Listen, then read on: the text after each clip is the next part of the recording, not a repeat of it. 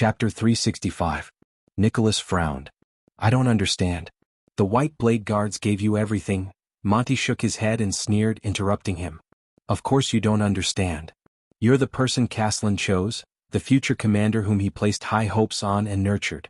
You're the one who can carry the entire war flag for the white blade guards. His breathing quickened. He pressed his right hand against the ground and dragged it along. His eyes were filled with sorrow and indignation as he stared at Nicholas. Sorry, Nicholas, you're the glorious snow blade whose blade shines brightly. How can you understand a scavenging, dirty crow like me? Yes, the white blade guards gave us everything, but they didn't give us a choice. As he listened to Monty's baffling words, anger rose in Nicholas' heart. But Monty continued talking, leaving the Star Killer's words stuck in his throat. That was the second day we officially joined the team, Monty said flatly. Monty said faintly, Caslin suddenly told me that he thinks I'm very talented in scouting. Coincidentally, after Coward Lycan died of illness, the Royal Guards are lacking people like me. There's a secret mission tonight. Do you want to give it a try? Nicholas' cheeks twitched slightly. He remembered this. He still remembered the envious expressions and sour tone of the others when Caslin told him about it. He also remembered the uncontrollable excitement and agitation on Big Mouth's face. But Nicholas looked at Monty's eyes, which were filled with complicated emotions, and subconsciously closed his mouth. There was no moon that night. The Raven of Death spoke softly as if he was telling a lesson from a long time ago to a child. Caslin brought me and a few other elderly guards. We covered our faces and carried out my first mission after joining the team. His eyes shone with a brilliance that made Nicholas shudder. A merchant had something that the king was interested in. We had to search for it in secret, and while we were at it, Monty paused for a moment before he finished his sentence in an indifferent tone. Kill his entire family. The sun was covered by a cloud, casting a shadow between the two of them. It brought with it a faint chill. What? Nicholas' face turned pale. You? Monty's shoulders trembled. His facial features quivered. He leaned against the rock and laughed. Ha ha ha. His breathing was extremely unstable, and his speech speed was sometimes fast and sometimes slow. He looked like a person who had just been rescued from drowning. Covering your face in the middle of the night and committing murder and arson, it's hard to imagine, right? This was especially true for the awe-inspiring Captain Nicholas. To him, the White Blade Guards were perfect. Protecting is your most sacred duty. Nicholas did not speak. He only stared blankly at the ground. The moon was very dark that night. Even the human blood was black. I couldn't see their faces clearly. Monty sucked in a deep breath and shuddered slightly. His pupils quivered slightly. I'm just a lookout. I don't have to do anything. But Caslin, Dominic, and the others. These respected seniors in the Royal Guards, they stood among the corpses with torches in their hands. With their numb eyes that could not be seen through their masks, they gave me a special privilege as the most special ceremony to join the team, to kill the last survivor. An old woman lying on a sickbed on her deathbed. Nicholas, who was listening quietly, felt a slight chill in his heart. They probably thought that since I'm a newbie, I should start with the easier ones and slowly get used to it. She's about to die anyway. Monty let out a faint, hollow laugh. But Caslin and the others didn't know that when I cut her, her expression before she died was completely different from my grandmother's expression before she died. Of course, I might have remembered wrongly. After all, I've been through so much. My memory of my first target is already very blurry. But Monty's smile still faded away. His gaze was calm. But they don't know. They don't know. Nicholas did not speak. He only stared at Monty in a daze. As a White Blade Guard who was supposed to protect his brother, the Star Killer did not know how to reply at that moment. Monty sucked in a deep breath and watched the clouds above his head slowly float away. The scorching sun shone down on them once again, enveloping them in light. Just like this, Spiky, before the light of the bright moon, under the witness of the snow, raise your white blades high, drink strong wine, and make a blood oath to become White Blade Guards. The Raven of Death said faintly, and I, in the deepest darkness, in front of the dim torches, facing the profound gazes of my seniors, raised my blade high, drank my blood as wine, and used my head as proof. I became another type of White Blade Guard. I didn't even know if my blade hilt was the usual snow-white color when I joined the team. Because it was too dark that night. Too dark. I couldn't see the color at all. I couldn't even recognize the blood on the old woman's neck, much less know if the blade in my hand was a white blade. Nicholas sucked in a deep breath. F***ck. After a long time, I only understood that the white blade guards of Dragon Cloud City had been doing this kind of work in the dark for a long time, much earlier than we imagined. Aside from the shiny and tough snow blades, there would always be people who would throw away their limits, dirty their hands and do the rough work. These were Caslin's exact words. Monty panted a few times. His eyes became more bloodshot. But they were old. The ugly and secretive side of the white blade guards needed to be replaced. Caslin needed fresh blood and a successor. I didn't want to be an elite scout or a sentinel at the front lines. I wanted to be an assassin who was not afraid of staining his hands with blood. I wanted to be a cold, merciless, and unshakable blade. I wanted to be a tool with no limits or principles. The Raven of Death raised his head swiftly. He stretched out his hand and patted his chest weakly. And out of so many people, Caslin chose me. Monty gritted his teeth. His expression was miserable. Chose me. The wind whimpered. The two heavily injured men faced each other quietly. From that day onwards, I put down my snow blade, carried a crossbow on my back and wore a mask. With his face half burned, Monty faced Nicholas with his teeth chattering. I became an ominous raven that chased after death and rotten flesh. Nicholas slumped to the ground dejectedly. Why, Big Mouth, why didn't you tell me about these things? Tell you? The Raven of Death sucked in a sharp breath, threw his head back and laughed. His laughter was desolate. What could you have done? Thorny soldiers? Did you want to work with me? Or did you want to beg Caslin to let me go and pretend that none of this happened? Nicholas shut his eyes tightly. On the other side, the unconscious Thales let out a pained groan. Monty sneered faintly. You don't know. This isn't like the suzerain's guards in the countryside. They only need to stand guard and sweep the area, accompany me on my hunts and occasionally deliver letters and run errands. He struggled to clench his right fist. Nuven was a very ambitious man.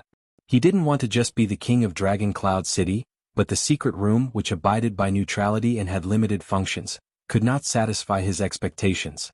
He didn't need eyes and ears, guards, or even soldiers. Instead, he needed a sharp blade, a dark hand, and a group of cruel mercenaries who would be absolutely loyal to him without a bottom line, without asking for a reason to fulfill his ambition. Caslin was one of them, and I was his successor. Nicholas was silent. He kept thinking about Caslin before he died. He remembered the complicated iceberg, the stern iceberg, the laughing iceberg, the distressed iceberg, and the relieved iceberg before he died. He once wondered if he had not matured fast enough and could not share the burden on Caslin's shoulders. That was why such a tragedy happened in the end. But today he suddenly understood. There was someone else who shared Caslin's burden. Over the past 10 to 20 years. Monty stared at his fist. You can't imagine where I've been, who I've met, what I've done, and what blood I've been stained with. Killing people to keep them quiet was the most insignificant part of it all. Remember after the Battle of the Deep Valley, when we were both injured and drinking in the Alliance of Freedom's military camp? The Raven of Death smiled bitterly. You complained that you were too bored guarding the palace gate all day, and you envied me for going out on duty all day. Nicholas frowned. But what do you know? Monty shook his head. Every day, every night, every minute, every second I had to wear a different colored mask and the same black cloak. I had to walk in the shadows, run amidst blood, kill, kidnap, deceive, plunder, threaten, spy, snipe, poison, instigate, rape, torture, interrogate. I did almost all the dirty things I could do. Monty's expression tensed. He swung his right fist with great effort.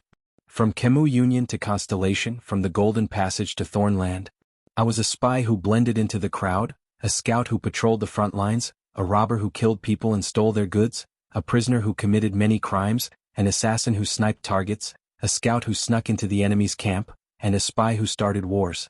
For King Nuven, I became whatever he needed.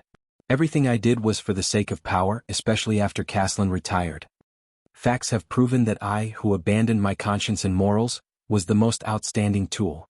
I wore the skin of the White Blade Guards, and during the years I served them, I killed countless political enemies, created countless opportunities and started 3 wars. Nuven was very satisfied with me.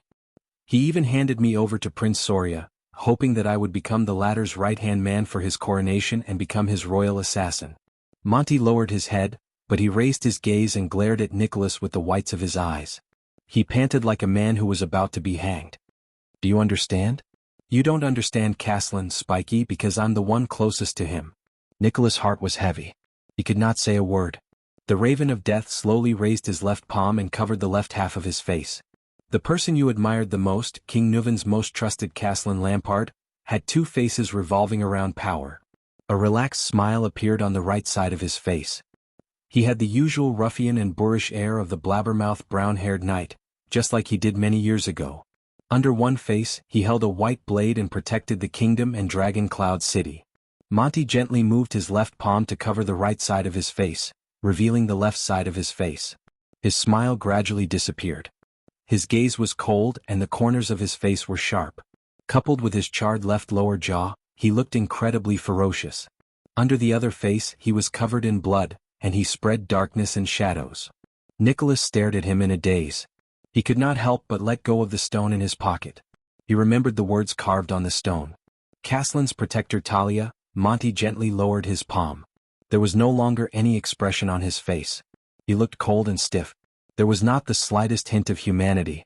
Under the banner of 4xdet, Castellan was sandwiched between these two faces in agony.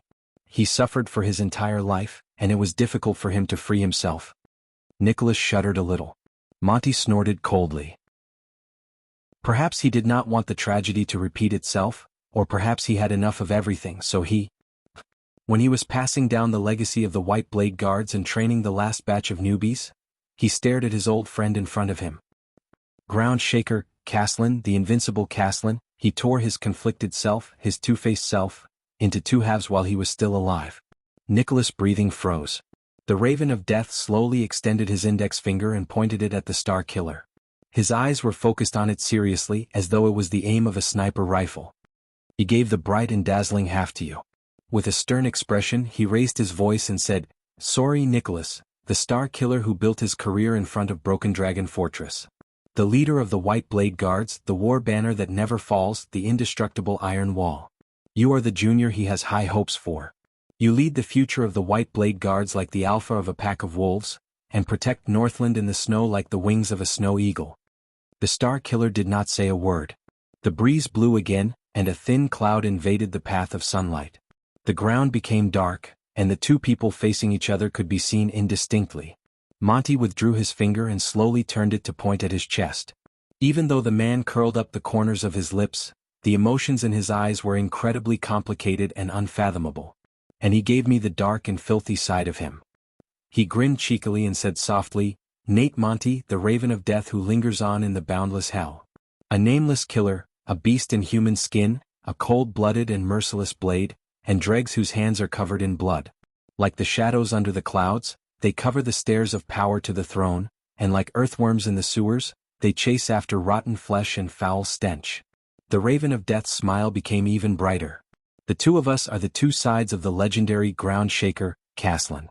We inherit his supreme glory." On the ground that was covered in the smell of burnt flesh, Monty took a deep breath leisurely, as though he was tasting the freshest air. "And endless since." Nicholas' expression was bitter. His emotions were complicated and he could not speak for a long time. Monty only smiled and stared at the sky. It was as though his hometown was there. Not far away, Thales groaned in pain like he was in a dream while he lay on the ground, as though he was going through an unbearable torture. Nicholas frowned and looked at the prince. At that moment, Monty's right hand moved abruptly.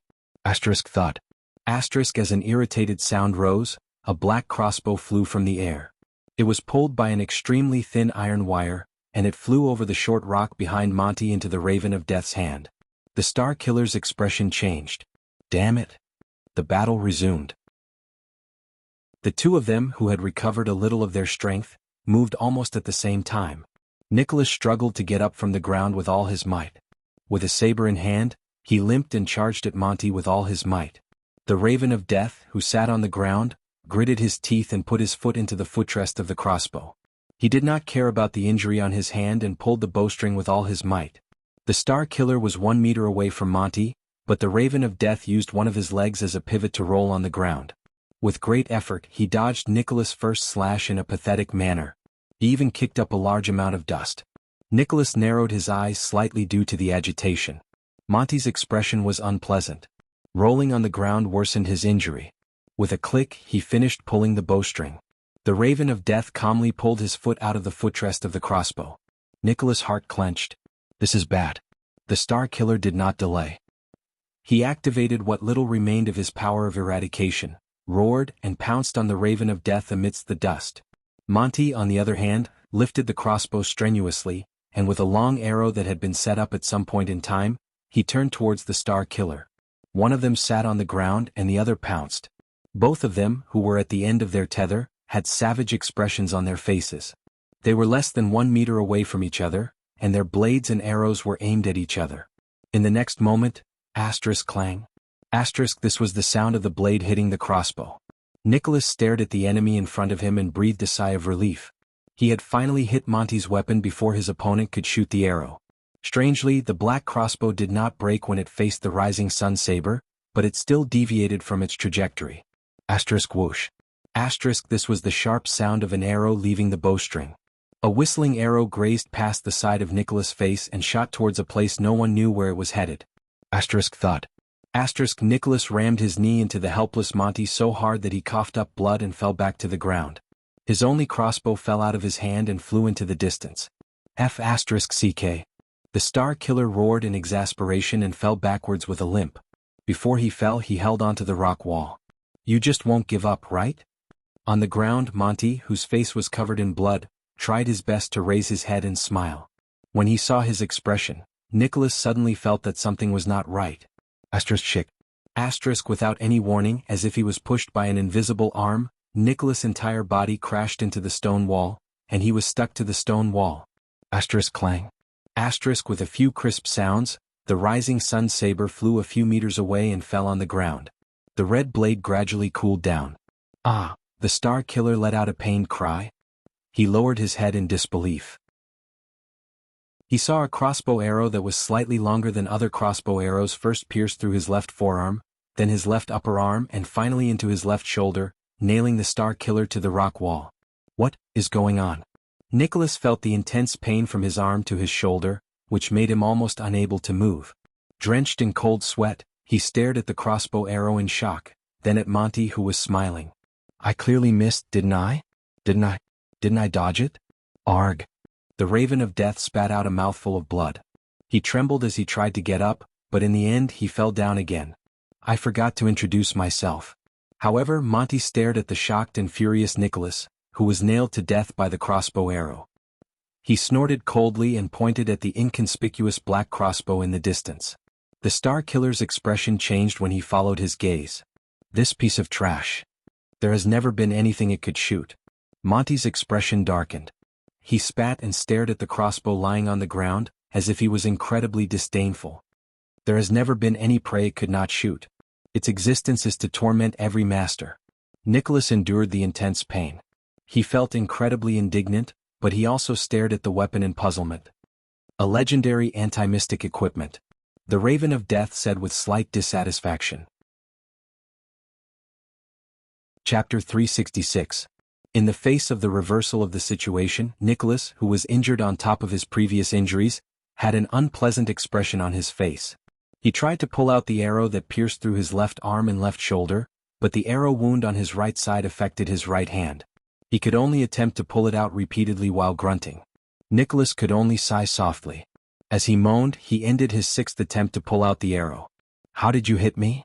The Star Killer stared at the inconspicuous black crossbow in indignation, then angrily looked at the arrow that nailed him to the rock wall. What is the ability of that weapon? Monty, who was also on the verge of death, lay weakly on the ground. The badly burned man stretched out his hand with great difficulty to support himself against the rock. He tried to sit up and quietly recover his strength. The Raven of Death snorted in disdain. I don't have to tell you. Nicholas looked at him and could not help but clench his teeth lightly. Then come. The Star Killer was drenched in sweat due to the intense pain, but his lips still trembled as he squeezed out a few words from between his teeth. Break my neck and end this. The Raven of Death stared at his wretched appearance. After a while he suddenly grinned.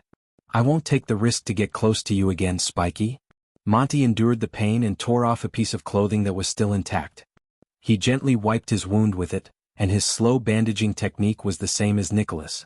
We're both in a bad state right now. Monty raised his head with great difficulty and forced a smile. If we engage in close combat again, God knows what other surprises you've prepared to turn the tables on me.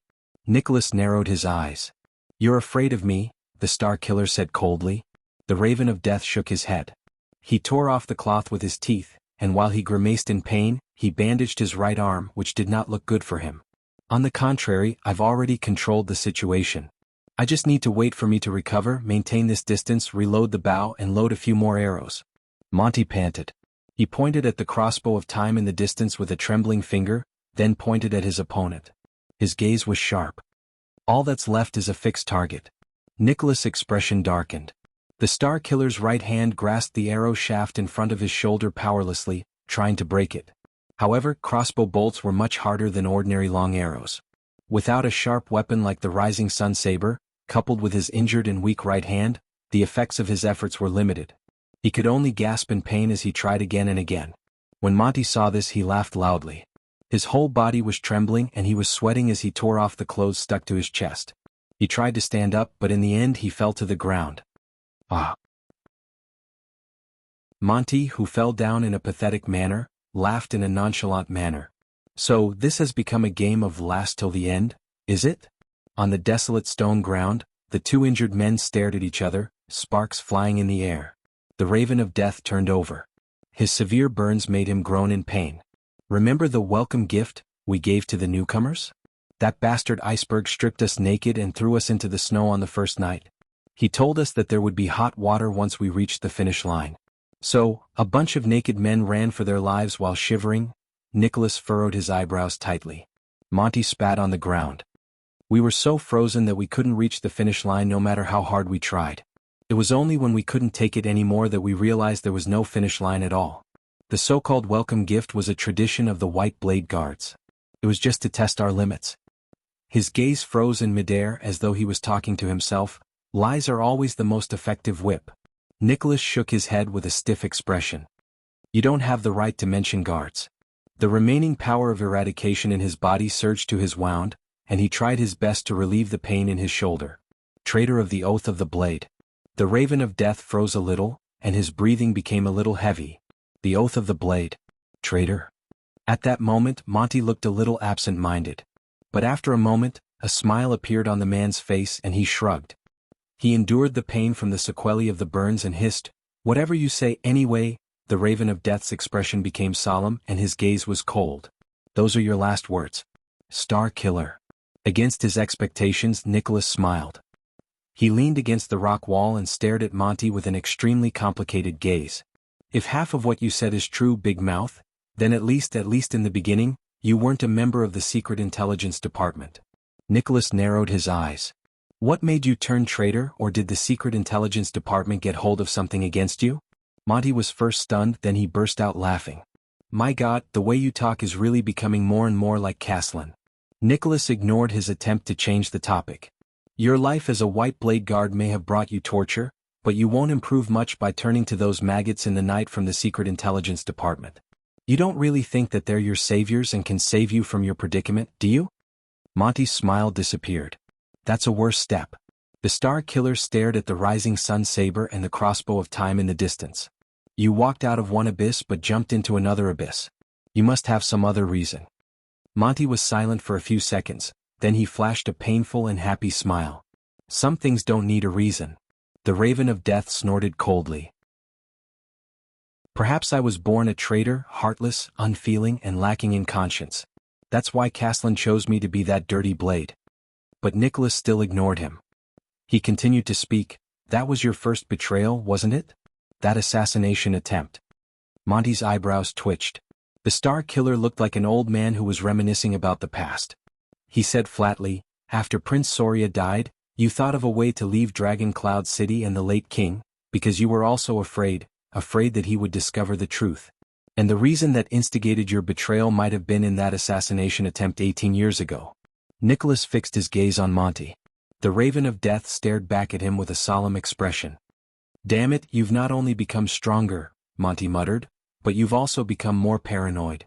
Nicholas glanced at the unconscious prince who was moaning softly. The Star Killer said coldly, "If you fight against a cunning, treacherous, scheming prince of Constellation day and night for a whole 6 years, and you can't even lay a finger on him every single day, you will be able to do anything to him. You would become like me." Monty shook his head and could not help but laugh. "None of this matters anymore. The Raven of Death tried to struggle to get up again. His expression became fierce again. Just wait for me. At this moment, Nicholas spoke softly and uttered another name. Adele. At that moment, Monty, who was trying his best to get up, froze on the spot. After a long while, the Raven of Death, who had always looked relaxed, sat down. He was like a chess piece that had lost its center of gravity. As he watched Monty, who had lost his composure, Nicholas sighed deeply. You haven't forgotten her, have you? The Raven of Death's neck moved up and down like an old rusty clock.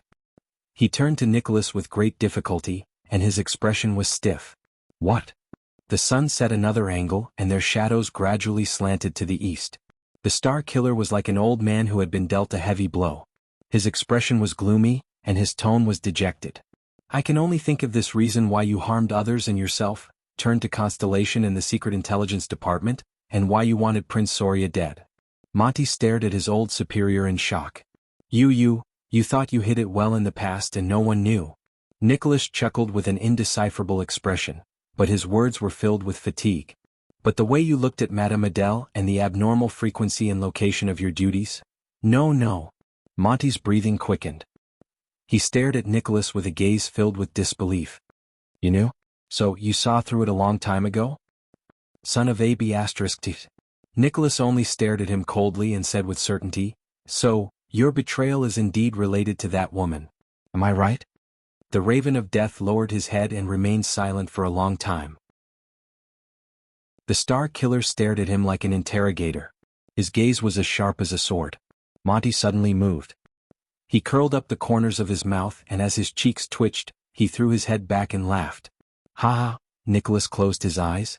His expression was one of anguish. Adele. The Raven of Death exhaled softly and repeated that name with a desolate expression. Adele, yes, she was the turning point of everything. Bang. Nicholas did not know if it was because his injuries were affected, or because he was too agitated, but he elbowed the rock wall on his back. Damn it. The Star Killer gripped the arrow shaft tightly again, trying to break it. While he grunted in pain and broke out in cold sweat, he said falteringly, Back then when I arranged the sentry duty, I deliberately transferred you away. I used all sorts of methods to make you stay away from the Blood Court and Madame Adele, so that you wouldn't be able to see her for a few years. I even acted out of character and asked you to drink and advised you to quickly find a girl and get married. Monty was slightly stunned. Nicholas, who failed to escape again, cried out in pain. He angrily smashed the rock wall. I've done so much, don't you King understand what I mean? Stay away from her. Stay away from that ominous, ridiculously beautiful Camion woman. Abandon your senseless taboo and senseless feelings. Monty froze on the spot and did not move. In the next moment, resentment and anger appeared on the Raven of Death's face. He slammed the ground and stood up while swaying without caring about his injuries. He glared at the Star Killer as if he wanted to eat him alive. Monty supported himself against the rock while trembling. He gritted his teeth and roared hoarsely, So it's you, Spiky? During the first few years when Adele married into Dragon Cloud City, you deliberately transferred me away just to ensure that I stayed away from her? Couldn't see her? Couldn't get close to her? The Raven of Death, who was covered in wounds, swung his arm in grief and indignation. It's you. A small, handleless throwing knife flashed through the air. Nicholas' breathing froze and he subconsciously swung his right hand. Ding. The throwing knife grazed past Nicholas' gauntlet and hit the rock wall, falling powerlessly to the ground. Monty, who threw the throwing knife, lost his balance and fell to the ground with a thud, stirring up sand and dust. But he did not care about it at all. He only used his badly mangled arms to prop himself up again. Even when she suffered the most, suffered the heaviest, and was the most exhausted, I wasn't there. I couldn't see her and I couldn't help her. For the first time, Monty's voice trembled. It's all because of you? The Star Killer looked at the throwing knife, and his anger burned even more. That's for your own good. He spat on the ground. I thought that by doing this you would be able to get rid of those unrealistic fantasies. You idiot, can't you tell? But Monty did not care about Nicholas' words at all. The resentment on his face suddenly turned into sorrow, then into disappointment, and then into sadness. Dozens of seconds passed. Only the breathing of the two men could be heard in the air. In the end, all the expressions on the Raven of Death's face disappeared. He stared at the ground in a daze and fell into the sand and dust again.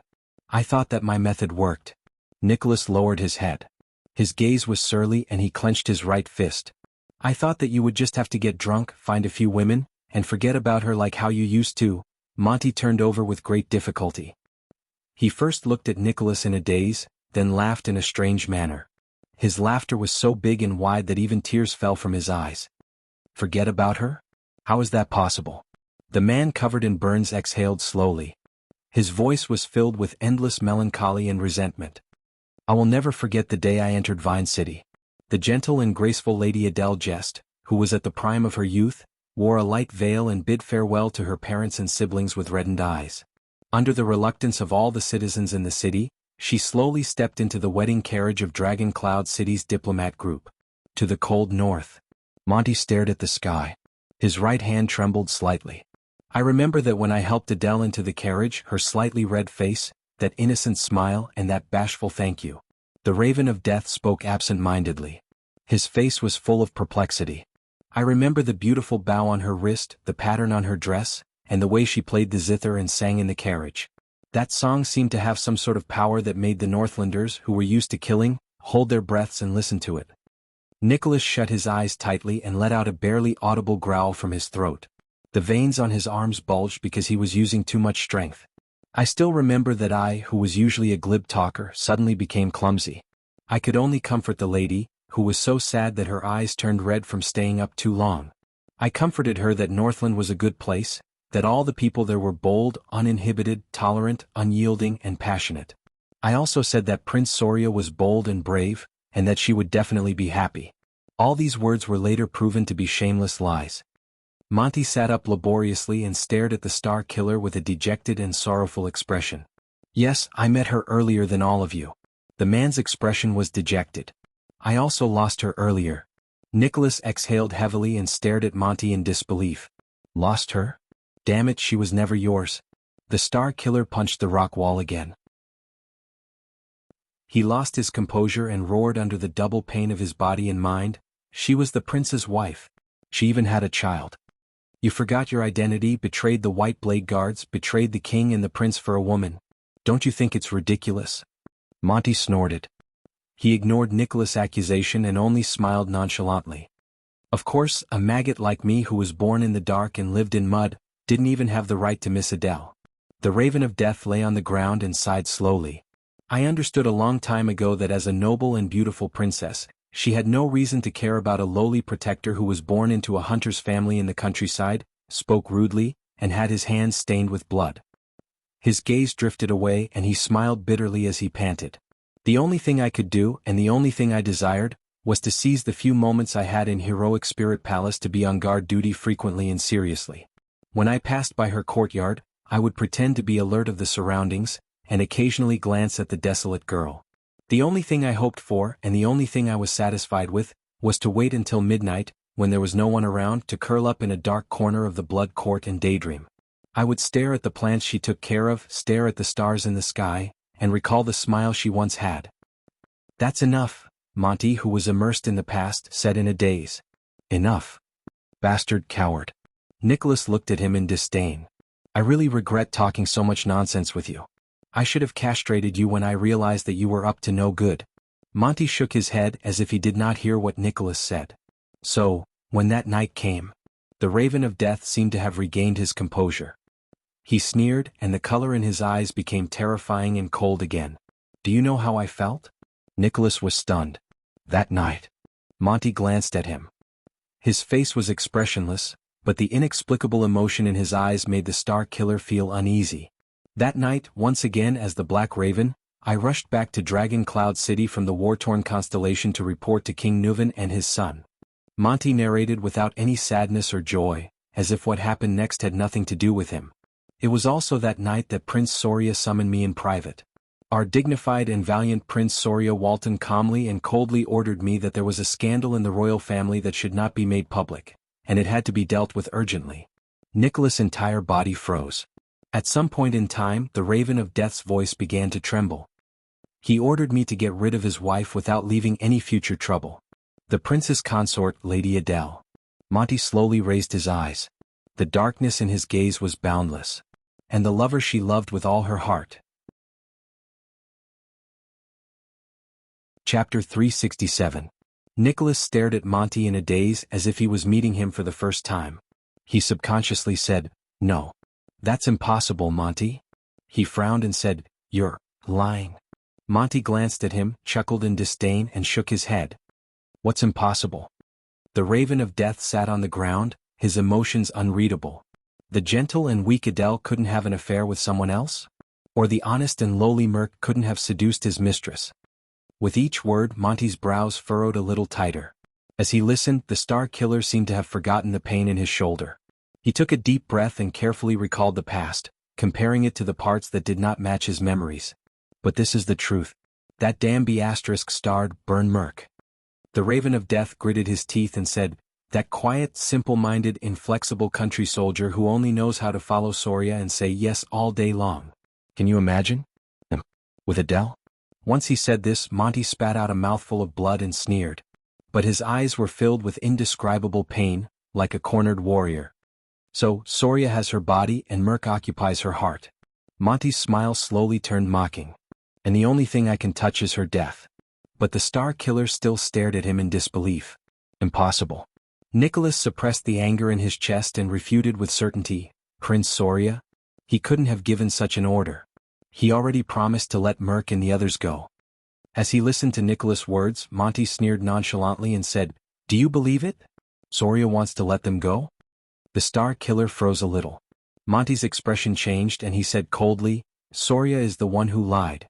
That's all. He wanted to create a chance for me who was in the dark, to get rid of the two of them without leaving a trace." Nicholas' expression changed rapidly between doubt and bewilderment. "No." He gritted his teeth and raised his head. He denied it again. "We all know him. Soria. He's a good warrior. He trained with us, killed enemies, drank with us, laughed with us and fought with us. He even dragged us to the countryside to celebrate Burn's wedding. He's not that kind of person. If he wants to solve the problem, then at least he won't ask you to assassinate." But before he could finish, he was interrupted by the Raven of Death. "You know nothing. Many people gave him the same evaluation as you did, including that damn Merc." Disgust and fear appeared on Monty's face at the same time. "But for countless years I served Prince Soria and worked in the dark for him. No one knows him better than I do. Only the eyes of a black crow can see the truth under the moonlight. Soria Walton grew up under the guidance of the scheming Leespan and the undefeated Caslin. He's like the younger King Nuven. He's majestic and doesn't bother about trifles, but he's colder and more decisive than his father." Monty stared at Nicholas solemnly. "Most importantly, Soria is far-sighted and ambitious. Every step he takes is for the sake of power and benefits." With every sentence Monty said, the Star Killer's pupils focused a little more. "Our prince has never cared about the gentle and graceful Princess Adele." Monty's voice continued coldly, causing Nicholas to shudder. It was as if there was winter snow that had not fallen for decades hidden in his voice. His original intention of marrying her was to cause trouble for the Camions, to pave the way for the war 20 years ago when Soria led an army to fight against the Alliance of Freedom, shook the Golden Passage, and intimidated the city of Faraway Prayers and Defense City. And in the future that Soria planned, even if there was no problem with Merc, Adele was still destined to die. Nicholas looked puzzled. "What?" Monty leaned against the rock behind him. His gaze was profound. "That year I was sent to Constellation to investigate and liaise with them because of this. I even occasionally heard the conversation between Soria and King Nuven. I know. 18 years ago in the war between Extet and Constellation, Soria was the original commander-in-chief. His goal was very clear. He didn't want to conquer Constellation in a war, but to pave the way for the future." Monty raised his hand weakly and pointed to the south. "First of all, Dragon Cloud City gathered the strength of the entire country and attacked Constellation until it was riddled with holes. It was so desolate that it would not recover even after decades. Second, the 9 untamed and greedy archdukes of Extet would pay a huge price in this war that King Nuven deliberately allowed. Only Dragon Cloud City would retain its strength." The Raven of Death gritted his teeth. At the end of the war, Nuven would propose a peace negotiation with the Constellations. As an alliance between the two countries, 82nd would marry his youngest daughter to Prince Soria, and Extet would retreat. Nicholas was stunned. He suddenly remembered the tragic battle that made him famous 18 years ago. He remembered the thick smoke and corpses falling from the fortress. He remembered the death and blood on the land of Constellation. He remembered the angry roars and wails of the soldiers. He even remembered the liberated gaze of the Butcher of Constellation before he died. In the years to come, especially after Soria was crowned, he would take over Extet, which was silent among its feudal vassals, and he would face the heavily injured and weak Constellation. With a pained expression, Monty took off a small bag from his body and poured strong wine from it. He poured it on his wound in great pain and began to bandage it again. The future King Soria would not only be able to suppress the archdukes and turn all of Extet into the Walton family's private property, he could also go one step further and use his queen, who was born in the Jadestar royal family, to reach out to Constellation, which has yet to recover its strength. Monty panted as he endured the pain of the strong wine flowing over his wound. In fact, his descendants, who are half Jadestar and half Walton, will be able to follow in their father's footsteps and fuse the dragon scale crown and the 9-pointed star crown into one, completing a great feat that no one has achieved since the ancient empire. Nicholas' breathing froze. His entire body stiffened. When he said this, the Raven of Death leaned against the rock and laughed mockingly. Do you understand now? In Soria's grand plan, if Adele could not bring him more benefits, she would not be fit to become Extet's queen. So she was destined to die sooner or later. Nicholas stared at his former colleague in a daze. It was only at this moment that the Star Killer suddenly realized that he and this sworn brother, whom he once thought to be extremely close, had always been living in the same mirror. They saw two completely different worlds. This discovery made him mentally and physically exhausted. He could not help but clench his fists. He and Monty had clearly stepped into the guards' camp at the same time. But since when did their paths deviate from each other, and they walked further and further away from each other? Caslin's two sides? Nicholas weakly repeated Monty's words in his heart. His weak body slid down a little, but the sharp pain from his shoulder being pinned made him wake up again in cold sweat. Haha, can you imagine? This should have been a husband's interrogation and revenge filled with anger and pain. Monty laughed so hard that tears came out of his eyes. In Soria's eyes, there are only schemes and bargaining chips left. He shook his head slowly and said in a resentful tone, Nobles, nobles?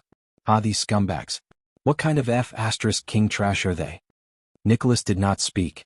King Nuvan, Soria, Caslin, Monty. Many of the living and dead people he thought he understood seemed to have broken free from the shackles of his memories at this moment. They became unfamiliar existences to him. Monty's laughter gradually became softer. The warmth on his face slowly disappeared. But when I snuck into the blood court with the poison, I saw Adele tending to the flowers and plants while happily playing with the child. When I saw the smile on her face, Monty's gaze froze. I knew that I had no right to blame her. Monty let out a slow sigh. She was just a delicate plant.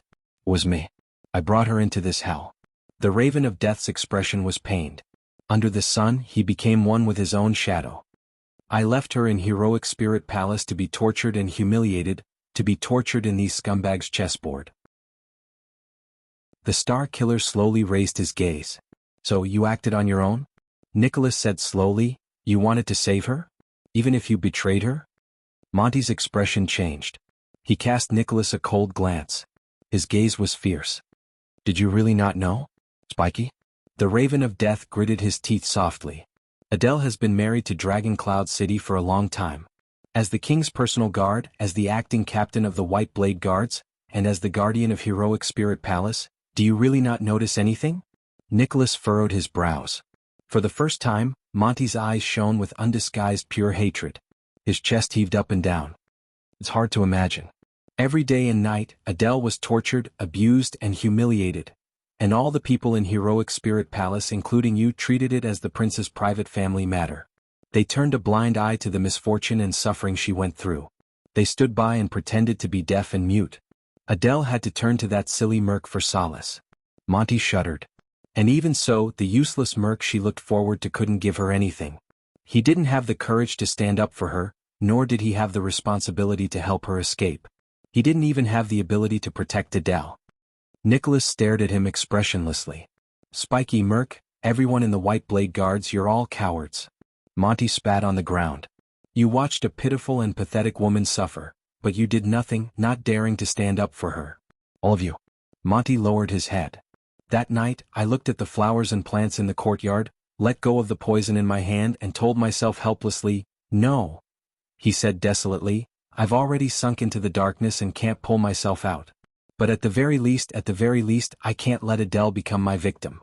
I can't let her become another soul in my blood-stained hands." Monty's eyes shone brilliantly.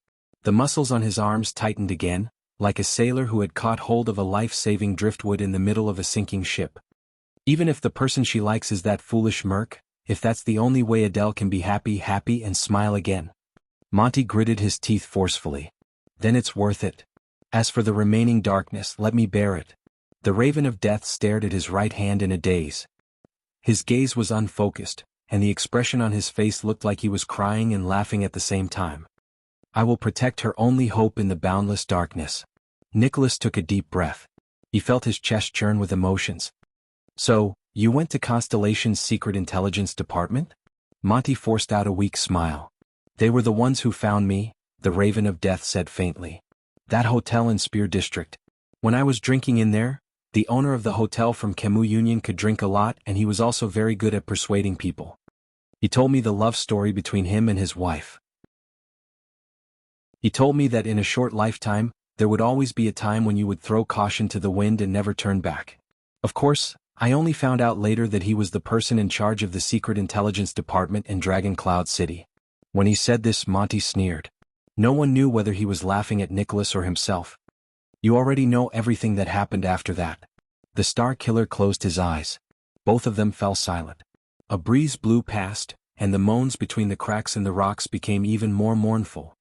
"So, just for a woman? Monty, who has always been gluttonous and lazy, became like this?" Nicholas asked tiredly. "A woman you can never have?" Monty was slightly stunned. But he immediately burst into laughter.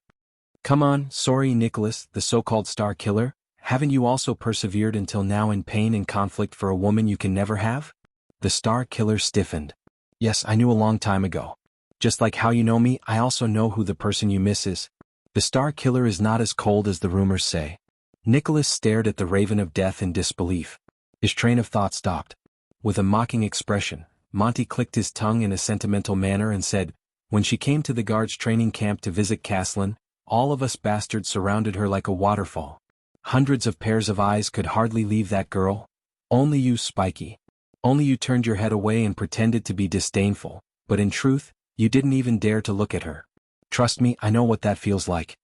Nicholas did not speak. He only shut his eyes tightly and tightened his grip on a stone in his pocket. "Once, when we snuck out to look for a woman, you got drunk and hugged a woman. You even called out her name." The Star Killer suddenly opened his eyes. "Monty." Nicholas stared at the pair of bloodshot eyes. He was a little angry, and he interrupted the Raven of Death with a cold expression. Monty's words came to a halt. "You know, I suddenly realized that Nicholas took a deep breath and said in a hoarse voice, I almost can't recognize you anymore." Monty was stunned for a moment before he burst into laughter. "Ah, it's not just you." At first he laughed happily, but later on, his laughter became a little forced and even a little miserable. "There are many times when I look at this man in the mirror." Chapter 368. Flustered and terrified, he looked up at the king, then at Lady Alex, who seemed to be asleep in his arms. At that moment, Merc's terrified face was filled with helplessness. "That's right, I am your long-lost friend. I'll change it back tomorrow. Before that, let's reminisce about the past." Thales stared at the motionless Alex in a daze. Little Rascal, who was sitting by Thales' feet, seemed to be scared out of her wits. She just stared at Alex's body blankly and shuddered from time to time. Merc's face began to contort. "Please, your majesty." He knelt on the ground. His voice changed as he spoke. Like an asthmatic, it was a mixture of gasps and pauses. Tears rolled down Merc's cheeks and dripped onto Alex's face. What followed was his pleading voice. Why? Why?" Thales clenched his fists, lowered his head and exhaled. Merc sobbed as he screamed at the king, "Why? What?" King Nuven seemed to have just recovered from his silent contemplation. He stared quietly at Merc, who was trembling and weeping, and uttered through gritted teeth, "You're right." He gritted his teeth and said, "Burn Merc. Shouldn't you know that?" Merc shuddered violently. "If it wasn't for Mariah's death, I wouldn't have combed through the Walton bloodline." King Nuven closed his eyes and said in pain, "The High Priestess of Bright Moon Temple wouldn't have realized that she wasn't of the Walton bloodline." Merc stared at King Nuven with his eyes wide open and trembling in disbelief. Thale's jaw dropped. He stared blankly at Merc and the little girl in his arms. Bloodline? Not of the Walton bloodline? Doesn't that mean that the Walton family which has been around for 600 years? And this also reminds me of many things, King Nuven said coldly. Soria loved to hunt, but he never brought a woman with him, not even his wife. Tell me, the old king said in a low voice, what happened in the assassination 12 years ago? Merc listened to the king's words as if he didn't hear them. He hugged the little girl in his arms tightly and sobbed. Tears rolled down his cheeks. King Nuven seemed to have exhausted all his patience. His face was ferocious and he roared like a terrifying lion, "Speak." Frightened by the roar, the nervous little rascal shrank back with a yelp. Thales tried hard to sort out the situation before him. He exhaled forcefully, walked to Little Rascal's side and pulled her up. Little Rascal grabbed Thales' arm tightly, as if she had found someone to rely on. She looked at the terrifying scene before her eyes from behind her glasses with a terrified expression. Merc's eyes were filled with despair and desolation as he cried. He looked at the girl in his arms and snorted as if he was crying but not laughing. 12 years ago. The reason why Soria brought Lady Adele out of the city was because... His words were mixed with his breathing like the last words of a dying man. Because of what? King Nuven stared at him. Because... Merc stroked Alex's hair painfully. Because Soria found out. Found out what? The king's voice was bone-chilling. Merc's face was filled with pain, as if he was tormented by the biggest nightmare of his life. He found out about us, about me and Adele. Thales stared at the short-haired warrior in shock. Little Rascal pulled Thales' arm and hid behind the Prince of Constellation. She gritted her teeth and watched the scene in disbelief. Yes. Merc wailed in despair. Alex, she is my daughter? Clang. King Nuven could not take it anymore. He threw the wine goblet to the ground with a force filled with hatred. The iron goblet clanked against the ground, accompanied by the administrator's sobs. Thales took a deep breath and tried to understand the situation before him. Only Merc's sobs and the old king's heavy breathing could be heard in the hall. Ha ha ha. King Nuven's suppressed laughter came from his throat. There was a hint of sadness in his laughter. You? Soria's most capable subordinate? His best friend? His most trusted brother? Just like that, you used betrayal and deception to repay his trust. The king's voice reverberated in the hall. Kneeling on the ground, Merc sobbed and raised his head abruptly. No. As if his greatest dignity had been violated, he roared with tears and snot in his eyes. I did not betray him. I did not betray Soria. Thales looked at the scene before him with an unpleasant expression. He felt bitter in his heart. Merc looked at the girl in his arms and sobbed softly. Prince Soria Soria was a good brother and I was willing to give up my life for him. He growled, in the White Blade Guards, we trained under Caslin to become the most valiant warriors. When we were at the 38th Century ground, he crawled with a broken arm to block a fatal hammer blow for me. When my mother was seriously ill and my sister came to Dragon Cloud City to look for me, he personally sent a doctor to save my mother's life. When we were surrounded on White Mountain, he and I had our backs against each other. Those sharp-eared arrows pierced through my left shoulder and his right shoulder. We cursed each other's luck as we retreated with our backs against each other until Dominic came to help. I still remember the day I returned to my hometown to get married. That bastard, Merc said with a smile through his tears. Soria brought his brothers from the White Blade Guards and came to our village with a tray full of rye wine and roasted meat. He raised the flag of the Red Dragon on a black background and the Cloud Dragon's spear. The local counts and knights came.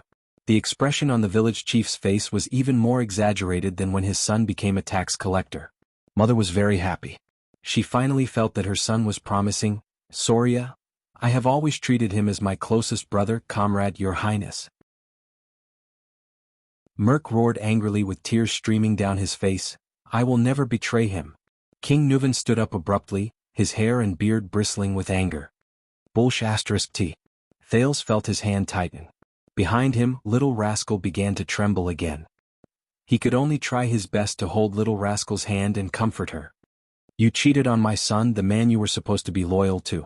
King Nuven's eyes were burning with anger.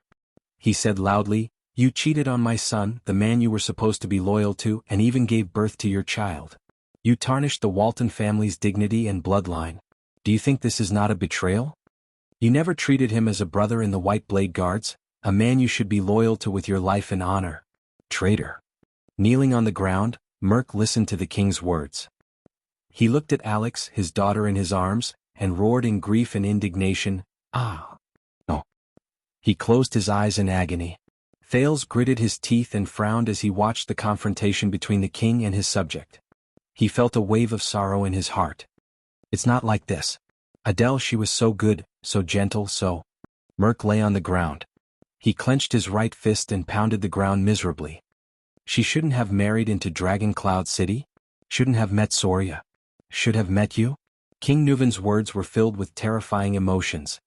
Shameless traitor? Adele? That was a mistake. Merc's teeth trembled as he caressed his daughter's face. His expression changed several times, as if he was looking at another person through her. Whether it was me and her or Soria and her, it was all a mistake. She should never have left Camus Union, Vine City, the flowers and the blue sky that she cherished. She only belonged there.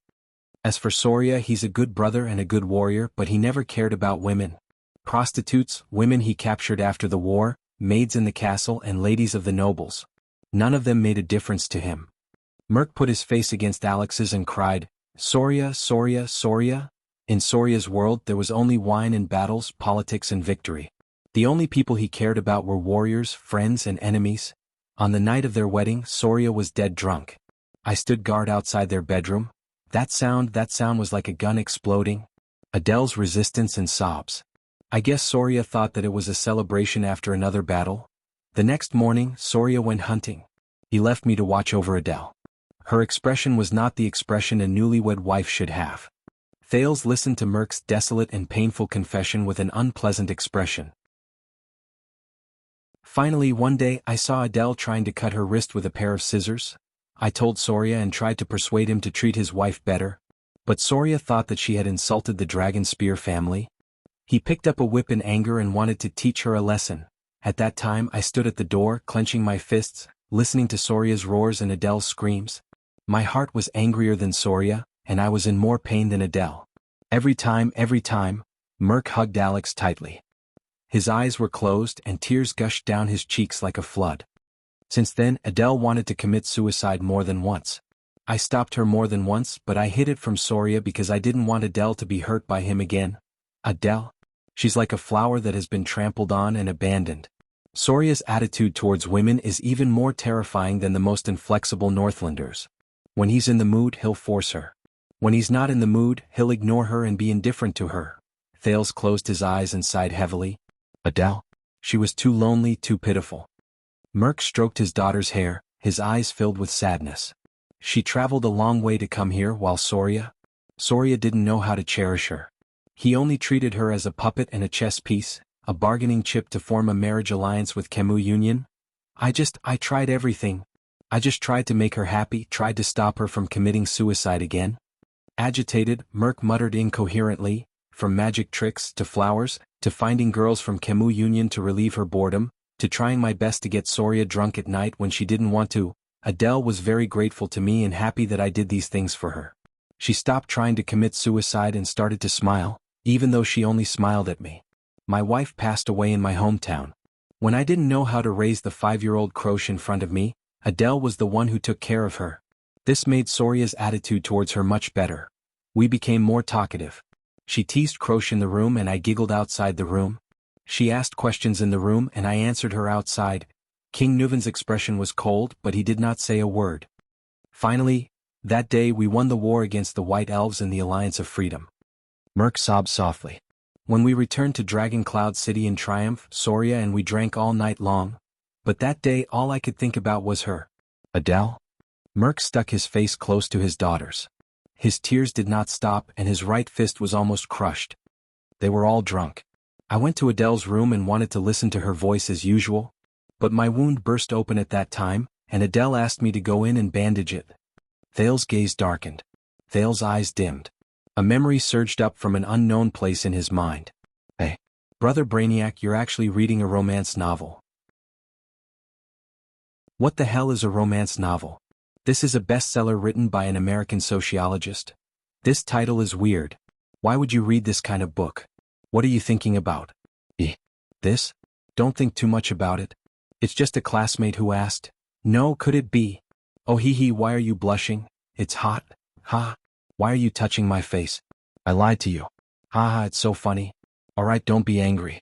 I'll give you a vitality kiss. Ah. It's still very funny, what should I do?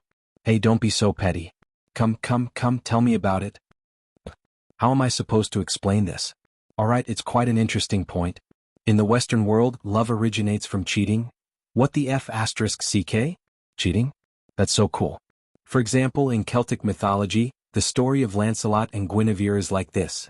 The marriage of King Arthur and Queen Guinevere was only a political function. There was never any love to speak of. True love is the taboo love between a knight and a queen. That is emotional, impulsive, and pure love. Just like in Don Quixote, one of the dreams of the protagonist is to be a knight and have a true love with the wife of the king he is loyal to. This originated from the Middle Ages, especially the Crusades. Alright, you can shut up now. I'm still on the side of the king and Lon.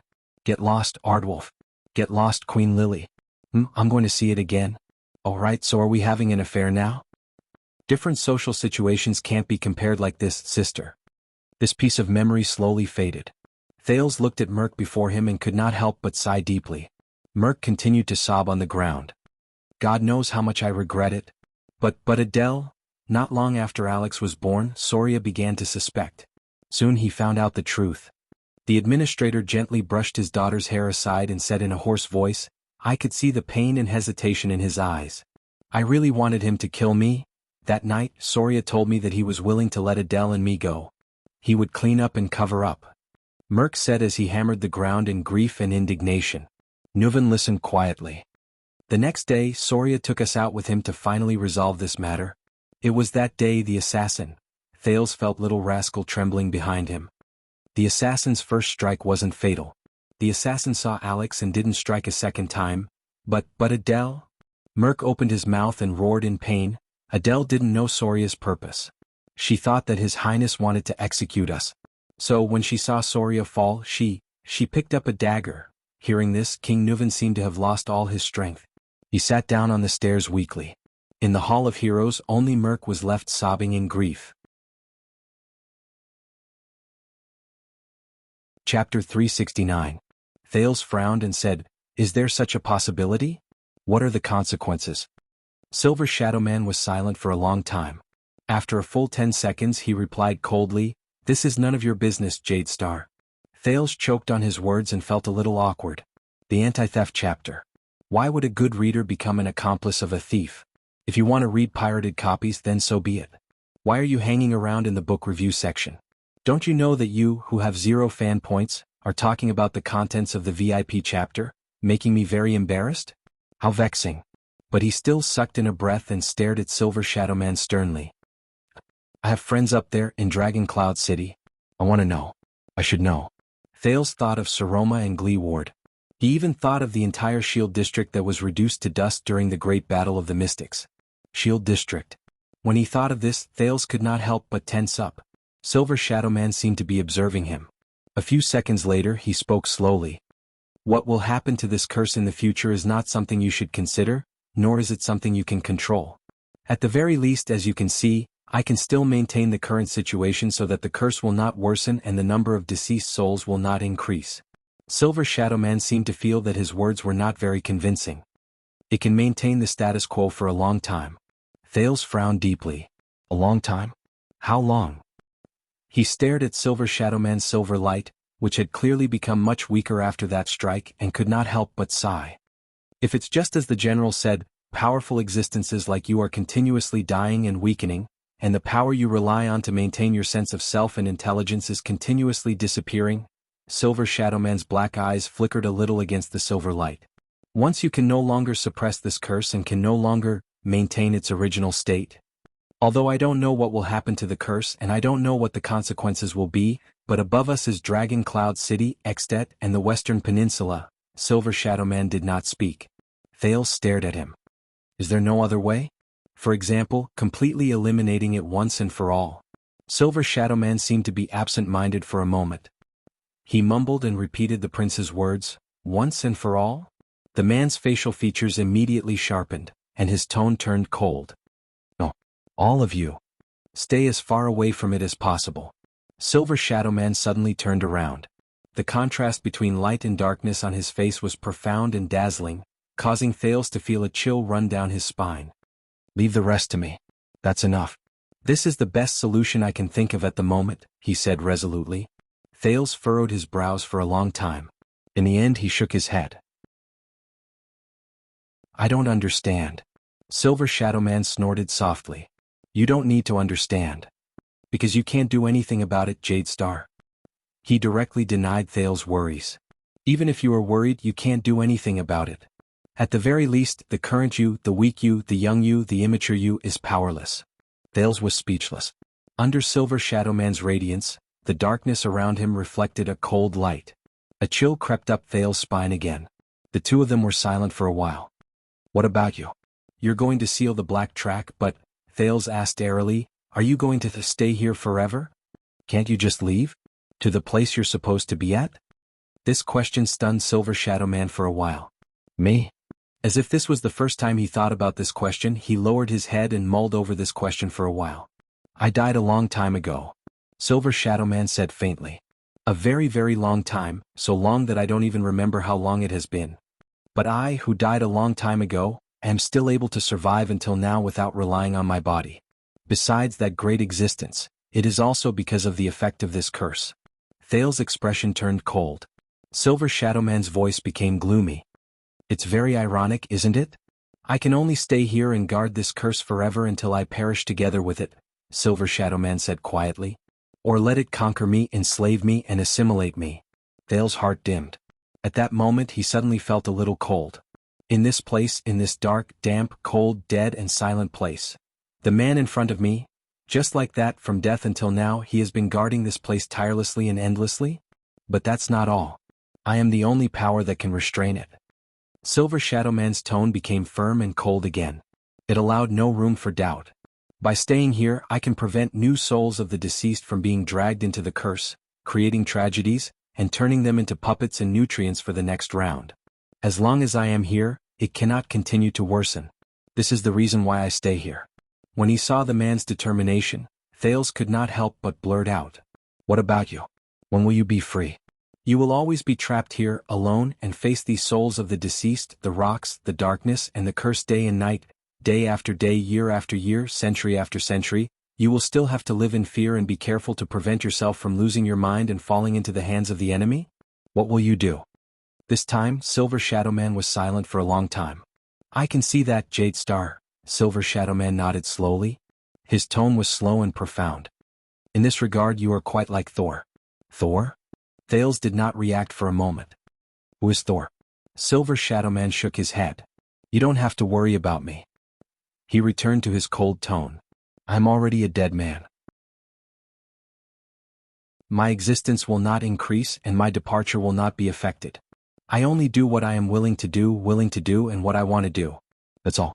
Don't think of me as so pitiful and don't think of me as so selfless and great. Thales stared at him in a daze. But Silver Shadow Man's tone immediately changed. But you are alive, young Jade Star. It is not time for you to join us yet. You should not die today and you should not die here. His tone was a little dejected. In the end we will have to part ways. The small cave was silent for a moment. I know. The prince sighed deeply and glanced at the expressionless Silver Shadow Man. But there will always be a way, right? Thales thought of something and his eyes brightened. I might not be able to, but I know some people, some existences whose powers are beyond imagination. They are knowledgeable and have sharp thoughts. Perhaps they will have a way. This time Silver Shadow Man stared at him for a long time. It was so long that Thales could not hold it in any more. You are not the only one who thinks this way, he said softly. The echo of his words rippled in Thales' ears. Silver Shadow Man did not look at him anymore. Instead he slowly walked forward. As the silver light flowed around him, he appeared even more unique and dazzling. But just like how the Iron Blood King's deeds were the beginning of mankind's rise, here, the Iron Blood King's curse is also the source of all disasters. Silver Shadow Man raised his head. His deep facial features stared at the sealed, tightly locked, dark and monotonous rock walls around him. The source of everything? Silver Shadow Man shook his head slowly. If you know how much the wizards have paid in order to get rid of this curse and get rid of the effects it brings, if you know how many so-called powerful, knowledgeable, and sharp-witted people have tried to get close to this curse and unravel its secrets, and how many geniuses among them have been lost on this path. They have gone mad on this path and they have broken down along the way, and during this process they have evolved, hastened, and brought about many evil consequences.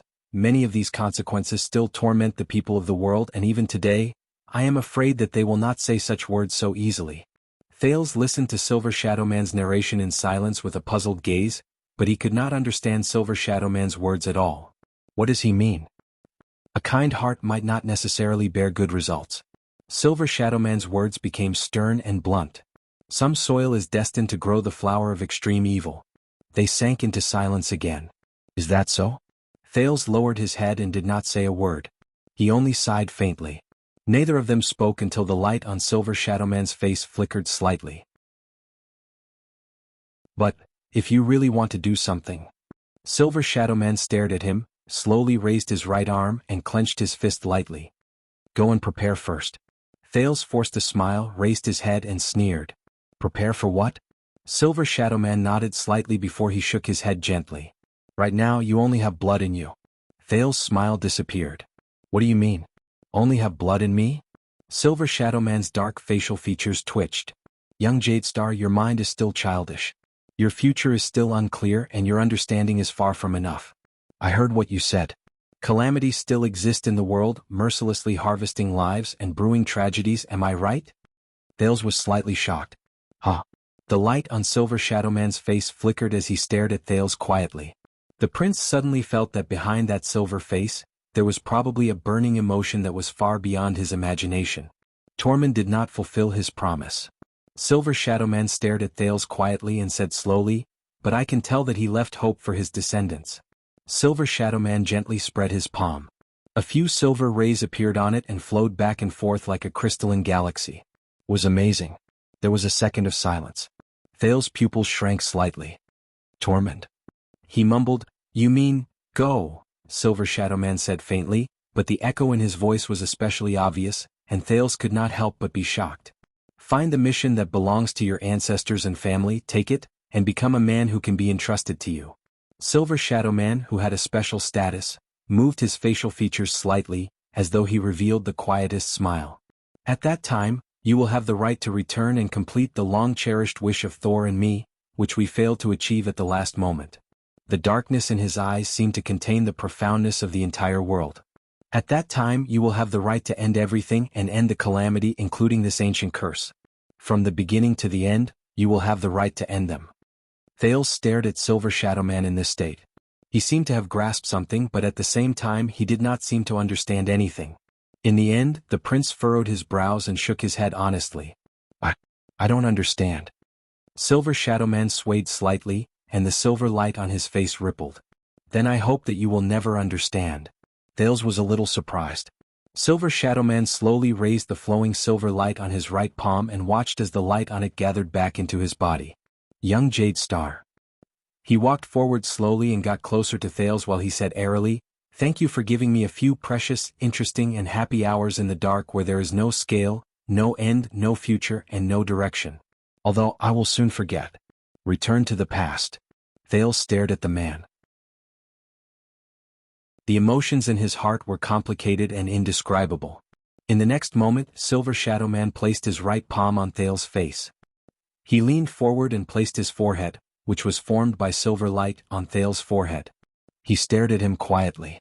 Thales only felt a slight chill at the center of his forehead, where the silver light flowed past. He stared blankly at Silver Shadow Man, who was staring at him with a profound gaze. He felt that the man before him shone with a silver light that he could not look at directly, and he had to squint his eyes. But his eyes were incomparably deep. Thales had never looked into the eyes of this extraordinary Silver Shadow Man at such a close distance. He even had an illusion that the man's pitch-black eyes seemed to contain all the stars in the universe. May the mountains accommodate your footsteps. May the earth bless your journey. The light on Silver Shadow Man's body lit up. With each syllable, the silver light on his body trembled.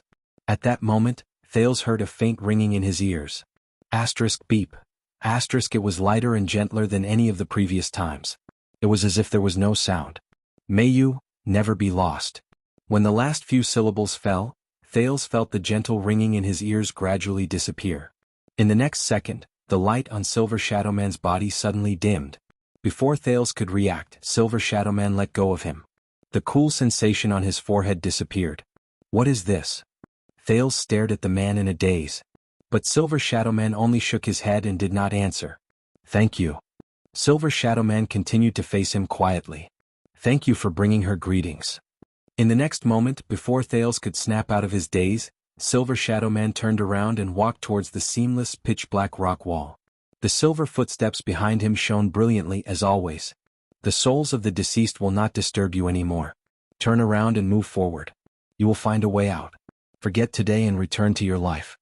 Silver Shadowman's words echoed in Thales' ears. A thought appeared in Thales' heart. He had a feeling that this was his farewell.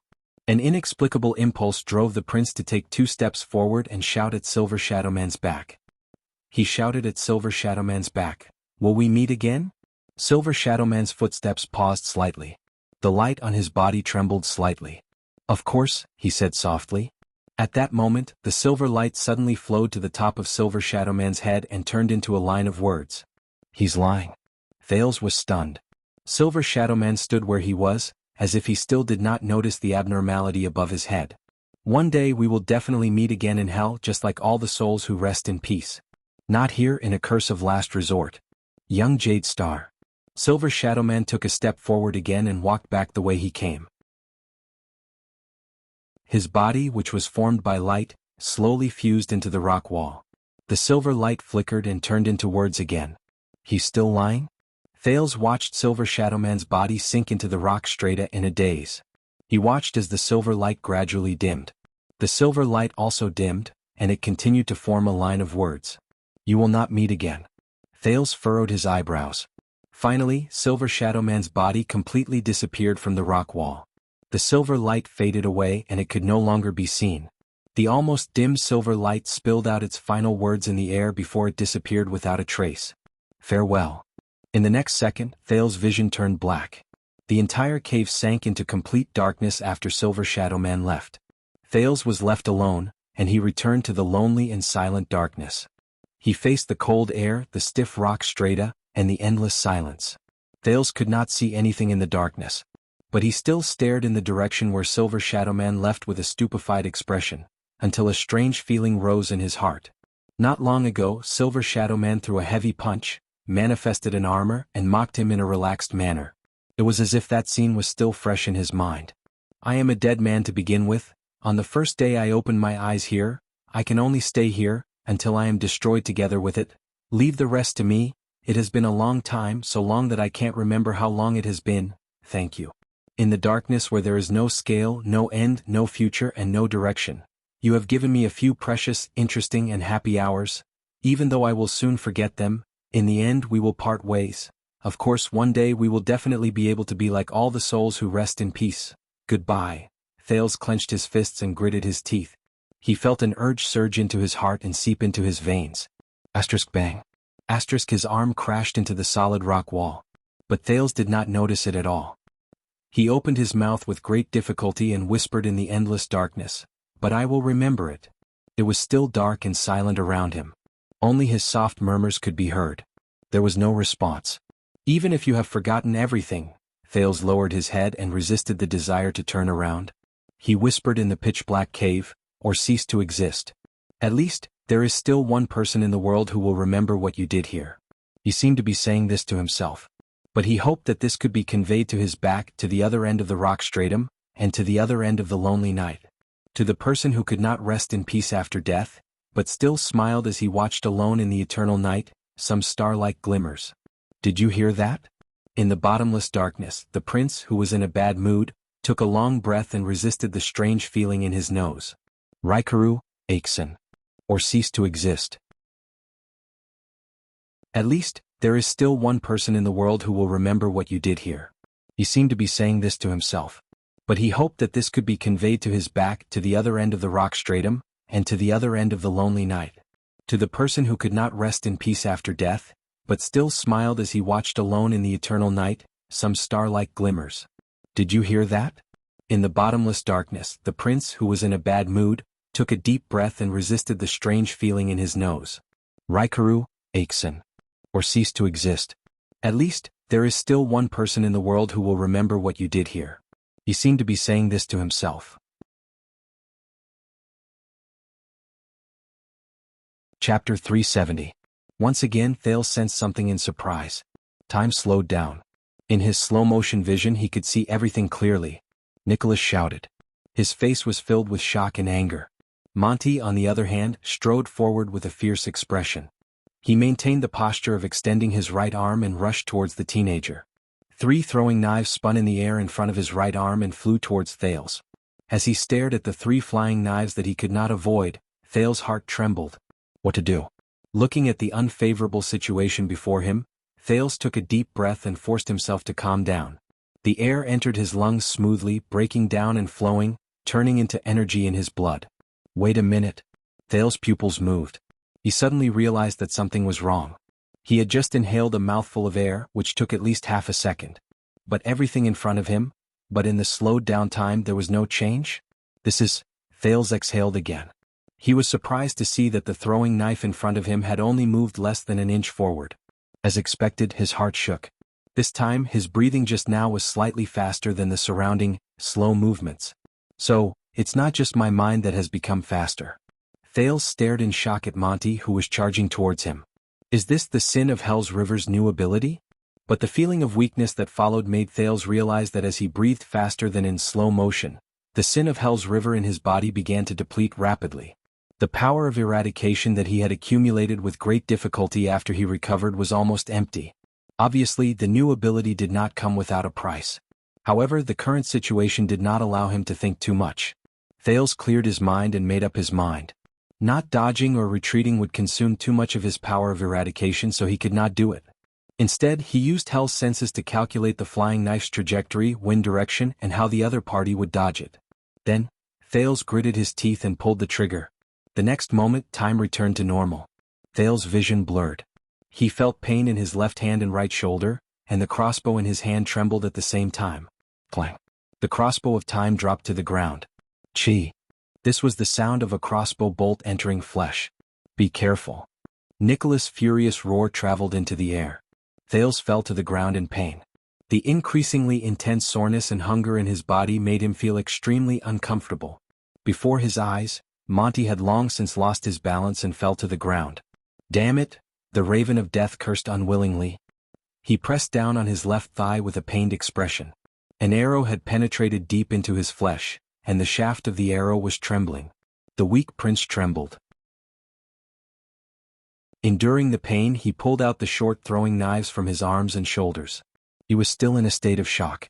In the nick of time he had escaped death. This reaction and accuracy. By the side, Nicholas stared at the prince in surprise as if he did not know him anymore. You still had this trick up your sleeve? Thales panted. He could not be bothered with the fact that his hand was still bleeding. He grabbed his crossbow and scrambled away from the spot. Leave Monty's attack range. The frightened prince ran to a safe area and wiped the sweat off his forehead with lingering fear. He only felt that he was hungry and the soreness was unbearable. So, you finally stopped pretending, didn't you? Your loyalty doesn't only belong to the Secret Intelligence Department, right? As he spoke, Thales could no longer hold it in. He staggered to the side of the warhorse Monty left behind, took out a bag of jerky and stuffed it into his mouth. This was probably the aftereffect of using the Sin of Hell's River to stimulate his vitality just now, when the teenager tore off a piece of jerky with his mouth full of food. Monty raised his head and glared at Thales in anger. Damn brat. Thales bit off the lid of the leather water skin and swallowed the jerky with the help of the water. He then smiled as if he was deep in thought. I see, I was wondering, so he already knew about the Raven of Death. You were the one who told him. Monty endured the pain in his thigh and had a fierce look on his face. What? You know about Adele and Merc? Thales shook his head in resignation. He felt that his stomach had at least filled up a little. So, he only found out about the Archduchess' birth from you.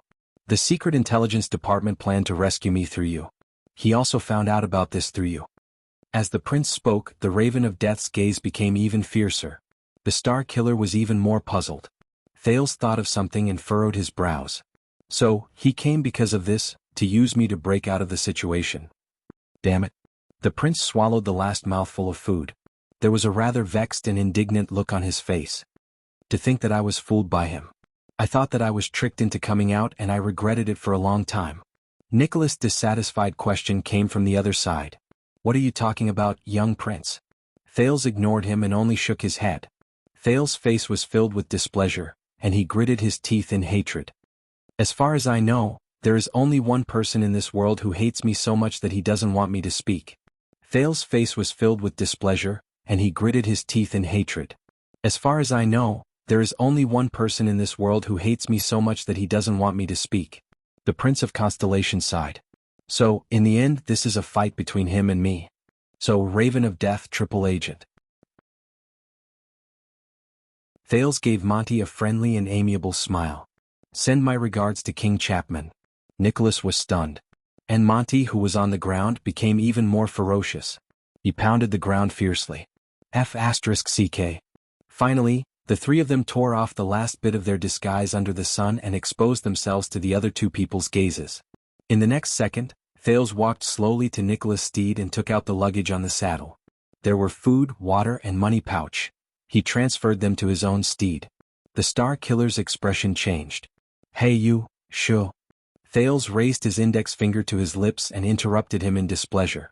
He also stuffed the last piece of bread Nicholas gave him into his own saddlebag.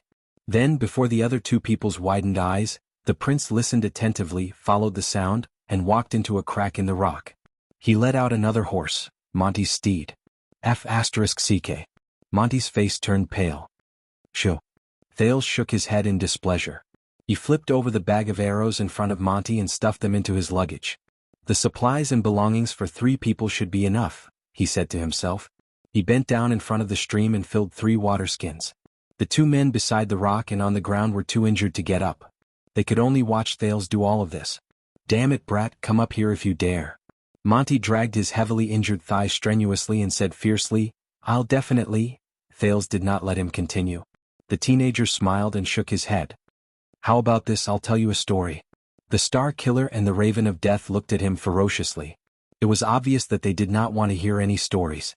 But the prince was still at ease. He said leisurely, one day 2 men passed by the land of barren rocks. Each of them dropped something and they panicked. Thales walked forward step by step. He walked to a corner and bent down. At that moment, a prince suddenly appeared. He extended his hands to the 2 men kindly and asked, Don't panic. Come take a closer look. What you dropped? Nicholas and Monty's expressions changed. Thales straightened his back and walked to the 3 horses. He raised the 2 legendary anti-mystic equipment with a smile. Is it the blade in my left hand or the crossbow in my right? Time seemed to have stopped. Both of them stared at Thales.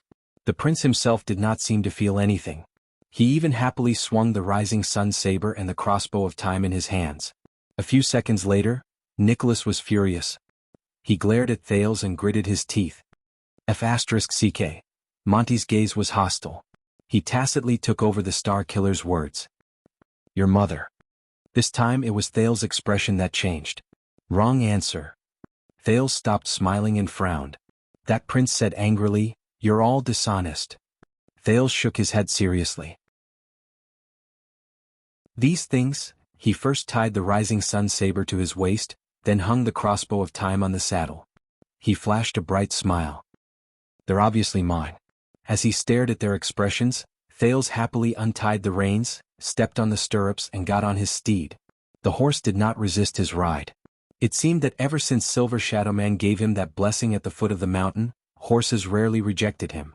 Thales snorted, looked at the sky and smiled in a relieved manner. You know. Thales exhaled and touched the quiver on the saddle. I can raise the crossbow now and shoot all of you to death here. Humph, Nicholas said coldly. Try it. Monty was silent and focused on dealing with his leg injury. Thales rode on the horse and looked at the 2 heavily injured men in front of him. He suddenly smiled. No. The prince shook his head. Do you know what's the difference between me and you? The Star Killer and the Raven of Death paused slightly. Thales looked at the Star Killer. Nicholas, 6 years ago I was indeed the one who brought disaster to Dragon Cloud City and brought you the humiliation of the White Blade Guards, but I was also the one who led you in counterattacking and chased Lampard out of Dragon Cloud City. Nicholas snorted coldly. Our enmity is indeed a little complicated. When Thales talked about the past he felt a little sentimental. But it's okay. During the 6 years I was in Heroic Spirit Palace, we should have settled all our enmity. So from now on we don't owe each other anything. Nicholas looked at him coldly. In your dreams. Thales snickered. But his expression immediately became stern. He extended his hand and drew out the rising sun saber. But this saber? Thales stared at the golden saber in silence. Nicholas' expression tensed. The next moment, Thales suddenly raised his hand and threw the rising sun saber far away. Nicholas and Monty were both shocked. Asterisk clang. Asterisk the saber fell beside Nicholas' feet. The Star Killer stared at the saber under his feet in a daze.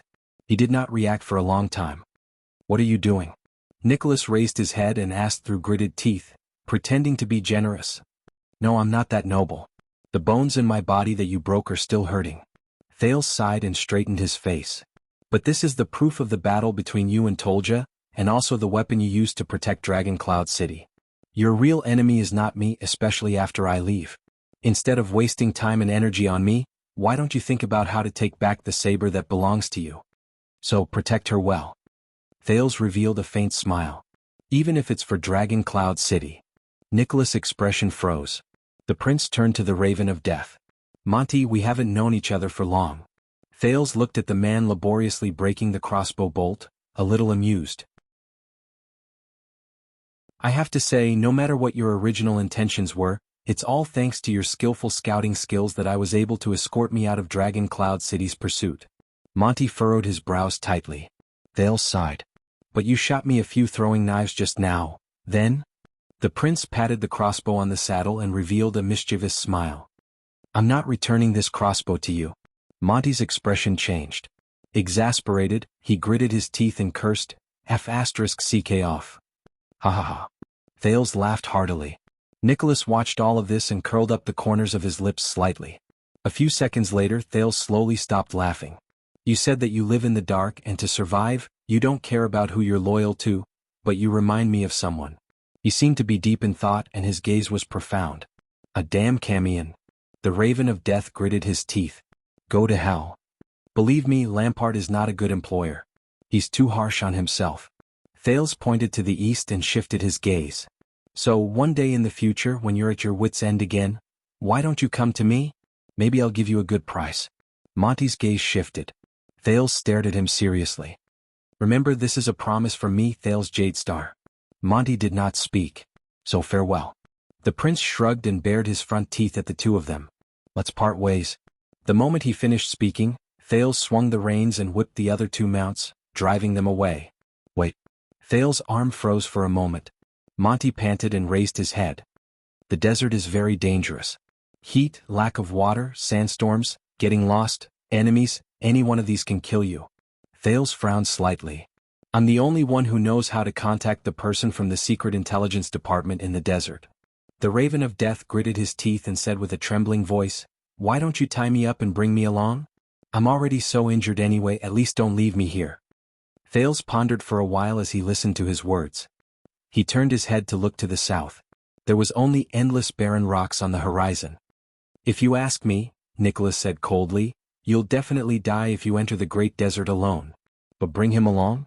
The Star Killer said sarcastically, you'll die even faster. Monty glared at him. What do you think? You'll give me a good price? The Raven of Death stared at him. Then how about we start now? Thales sighed. All right, your words make me hesitate. Monty's eyes brightened. But Thales smiled again. But someone told me that there's a good way to overcome my hesitation. Monty's expression froze. That is? Thales waved his hand at him cheerfully. Don't give yourself the chance to hesitate. The next moment, Thales' expression was solemn. He lashed the reins on his horse's body. Asterisk clip-clop, clip-clop, clip-clop. Asterisk as the sound of the horse's hooves rose, the Prince of Constellation galloped towards the endless horizon. He left Extet's borders completely. He ran towards his freedom. Only the two of them were left staring at each other in bewilderment. It felt like a long time had passed. Monty sucked in a sharp breath. He dragged his injured thigh and looked at Nicholas with a solemn expression. Damn it. Monty stared at the rising sun saber by Nicholas' feet and frowned. You're really close to him?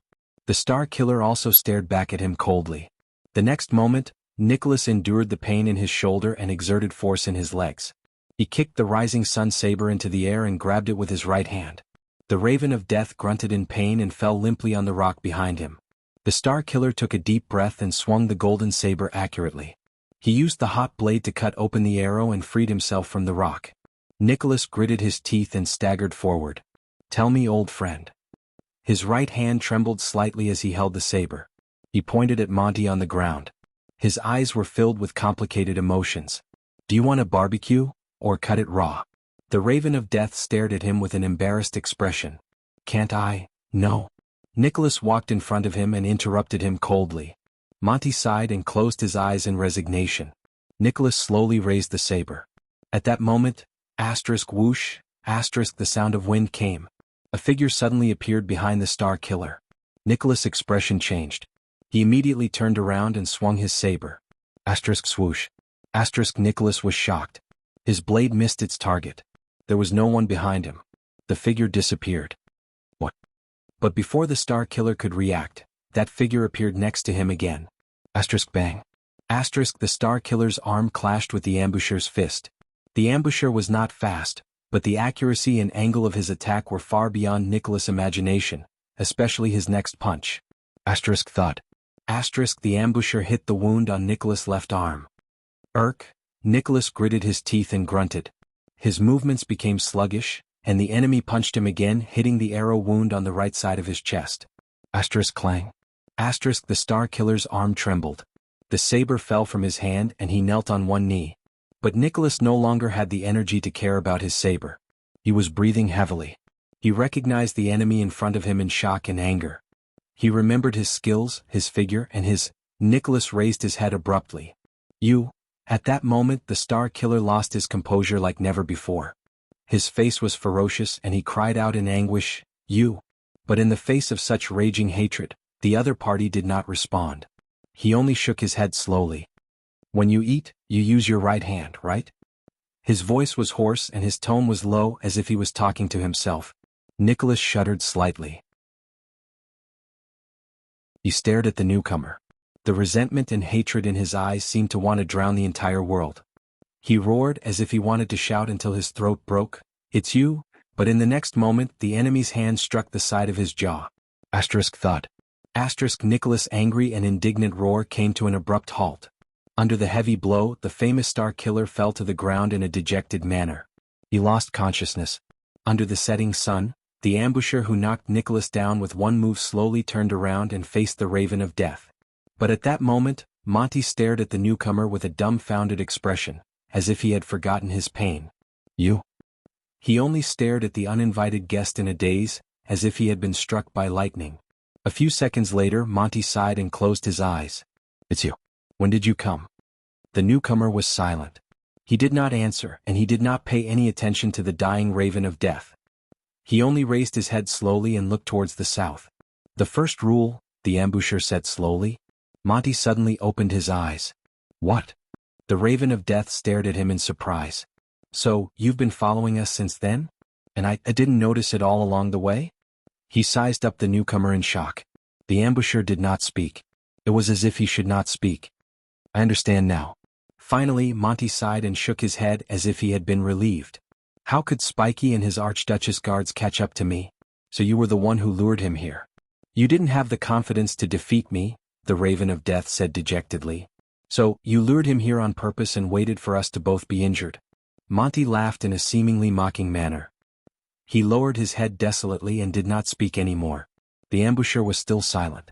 A few seconds later, the uninvited guest slowly opened his mouth and repeated his first sentence. "The first rule?" This time, there was a strange undulation in his voice. Monty frowned. "What?" In the next second, the ambusher suddenly attacked. Bang.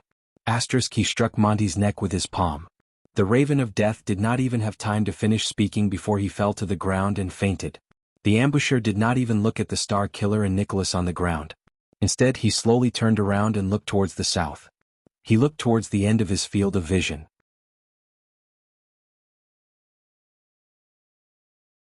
Chapter 371. Early in the morning, somewhere in the desert. When the first rays of dawn pushed aside the darkness on the horizon, a monster who was tightly wrapped in clothes and thick cloth, moved in the shelter under a huge rock and climbed up clumsily. But it did not wake up naturally. In the darkness, the monster stretched out its thick limbs and yawned tiredly. It peeled its head and face out of the thick cloth and took a deep breath. The sky was bright. The teenager, who was wrapped in clothes, stretched his hand out of the huge rock in a hazy state. A gust of cold wind immediately blew past his palm, making him shudder. "It's really cold." Thales, who had wrapped himself up tightly, shivered and rubbed his hands together. He touched the fire he had painstakingly started with flint and dried twigs last night, but it had been extinguished at some point in time. He shook his head with lingering fear. "Next time I can't spend the night on such a high sand dune. The wind is too strong even with rocks to shelter me from the wind." So the prince thought and leaned against the rock behind him in a daze in the dim light of day. He looked at the endless desert from afar. It took him 30 seconds to completely wake up from his drowsiness. During Thales' 6 years of studying in Dragon Cloud City, almost every scholar who was lucky enough to go to Heroic Spirit Palace to teach the 2 students with prominent statuses would describe the Great Desert as hot, scorching, or other similar words. The truth was only half of the time it was deadly hot. The other half of the time, its nights were cold enough to store ice or freeze Thales to death. Damn it. Thales shrank his body and thought resentfully, they must have heard it from someone else. Serves the Northlanders right for not being able to enter the Great Desert. Thales sighed with emotion. He raised his gaze and took in the small canyon under the huge rock, as well as the endless sand dunes not far away. Nature was the most wonderful painter. Under the crimson horizon, the rolling sand dunes were dyed golden. The curves were elegant and smooth, like the buttocks and back of a beauty lying lazily on her side. It gave people an indescribable sense of gentleness. However, Thales was the only one who knew the merciless truth hidden under this refreshing and beautiful scenery. The sun rose and the coldness of the night gradually disappeared. There were still a few hours left before the scorching heat of noon. This was the precious time he had to travel. Thales opened his luggage and checked his inventory. A piece of cheese and 2 rolls. And the last bag of water. He sighed. Thales pursed his dry lips and suppressed his slight hunger. He stuffed the cheese back into his luggage. He took out what was left of the bread and silently chewed on it in the quiet morning to replenish the energy he needed for the morning. Before he found another water source, he couldn't eat too much, as it would make his body water deplete faster. When he thought of this, the pressure in Thales' heart suddenly increased. Thales got up and dug a sand pit not far from the camp. He uncovered a piece of sackcloth and took out a few stones from it. He was glad to find that the bottom half of the stones were cold and wet. The prince treated them like lovers. He happily opened his mouth and sucked on the moisture on them. The taste was a little strange, but he could get some water from them without using up precious water. Why not? But water shortage was not the only threat. Thales tested the temperature around him and quietly took off his clothes to keep him warm for the night. He tied up his luggage and extended his hand into the bonfire, which only had a little bit of warmth left. He blackened the upper half of his face, especially the area around his eyes. When Thales, who had been walking in the endless desert for a day, realized that his vision was starting to blur, the panic in his heart almost overflowed his chest. Then he remembered this method. It was said that the Northland hunters in the day before the bitter cold winter would occasionally use this method to avoid snow blindness that could be caused by wandering too long in the white snow. Thales dared to swear on his experience in the desert for the past 3 days that this method was equally effective in the desert. After Thales finished blackening his face, he unfolded the piece of sackcloth used to collect water and tied it to the top of his head. He tied his hair and temples tightly. Although Thales did not think that the desert was very hot, even though everyone had told him that the biggest threat in the desert was heat, the headscarf should more or less be of some help, be it to keep out the sun or to keep out the wind. From the leggings to the cuffs, he carefully checked his clothes. He took out the black cloth that Jayla gave him and used it as a mask to cover his mouth and nose. Only his eyes were exposed. He carried his luggage and the crossbow of time, grabbed 2 tree branches that he used as walking sticks, and confirmed that the direction in which the sun rose was to his left. May everything go well today. Let me find a water source, or help. With that thought in mind, the prince took a deep breath and walked out of the shelter. He was done with his preparations and was just short of wrapping himself up as a surprise gift. The wind immediately blew against his face, bringing with it the coldness of the night. He could not help but narrow his eyes. There was a large sand dune in front of him. Thales carefully circled around its center and searched for a gentle slope that was far away but had a small slope. He tried his best to avoid the direction of the wind and went up it diagonally.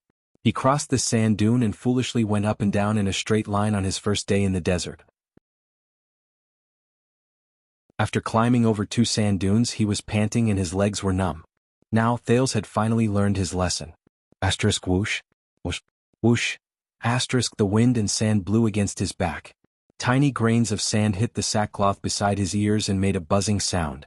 Thales used the strength of his walking stick to move forward step by step. When he encountered a high slope, he would take a detour, and when he encountered a gentle slope, he would proceed cautiously. The sun gradually rose and the cold desert gradually warmed up. Occasionally he would turn his head to look around, but all he could see was yellow sand. He could only hear the wind whistling past his ears. There was no sign of any birds or beasts. Even if there were plants, there were only short shrubs and deep-rooted drought willows. They lay lifelessly on the sand. Thales was still the only person in the vast sand dunes that he could see. There was no sign of human habitation. There were not even animal carcasses. At least they could remind him of the danger here and replace the dreariness with wariness. Thales shook his head and tried to hum a little tune. He thought about some pleasant things.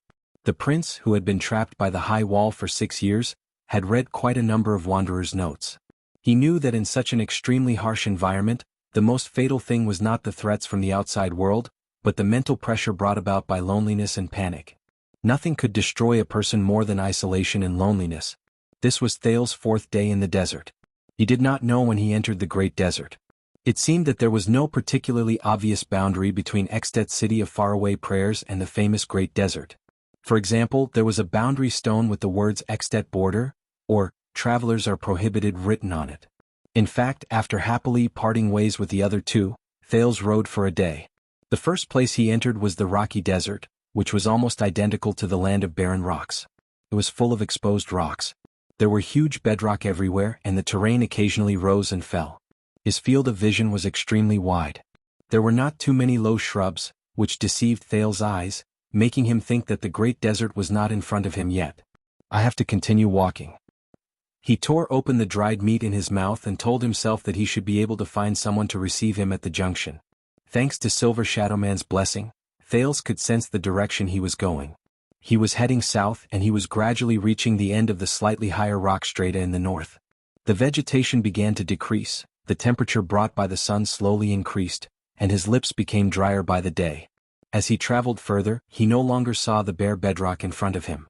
Instead, he began to see gravel the size of a pot lid and fists. Fortunately, the quality of Northland's warhorse's hooves was excellent, so Thales did not have to suffer the pain of trudging.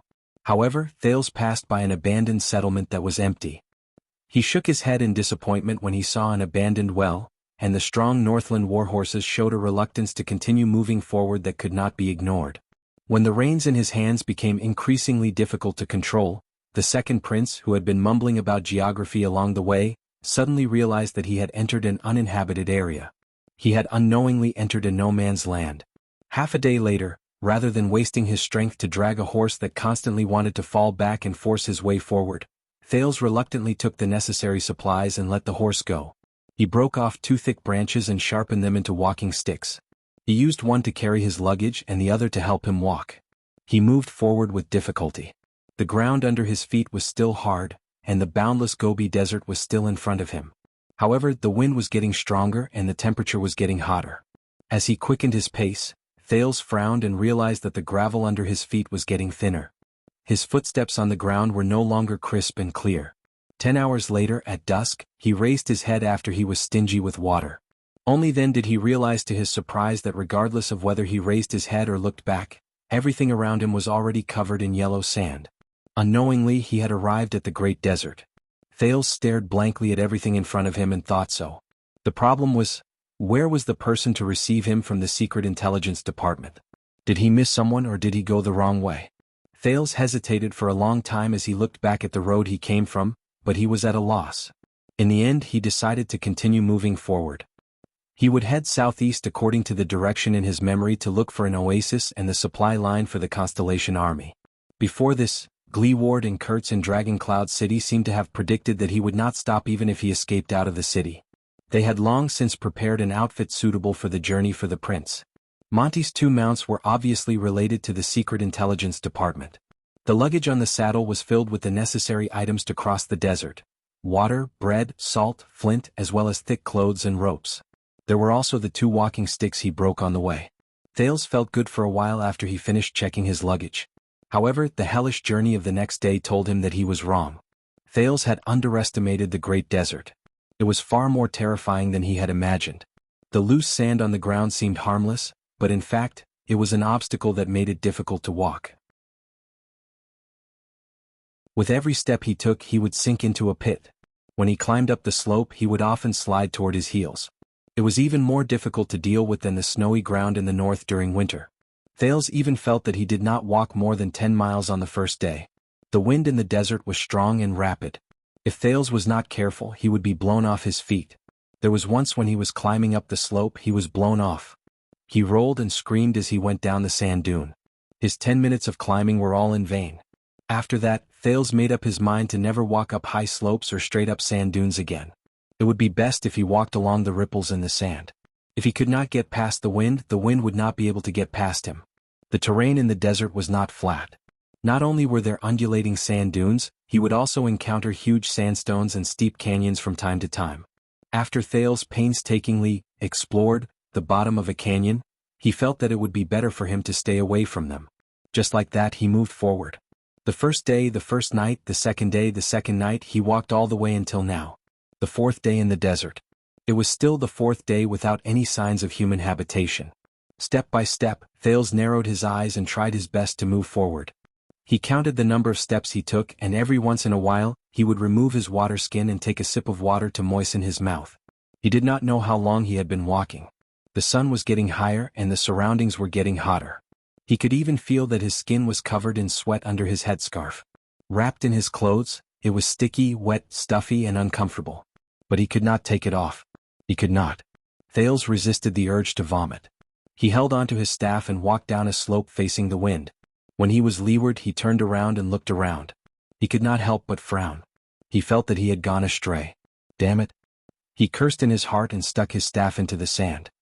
He looked at the shadow cast by the staff on the ground, turned around, found a stone, and placed it on top of the shadow. On the first day after he entered the desert and suffered enough, Thales encountered another problem that made things worse. The amazing sense of direction he obtained after he entered the black track made Thales so happy that he thought that he would never be lost again. However, this amazing ability failed after he entered the great desert. He could no longer sense the terrain under his feet or the direction ahead of him. It seems that no matter how omnipotent the power in existence is, there will still be problems of not acclimatizing to the environment. Thales thought wearily. While the sun was not strong and the sand was not hot, he sat down to rest for a while. How long more do I have to walk before I meet reinforcements? Will I die here? This is bad. F***ck. Thales shook his head and patted his cheeks to calm down his impatience. Don't think about it, don't think about it, don't think about it. Thales told himself, reach the next destination first, then think about the next step. Otherwise, he was afraid that he would not be able to find the place. The pressure would be too great and he would break down first. In fact, because he had not seen any signs of human habitation for a long time, there was no communication, and the scenery was monotonous, the prince now felt that he was already a little abnormal. His reaction began to slow down, and his vision began to become fixed. And his emotions became unstable. Thales chuckled and shook his head. No, he could not give up. He had to adjust himself until he found a way out. The funny thing was, on the first day, Thales did not think that the desert was that dangerous. He followed the vegetation that was not very sparse at that time and found a small, shallow pool under a huge rock at dusk. The edge of the pool was full of life. There were even a few jackals gathered in a narrow corner by the pool. They took a sip, turned their heads, and drank water vigilantly but inefficiently. At that time, Thales was overjoyed. He felt that at least he had used his newbie's luck. He happily slid down the sand dune to fill his water bag. When he slid to the edge of the pool, his legs gave way and his legs sank into the quicksand. The more the panicked Thales struggled, the tighter and deeper he sank. At one point he sank down to his waist. Thales' heart turned cold. At that time he understood why the jackals gathered in that narrow corner. They were stingy with their water and were unwilling to approach the seemingly wide pool. Only God knew how much despair the teenager felt at that time. If Thales had not used the sin of Hell's River in time to calm himself down, give up struggling, and lay his body flat to prevent himself from sinking, the first heir of Constellation would have long since died in the desert. That day, with trembling hands, he took out the crossbow from his back, tied a rope to it, and shot at a strange tree in the distance. He even shot twice, but his hand was too shaky the first time. Then he pulled himself up while trembling. While the jackals howled in dissatisfaction, Thales occupied their safe corner with lingering fear. He trembled as he filled his water bag with great difficulty. This was the first time Thales discovered the dangers of the desert. Thales, who had rested enough under the sand dune, sighed and brought his thoughts back to the present. He grabbed the second stone and placed it on top of the shadow of the staff, which had moved quite a distance. It connected to the first stone. Thales looked at the path he came from. He frowned and compared it with the line connecting the two stones. It's a little off. I have to correct it. He corrected his direction to the southeast, grabbed the staff he used to orient himself, and set off again. Huff. Huff. The sandstorm grew stronger. This was another threat in the desert. Thales gritted his teeth and climbed over a sand dune under the cover of a fishy smell and damp heat. He raised his right palm to cover his eyes and looked for a place with lush vegetation that could serve as a shade, and possibly a source of water. Noon soon arrived. He had to be ready for the next step of resting. He still remembered that on the first noon when he entered the desert, he chose to set up camp at the bottom of a large sand dune to rest to avoid the scorching sun and merciless sandstorm. However, when Thales woke up from his afternoon nap, he tasted sand in his mouth the moment he turned his head. Filled with fear and panic, he spat and got up. He was horrified to find that during the 2 hours he had been resting with his eyes closed, the sandstorm had already submerged his legs, and would soon cover his hands. If he had slept for another half an hour, Thales learned from then on that unless he wanted to find a free grave in the desert, he should never choose a place that was too low to rest. The prince silently recalled the many lessons he had learned during the past few days of suffering and torture. He found a place to rest, a small tree beside a steep slope. Thales took another small sip of water and continued moving forward. He moved forward with great difficulty. He could feel that the water in his body was rapidly draining away. As the sun rose higher and his surroundings became hotter, the amount of energy and nutrients he needed to move would increase exponentially. Rest, Thales thought solemnly. He forced himself to focus on the goal in front of him. He needed to rest and avoid the hottest few hours. The sandstorm continued. Thales watched as the yellow sand under his feet was slowly peeled away. He finally reached his destination after counting more than 800 steps. He hid in the shade of the tree to avoid the scorching sun. Feeling the rapid drop in temperature, he sighed and took off his headscarf and mask. Thales was ready to take an afternoon nap, but he was not in a hurry to find an empty space. Instead, he carefully grabbed his cane and knocked on the ground to push away the stones around him. It would be best if the stones were further away from him. Thales did not forget that the first friend he made in the desert was a rattlesnake. On the second day he entered the desert, when he was resting under the shade of a tree, he sat down on the ground in exhaustion. He pushed his left hand backward and pressed against a slippery and cold object. That thing quickly leaped up from behind the stone. She bit him on the forearm. Thales was scared out of his wits. The rattlesnake was obviously very dissatisfied with someone disturbing its afternoon nap. If Thales had not just experienced the bone-piercing cold of the first night and wrapped himself up tightly like a maniac, that bite would have probably killed him, although Thales did not know whether it was poisonous or not. Thales recalled the frightening journey that day and subconsciously touched his left arm. The tear on the 3-layered sleeve was still carefully sweeping away the stones around it. Sure enough, after a larger slab-like stone was lifted, a new friend ran out in dissatisfaction. Thales frowned and looked at the black sand scorpion that was half the size of a palm. He looked at its pair of terrifyingly large pincers and inconspicuous stinger on its tail. He extended his cane, ignored its protest, and chased the sand scorpion far away. He sat down, panting, and took out his water skin and the last of his food. Everything in front of him seemed to have not changed. Just as the old crow said, there were only 3 things in the desert: the sun, sand, and sand. Thales suddenly understood why the old crow mentioned sand twice. Everything he saw over the past few days told him that this was a world that was completely different from what he usually knew. A teenager who grew up in the slums of the city and was used to the streets and castles could not imagine such a world. When he recalled the countless dangers he encountered in just 3 days, Thales could not help but shrink his body. Here the heat was as deadly as the cold. Day and night were both terrifying. Here life and danger appeared at the same time. The side of the pool, which was the source of life, was often the place where most animals were buried. Here he rarely saw living creatures. Even if he did, their habits had changed a long time ago. The snakes in the desert never walked in a straight line. Instead, they folded themselves into waves and bounced horizontally like springs. The strange lizards dug into the sand, as if they had made up their mind not to go out until nightfall. The rats in the desert did not seem to need 4 legs because they rarely walked normally. They preferred to touch the air and leap forward. The vultures that occasionally flashed across the sky did not seem to stop. They traveled long distances every day. The color of the spiders in the desert was indistinguishable from the sand. Here he had to be humble. Thales recalled Hick's words. He had to relearn everything, such as the jackals by the pool. From then on, Thales learned to follow the footprints of the animals. At the very least, he would not make any major mistakes. Thales sighed, ate the last piece of cheese, and began to think about the most serious problem he faced. He ran out of food. It was not that the prince had never suffered from hunger before. His life in the abandoned house had never given him the experience of filling his stomach. But he was in the great desert. This was terrible. And his reinforcements were still nowhere to be seen. It was not that Thales had never tried to look for fruits from plants. In fact, he had indeed found fruits from a few strange plants on the leeward slope. He could not suppress his hunger until he saw a dried skeleton next to it. My God! Thales touched his forehead in pain. Who knew what else could be eaten in this desert? At this moment he glanced to the side from the corner of his eye. The unlucky sand scorpion whose nest was occupied had not gone far. It was still poking and knocking on the ground looking for its next nest. As he stared at the scorpion, Thales touched his hungry stomach and furrowed his eyebrows.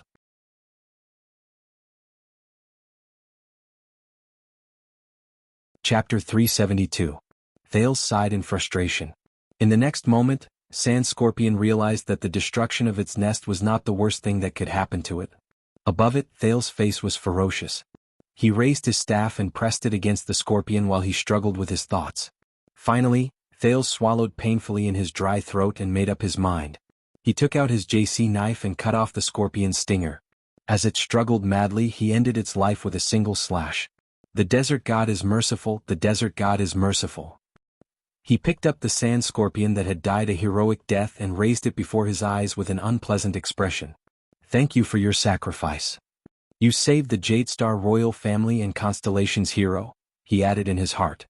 Strangely, Thales felt a lot more relaxed after he said those words. Perhaps it was because they had not spoken for a long time, but when he looked at the unconsciously twitching scorpion, he actually had a feeling that they were communicating. When he thought of this, Thales suddenly realized something. He did not dare to think any more. He closed his eyes tightly and bit the sand scorpion in his mouth with great difficulty and pain. Crunch. *F***ck.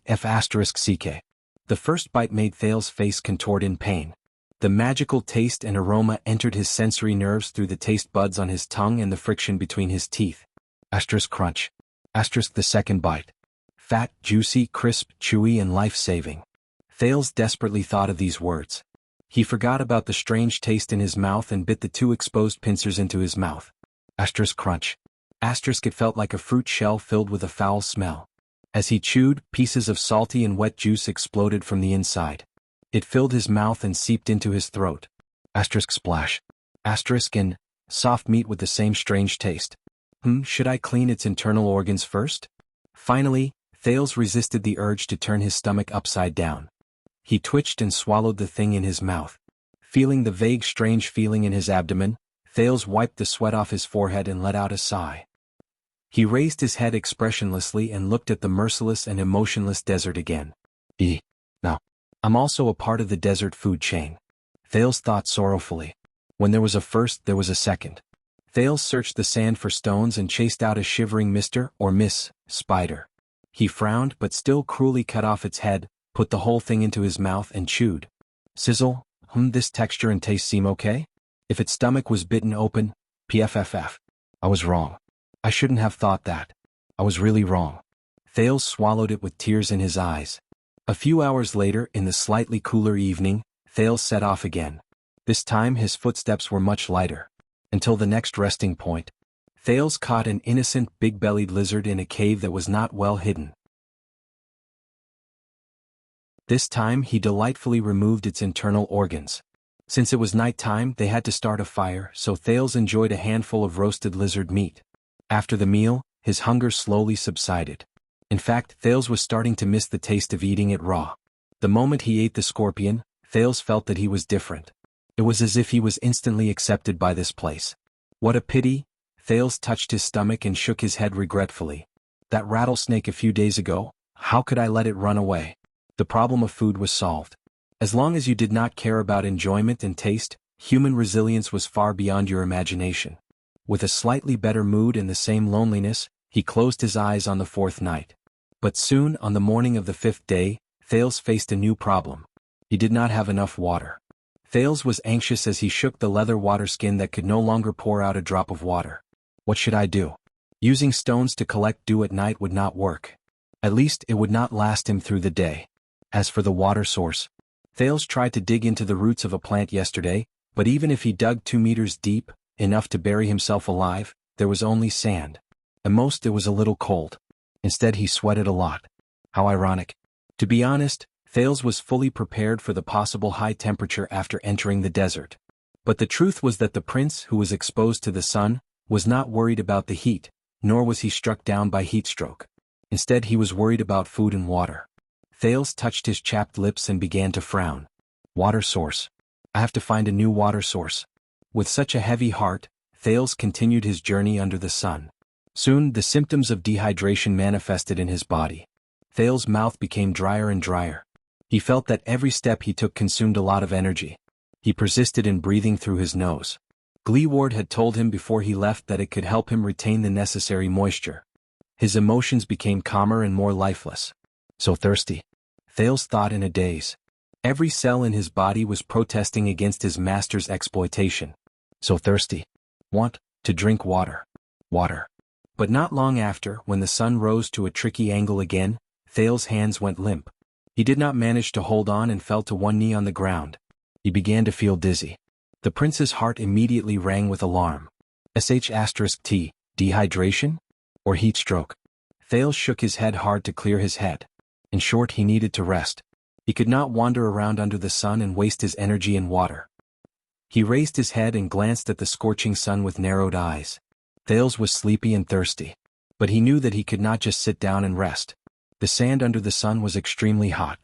Increasing his contact with the sand would only make him lose water faster. I need to find the next resting spot, Thales thought in a daze and took the next step. One step. Another step. Every step he took was as heavy as 1,000 pounds. His throat was burning. His mouth was rubbing. His entire body felt weak. But he could not stop. He could not stop. Thales stumbled to the next resting spot. It was a shade under a dry willow tree to avoid the scorching sun. He rested for a while and recovered his energy in the shade. Thales even began to seriously consider whether he should live on his own urine. But at this moment, Thales raised his head. He was on a high slope, overlooking the plains below him. He was stunned. At the end of the horizon, far away in his field of vision, a glimmer of light appeared. That's... The prince stared into the distance in a daze. As he watched the ripples of light reflected in his field of vision, his heart trembled uncontrollably. That's a lake? Thales stood up abruptly. He could not help but use Hell's senses to confirm the distance in his field of vision. That's right. It's the reflection of the lake. There's a lake in front. There's a water source. The prince, who had survived a desperate situation, suppressed the excitement in his heart. But he did not even wait for the sun to completely set before he set off impatiently. Based on his experience over the past few days, although it was in his field of vision, it would take him at least an hour to travel such a long distance. An hour. Just an hour. Thales took a deep breath and strode forward. He swung his staff and walked towards his hope. 1 step, 2 steps, 50 steps, 100 steps, 1,000 steps, 1,500 steps. He climbed over a sand dune and another. A shrub and another shrub. Very soon, very soon. Seeing that he was getting closer to his goal, Thales became more and more excited. Water, water, water. Oh my God, I'm saved. Thales laughed in his heart. His emotions fluctuated. There's no disaster for the desert god. There's no disaster for the desert god. He thought, that's right. The desert will never send disaster for no reason. Raphael was right. The weak are afraid of disaster. In the desert, only by abandoning weakness can one. However, Thales gradually became anxious. He did not know how long he had been walking, but he knew the number of steps he had taken. It seemed like it had been more than an hour, right? Thales gritted his teeth and licked the blood on his dry lips. He persisted and continued moving forward. His whole body began to ache, even numb. But he could not stop. Thales stared at the water source in front of him and moved forward desperately. I can't stop. Why isn't it there yet? Finally, the sun slowly sank and dusk arrived. His surroundings became shady and cool. Thales panted hard and supported his body in waves of dizziness. But his heart was also cold. There was no other reason. In his field of vision, the water source in front of him, the lake in front of him, the hope in front of him, it disappeared. Sand. There was only sand. Thales trembled and looked at the empty scene on the horizon in front of him. He trembled and shook his head hard. He felt his vision begin to blur. The dazed prince instantly reacted. What he saw during the day, what he longed for, and what he tried his best to reach, it was not a lake. It was not a lake. It was an illusion. It was also known as a mirage. The next moment, the prince's vision turned black and he fell into the desert. He lost consciousness. He sank into deep darkness. Mr. Wu, we have finished collecting evidence for this accident. We have studied the surveillance video of that day, and the scene including possible brake marks and eyewitnesses. All the evidence shows that. We are still looking at her medical records, including her mental state.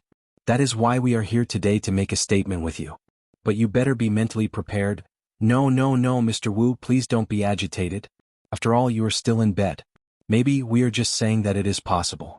Everything is still under investigation. He did not know how long had passed. It felt like a lifetime. Or, an instant? Maybe Mr. Wu, your girlfriend took you for a ride that day, maybe to suicide. In the next second, Thales trembled violently. Ah. He hurriedly took a breath and shouted, waking up from the boundless darkness. His heart palpitated. Oh. Take it easy, kid. You are seriously dehydrated. A fussy male voice reached his ears. Come quickly. He's awake. Thales opened his eyes while trembling. What he saw was a glaring bonfire. There was also a bustling crowd around him. Is it nighttime? Thales thought in a daze while he was extremely weak. As he woke up, the bustling sounds around him grew louder. Teasing, noise, and conversation. It was so noisy that his head hurt. A long and narrow face squeezed into his field of vision. It was a red-haired man in leather armor with freckles all over his face. He looked to be in his 20s and he was a little dirty. His eyes darted around and he looked rather comical. Oh my God. I knew that you would come back to life. The red-haired man was in high spirits. He rubbed Thales' face hard, causing the latter to feel dizzy again. Khan, we can talk to him about the reward for saving him. Move aside, quick rope, stop shaking him. An old man's voice came from afar. There was a lot of dissatisfaction in his tone. You're not helping. The owner of the voice seemed to be quite dignified. As he spoke, the noise around him slowly died down. The man named Quick Rope also stopped shaking him. The old voice came again. Here, drink. Thales felt his head being lifted up, and something hard was shoved into his mouth. The moisture in his mouth made him slightly confused. Wait. Water. Thales thought of something. It's water. He struggled subconsciously, snatched the water bag with both hands, and sucked the liquid inside with all his might. Gulp, gulp, gulp. Thales held the water bag in his hand tightly like a madman. Oh my God. Water. He had never felt as if water was a gift from God as he did at that moment. Slowly, sip by sip. The dignified and old voice was very gentle. He supported Thales' back while holding the water bag gently, controlling the speed at which Thales drank. You have just recovered. You cannot drink too quickly. Finally, a few minutes later, Thales let go of the water bag and leaned back, exhausted. He saw the owner of the old voice clearly. It was a bald man with a rough face. He was in his 30s, had a fine stubble, and was dressed in leather armor just like Quick Rope. His eyes were deep, and he was staring at Thales with a thoughtful expression. Thank you, Thales said weakly and laboriously. Under the night sky, the bald man named Khan smiled under the light of the fire.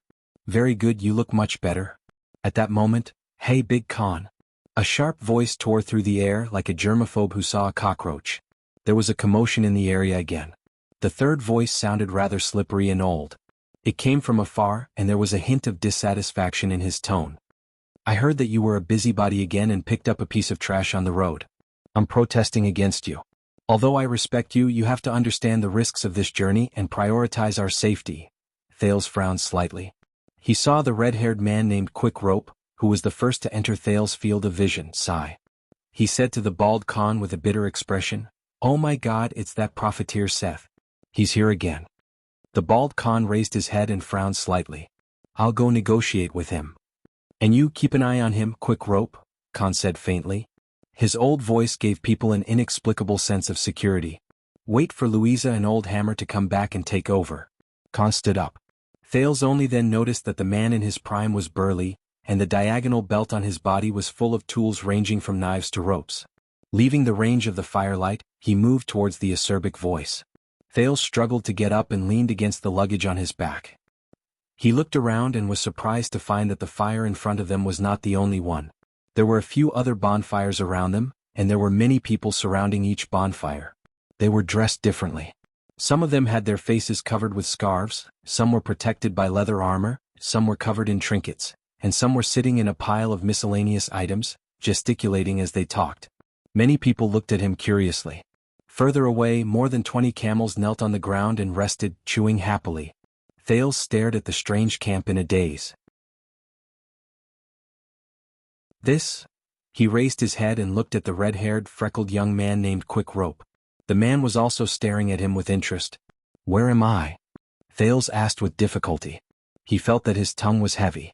Quick Rope was slightly stunned. "Where are you?" He scratched his freckled nose, then his eyes darted around. He grabbed a handful of sand from the ground and rubbed it away from his hand. "Of course you're in the Great Desert. Did you sleep too much?" Thales thought of something when he saw the sand in Quick Rope's hand. "I'm still in the desert." "But," Thales stared at Quick Rope and mumbled, "So, who are you? Who are you?" When he heard this question, Quick Rope's eyes lit up. The expression on his face changed rapidly, and he instantly changed a few times. "Who are we?" He seemed to be hesitating. Thales looked at him suspiciously and urged him to speak with his eyes. After a while, Quick Rope finally made up his mind. He put away his hesitation and answered happily and decisively, "We." The young Quick Rope was beaming with joy. He said something that stunned Thales.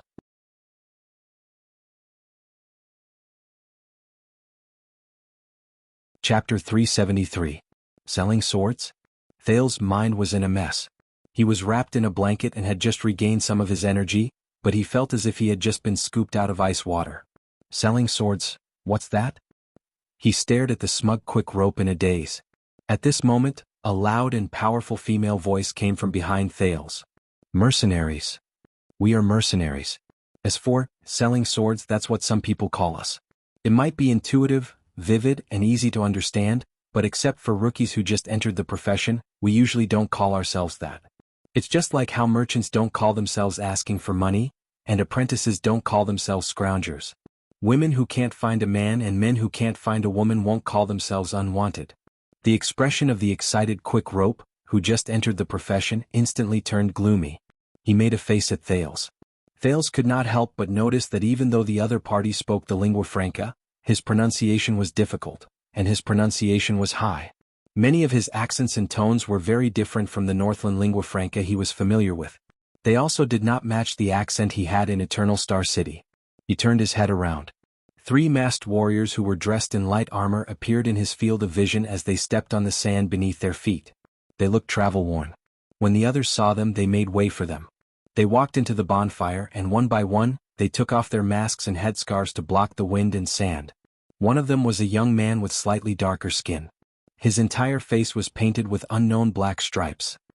He carried 2 cross scimitars on his back, and the hilts of the scimitars protruded from each of his shoulders. His gaze when he looked at Thales was filled with vigilance.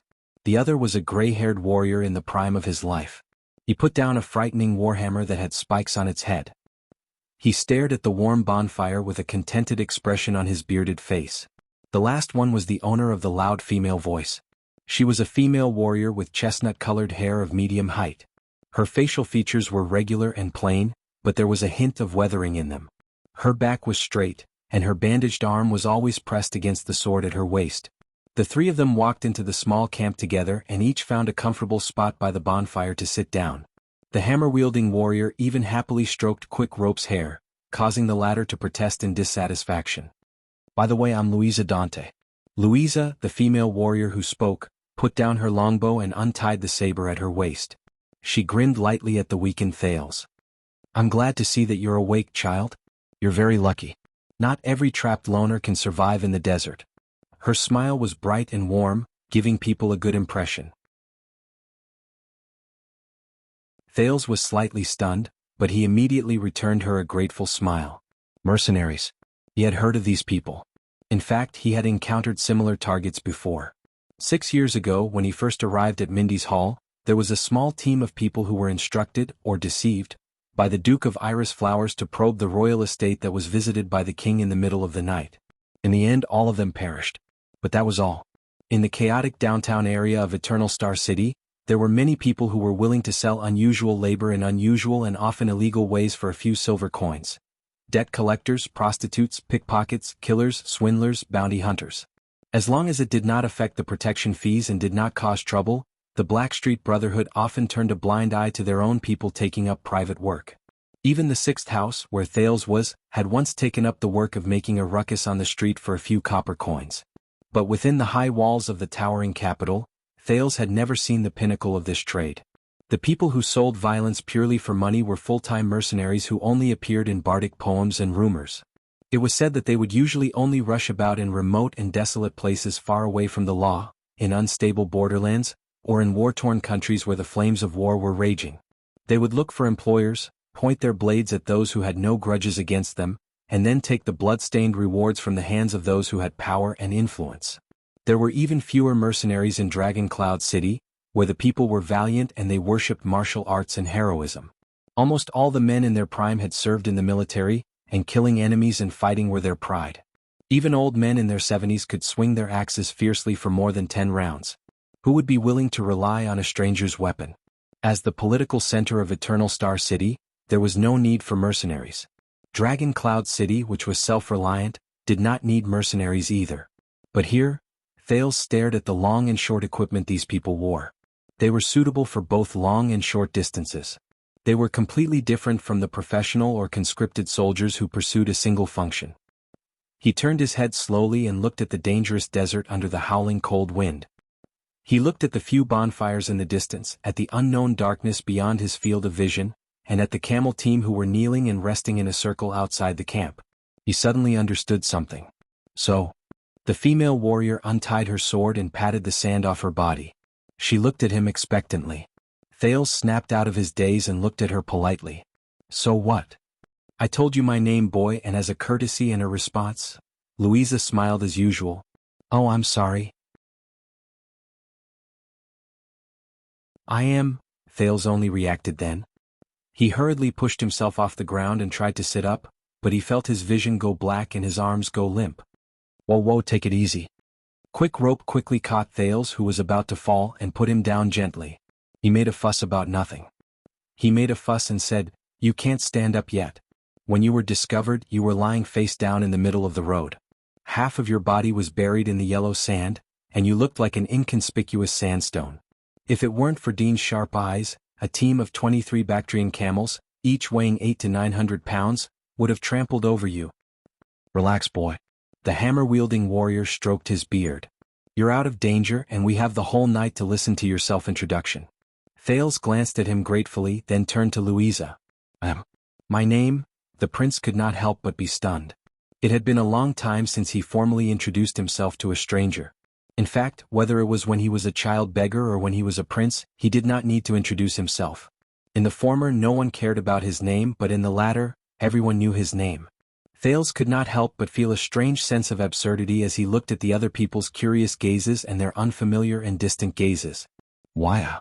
His voice rang weakly by the bonfire. "My name is Waya." The others looked at each other. "So Waya." Louisa stared at him intently. "How did you end up in the Great Desert?" Thales tried his best to make himself look more believable. I was unlucky. In fact, very unlucky. Thales sighed. My father, when he was still alive, was a man with a bit of power. Unfortunately, he made enemies in the north. When he couldn't protect me anymore, the enemy sent a few bad-tempered thugs after me, the kind with sharp knives. I could only escape to the south. They forced me into the great desert all the way. Thales knew that he looked terrible, but he also knew that the other party must have seen his luggage. He had to have a good reason to explain why a 14-year-old boy would carry a crossbow, a satchel of arrows, and a dagger into the great desert alone. What's more, they had saved his life. Louisa looked at the hammer-wielding warrior, and they nodded at each other. Quick Rope's eyes lit up. Wow, your enemies must hate you very much to be able to make you run to the great desert out of fear. Thales nodded quietly and said dejectedly, I didn't expect life in the great desert to be so difficult. I couldn't even last 4 or 5 days. Enemies. Thales raised his head curiously and found that the person who interrupted was the young warrior with a face full of black tattoos. He sat by the fire and stared coldly at the prince while he wiped his blade. So you have enemies chasing after you. Of course, trouble always comes with it, he said softly with an expressionless face. Thales did not know how to answer for a moment. You can put away your fierce face, Mickey? Louisa cast a displeased glance at the black-tattooed man named Mickey. She seemed to have a problem with his attitude. I know what you're worried about. This child is not a desert bandit's undercover or spy. Thales was shocked. The man who was wiping his scimitar paused for a moment. No, you don't know what I'm worried about. Mickey's face became serious. If you knew, we wouldn't have been hired by that profiteer and we wouldn't have come here. Dean knows, but he doesn't listen to me. Louisa curled her lips. Thales watched their argument curiously. The bearded warrior laughed and raised his hands to smooth things over. Relax, buddy. There's no need to pull a long face all the time. He turned to Mickey and pointed at the weak Thales. But you saw it too, Mickey. He almost died there. No desert bandit group would send a child who was dying of thirst to be a spy. There's nothing to rob in Tormorden's caravan. We'll be safe. In fact, we didn't run into any desert bandits or exiles along the way, and you know why. Thales smiled weakly. Mickey snorted. That's what I'm worried about. Mortals try to use their power to interfere in the desert, but the desert god has never forgiven them. Mickey's gaze became more and more solemn. He glanced at the sky. This means that we're in trouble. Thales had a sudden thought. The strong warrior laughed out loud. Ignore Mickey. He's just like that. Locals are always prejudiced against travelers, and they're also paranoid.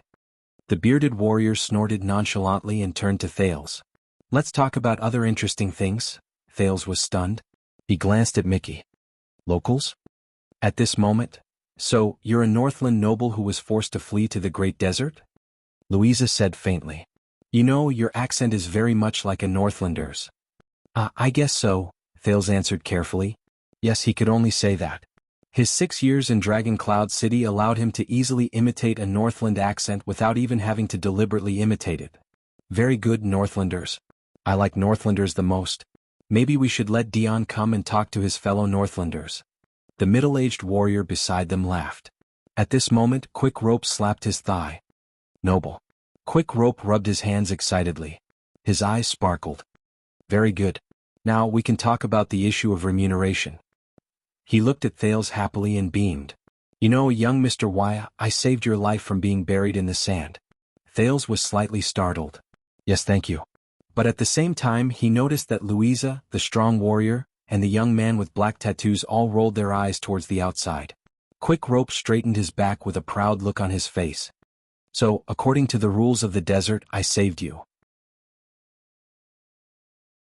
In other words, I will automatically own all your property, including the ownership of your person.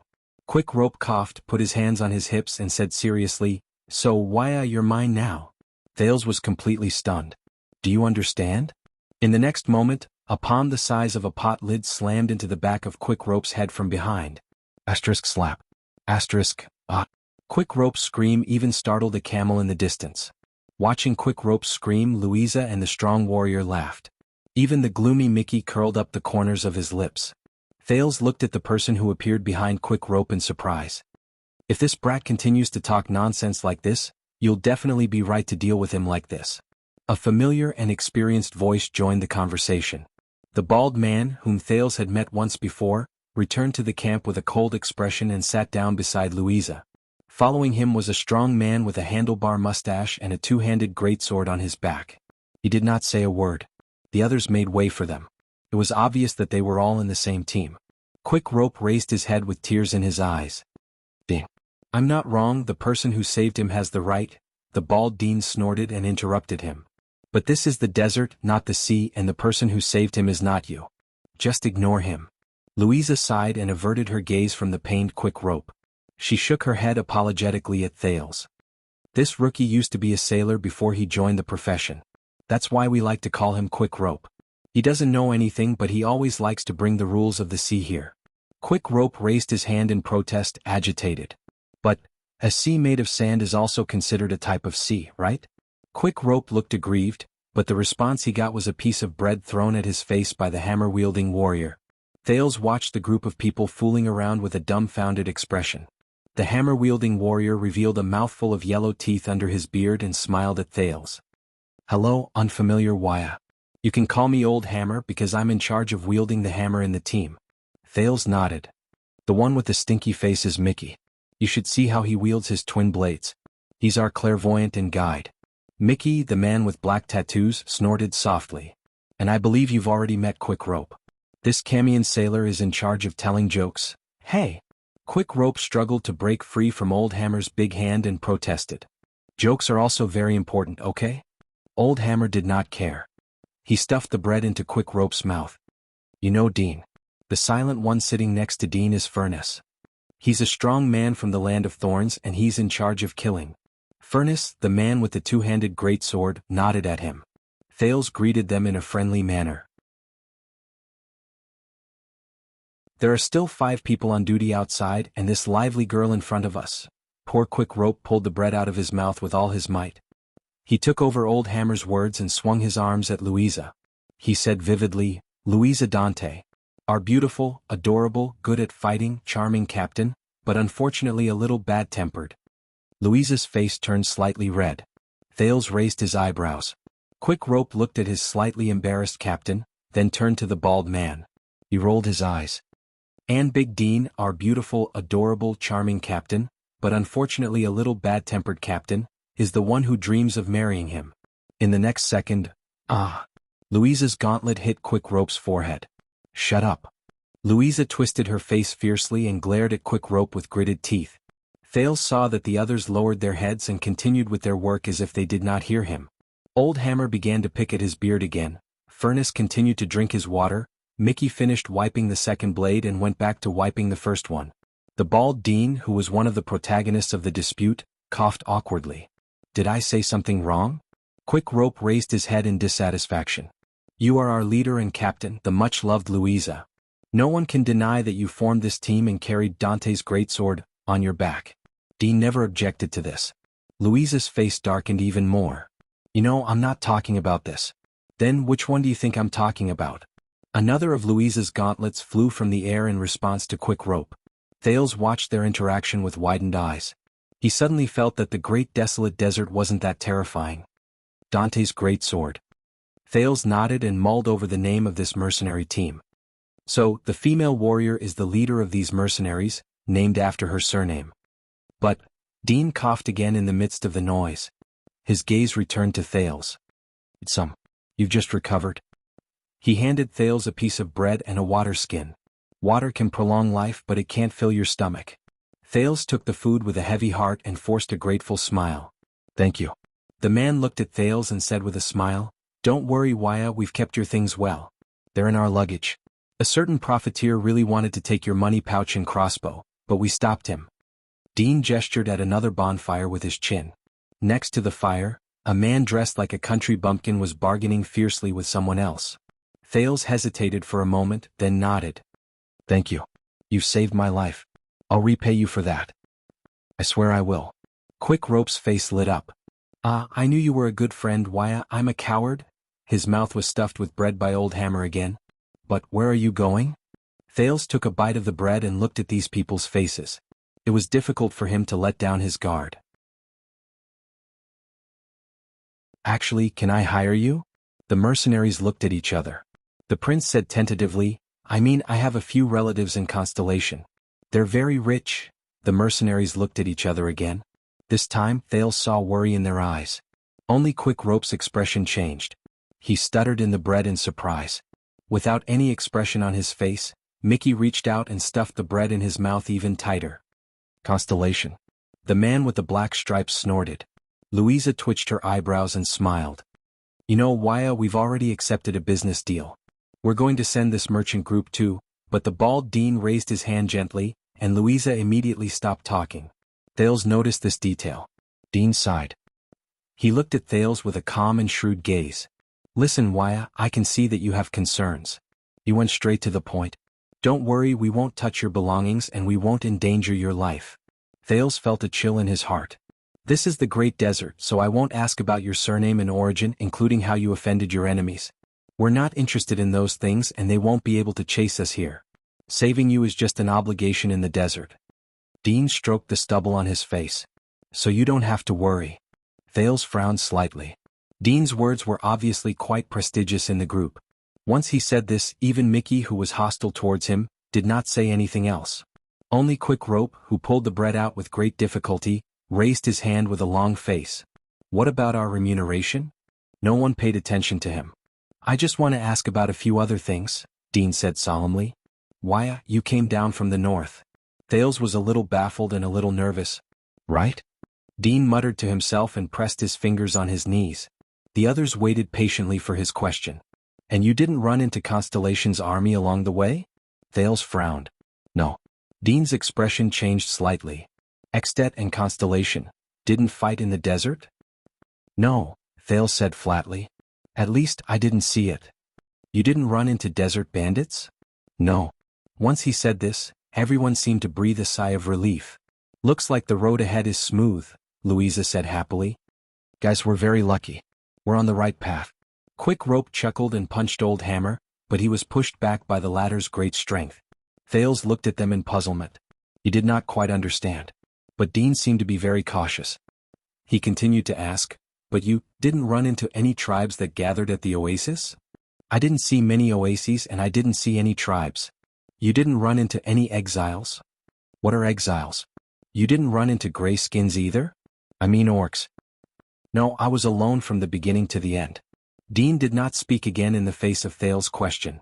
Strange, the desert shouldn't be so calm, Dean muttered. I have to discuss this with Tormodin again. What's wrong? Louisa asked in concern. Dean shook his head. It's nothing. Hopefully I'm just worrying needlessly. He seemed to have finally finished asking his question and nodded at the others. So, can you send me to Constellation? The prince looked at Dean, knowing that he was the backbone of this team. It doesn't have to be too far. Just go to Western Desert to Bladefang's Dune. As I said, I have relatives there. The others laughed. How unfortunate, poor Wuxia. Old Hammer smiled faintly. A few days ago we just came out of Bladefang's Dune, and that place is Constellation's territory. Obviously we won't go back so soon. Thales' heart sank. Even if I promise you a high reward, the Castle family can. Dean shook his head. This time Louisa was the one who answered Thales. The female captain sighed and said, You have to talk to Tormodin about this. He's our employer, and this is also his merchant group. I guarantee that he won't agree no matter how much money he offers, just like us. What? Let's put it this way. The female captain shrugged, tilted her head, and looked around. The day before we departed, Constellation issued a ban in Bladefang's camp. Within a month, no one is allowed to enter the Great Desert. Thales was stunned. Constellation's ban. So that's, Louisa shook her head. Obviously they want to send their army into the desert to fight, no matter who they fight. Just like the Desert War 9 years ago, and the occasional purge campaigns after that. Anyone? Thales thought about the word. But all of you still came in? Yes. Louisa coughed. And do you know why? Thales gave her a puzzled look. Business, Wuxia, business. Quick Rope rushed to answer, beaming with joy. Seth Tormodin, that damned profiteer, wanted to take advantage of the ban to secretly make a fortune in the desert. Block trade routes mean higher prices for goods, and more lucrative long-distance business. The silent Mickey raised his head. There's an even greater risk. Thales narrowed his eyes in puzzlement. Dean sighed and explained, I know that you want to meet your family as soon as possible and get rid of the threat, Wuxia, but... The bald man stroked his stubble and sighed. Once we run into Constellation's army, Tormodin will not be able to keep his goods. He will also go to prison. As for us, Dante's greatsword who he hired, no matter how lucky we are, we will still have to pay a huge fine. If we are unlucky, we will be chased out of Blade Fang's camp. From then on, we will no longer have to take on any business there, nor will we have to take on any business related to that place. Thales could not help but frown. So, Dean said faintly, do you think that our employer or our team will be willing to return to Constellation before the ban is lifted, and even deal with Constellation's officials? Thales understood and he sighed as well. Then, where are you going? Dean and Louisa exchanged glances. A second later, Dean lowered his head and smiled. Now, aside from the increasingly tense alliance of Freedom and the City of Faraway Prayers, there is only one place left. It is a place where merchant groups who venture through the desert from Constellation can earn the most profits.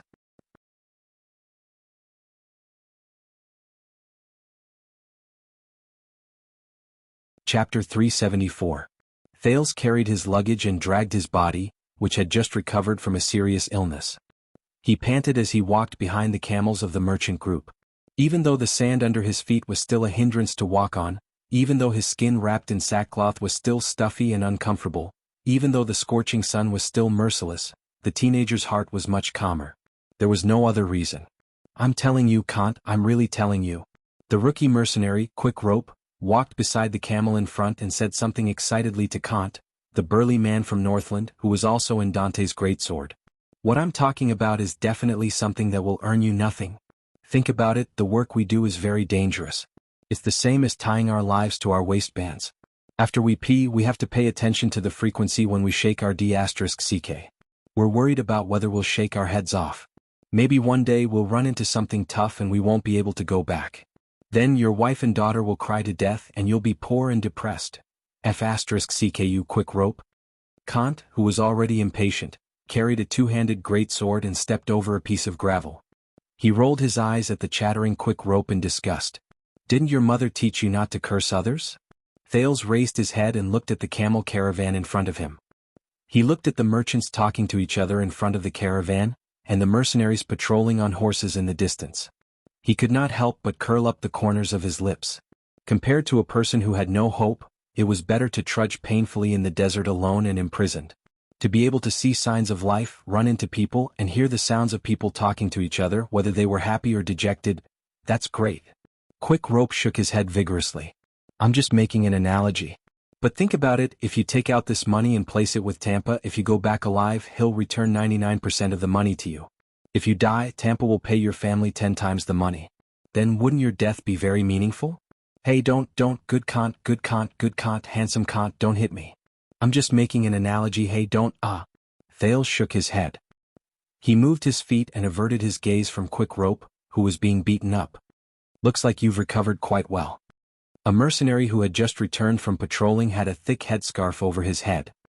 He dismounted from his horse beside Thales and walked so that the horse, which had been running endlessly under the scorching sun, could rest. But you've just recovered after all. There's no need to force yourself. You can stay on the camel's back. Big Dion took off his headscarf, revealing his smooth head. He then tied a battle axe behind his shoulder. Thales smiled at the bald mercenary. I think it's good to do some restorative exercises. I think what he meant was. Mickey rode behind Big Dion expressionlessly without even looking at Thales. If you fall again, we don't have time to waste on a burden. Thales watched awkwardly as Mickey rode past them with a face full of colors to change shifts with his companions. I don't think he likes me. He couldn't help but frown looking at McGee's back. Obviously you can't turn everyone into your fans. Dion watched his companions walk into the distance with a pensive look on his face. Especially Mickey. Based on his past experiences, Mickey is very vigilant. Before he gets to know someone, he suspects every stranger. Thales forced a smile. It was the third day after he was rescued by the merchant group. Dante's greatsword was a mercenary group that was neither too big nor too small. The short warrior, Breeze, who was in charge of scouting the way, fell asleep the moment he returned. Hubert, the former blacksmith from Steel City, smiled shyly. Haken, the big-bellied Arabian, politely asked Thales if he was married. If not, he wanted to introduce one of his 7 unmarried sisters to Thales. Kant, the Northlander, had a gruff voice, liked to slap people's shoulders and whistled all the time. He cast a glance at Thales before he ran off to pee. Quick Rope, Old Hammer, Mickey, Furnace, Big Dion, and the leader Louisa Dante.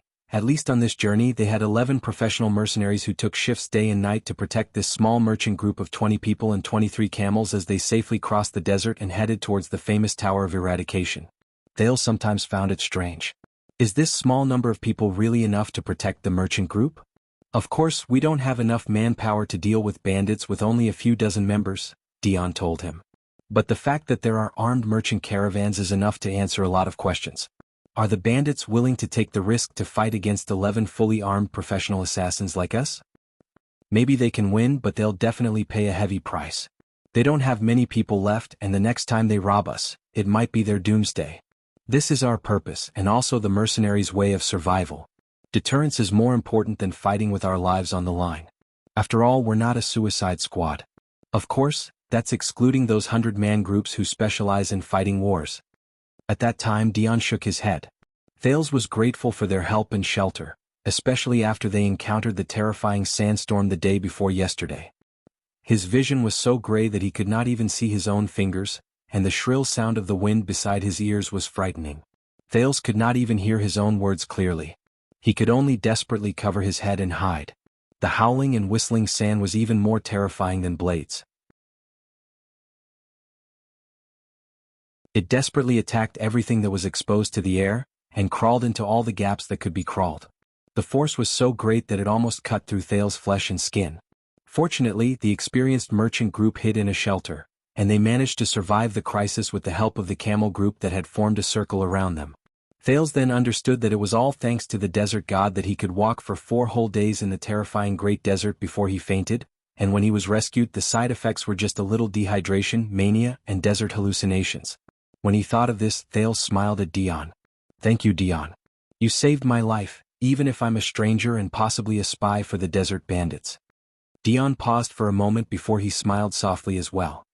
He hung the horse on the hook of a camel in front of him, and purposely lengthened the rope to prevent the camel's scent from affecting the horse. Taking care of each other is the creed of us merchants and mercenaries who rely on the desert for a living. Dion exhaled and felt a little sentimental. "Many years ago, Wuxia, I was like you. Of course, at that time I was much older than you are now. I was at the end of my rope, and I was alone in the desert, struggling at death's door, waiting for death in despair." He shook his head. "It was Louisa's father, old Dante. He was the one who used his passion and persistence to redeem me from the hands of the ferrymen of Hell's River, even though they themselves were in a terrible state at that time. People have to rely on each other, Wuxia. This is what Dante told me. A person cannot survive alone in the great desert." Thales nodded as if he was deep in thought. "I see. So you entered Dante's great sword and relied on each other," Thales said quietly. "That's why you saved my life, even if it was very risky." Dion looked at the sand dunes in the distance and nodded slowly. "In the great desert, if we do not help each other, we will only be devoured by the desert." The bald mercenary patted his steed.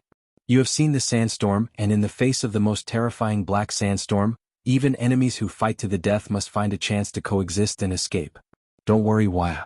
We can get along well during this journey, and you will definitely be able to return home and to your loved ones. You will be able to let go of your worries." Thales sighed. "Thank you." Dion smiled and did not say anything. "Yes," Thales said quietly. "I have no other choice. Drought, heat, sandstorms, and cold. If I leave the group alone, I will die in a few days in this merciless desert. In comparison, this merchant group has experience, supplies, protection, and a clear route. Following them is undoubtedly the right choice. I can only make plans after I reach their destination." Thales sighed secretly in his heart. They have to return to Bladefang's dune in Western Desert, right? Thales, who was in a daze, paused and almost crashed into the camel in front of him. The teenager then realized in shock that the merchant group had stopped. "What's wrong?" Thales craned his neck to look at the camel group in front of him, but he could not see clearly. He could only ask Dion, who was beside him, in puzzlement. But Dion only furrowed his brows and did not answer. "Dion, you have to come and see this." As the unique muffled sound of horse hooves stomping on the sand rose, the mercenary pathfinder, the short breeze, galloped past many confused merchants and anxiously stopped his horse in front of Dion. He said anxiously, "Louisa found something in front of us." Dion's expression changed. The bald warrior picked up his single-edged battle axe and got on his warhorse with a solemn expression. "Mickey, quick rope, grab your weapons, get on your horses and follow me. Cot, stay where you are with Schubert. Stay alert, and pay special attention to the back slopes of the sand dunes on both sides." His orders were decisive and swift.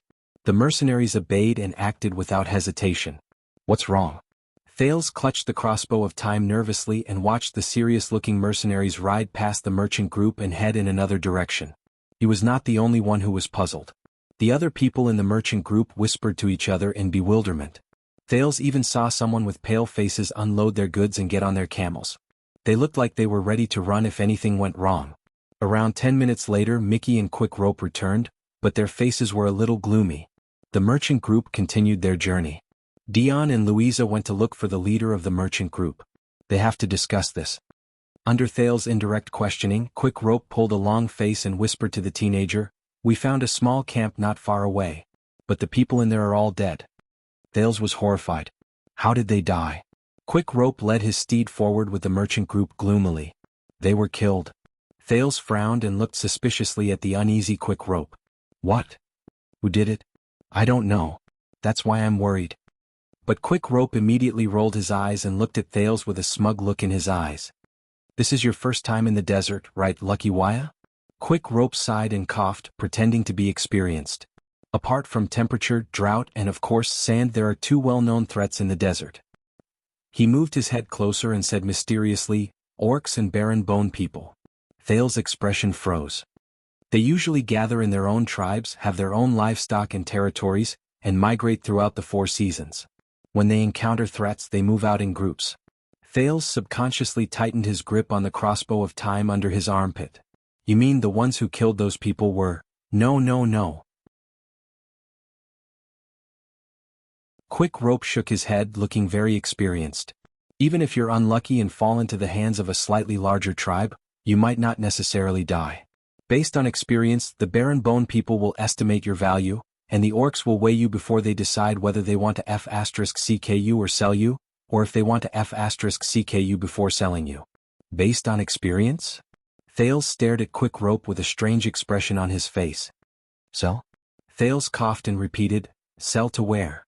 Quick Rope flashed a happy smile. "Do you know Caligri?" "Caligri?" Thales was slightly stunned. He felt like he had heard of this place before. "Yes." When he spoke of this, Quick Rope's eyes lit up. "Caligri, the legendary desert city. Some people say that it's a fortress that's difficult to attack in the depths of the desert. Some people say that it's a large camp formed by several tribes that migrate according to the seasons. Some people even say that it's an ancient underground city that has existed for thousands of years and was occupied by the people of the desert. Some even say that Caligri is the playground of some evil dragon in the desert. It likes to watch people kill each other there." Thales was completely stunned for a moment. "There's a dragon in the desert?" However, Quick Rope just waved his hand impatiently. "Don't interrupt me. In short, Caligri is the most mysterious, lively, and dangerous place in the desert. The barren bone people and orcs are frequent visitors there. Legend has it that Caligri has a close relationship with a few large tribes in the desert. Once you're captured, whether it's the barren bone people or the orcs, they will sell you there and turn you into a slave. You'll become someone else's property. Before you can move, they will make you fight, prostitute, and do anything that can earn you a profit to please the important people in the desert." "But—" Quick Rope's gaze became stern and he suddenly changed the topic. "Whether it's the organized orcs or the barren bone people, they're not the biggest worry of the desert merchant groups. At least they have order and their own rules, no matter how inconceivable those rules seem. Sometimes, some tribes even welcome merchant groups to visit." Quick Rope narrowed his eyes and raised his index finger. "But what if you run into desert bandits? Outlaws who have fled into the desert from the outside world, scum and lunatics who are already at the end of their rope and have nothing to lose." Quick Rope's expression became very scary. "Then pray to the desert god or sunset and bright moon. They don't know what it means to be soft-hearted, to be captured, and to be merciful." Thales looked at him anxiously. But Quick Rope was not done yet. "Or worse if you run into exiles." "Exiles?" Quick Rope narrowed his eyes and nodded.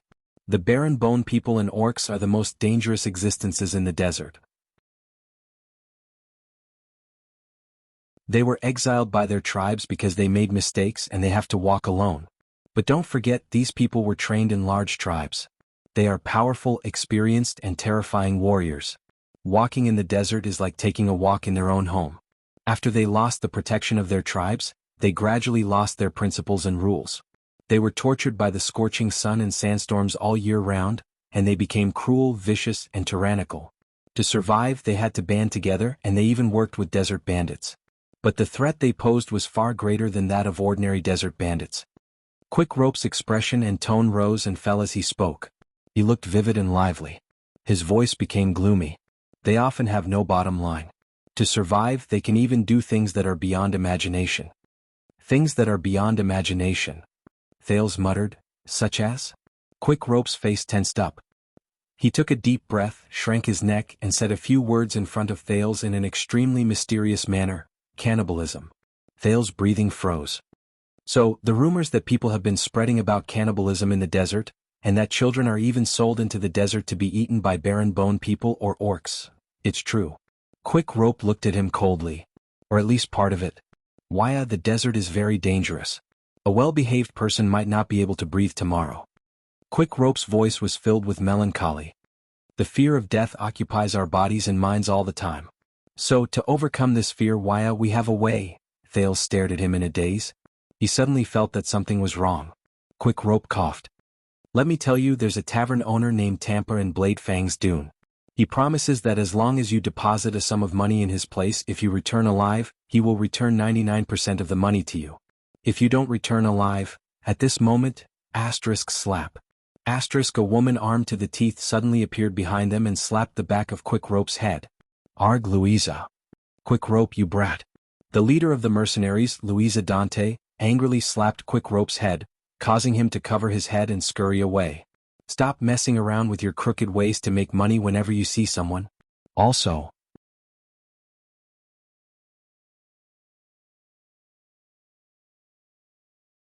Chapter 375. Finally, before nightfall, the master of the caravan announced that they were going to set up camp and rest under Dean's signal. Under the setting sun, Thales tried his best to help the mercenaries with things that he could, such as setting up tents and trying to make himself look less burdensome, even though he was clumsy because he had never done such things before. The only consolation was that Quick Rope, who had just joined the profession, was not much better than him.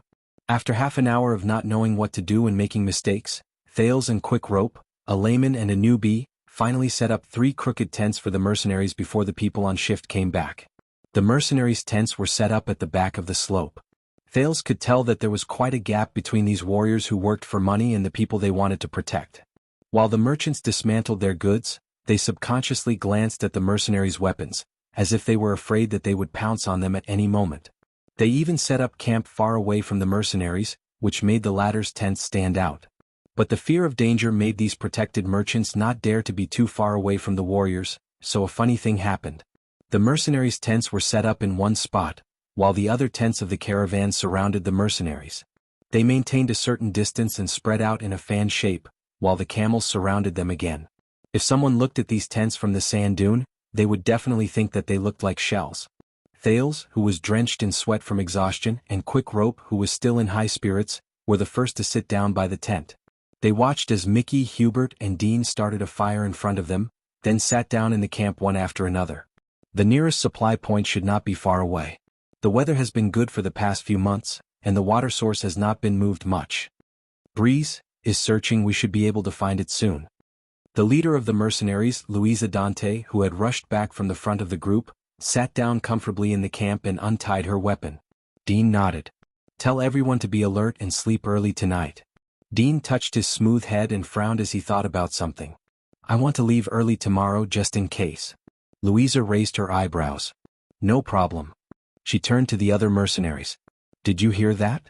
Hubert and Mickey nodded but did not speak. Of course, understood, Quick Rope responded quickly, beaming with joy. Does Madame Dean have any other orders? The only reply he got was a kick of sand from the cold-faced Louisa. Oh, Captain. I'm talking about Dean's Madame. That's the new nickname I gave him, not you. Quick Rope held his head pitifully, until a furious Louisa gave him a second kick of sand. Thales watched the conversation between Louisa and Dean with a puzzled expression. Judging from the current situation, Dean's position in the group was quite high. Even Louisa listened to his suggestions seriously and carefully, almost to the point where she would listen to everything he said.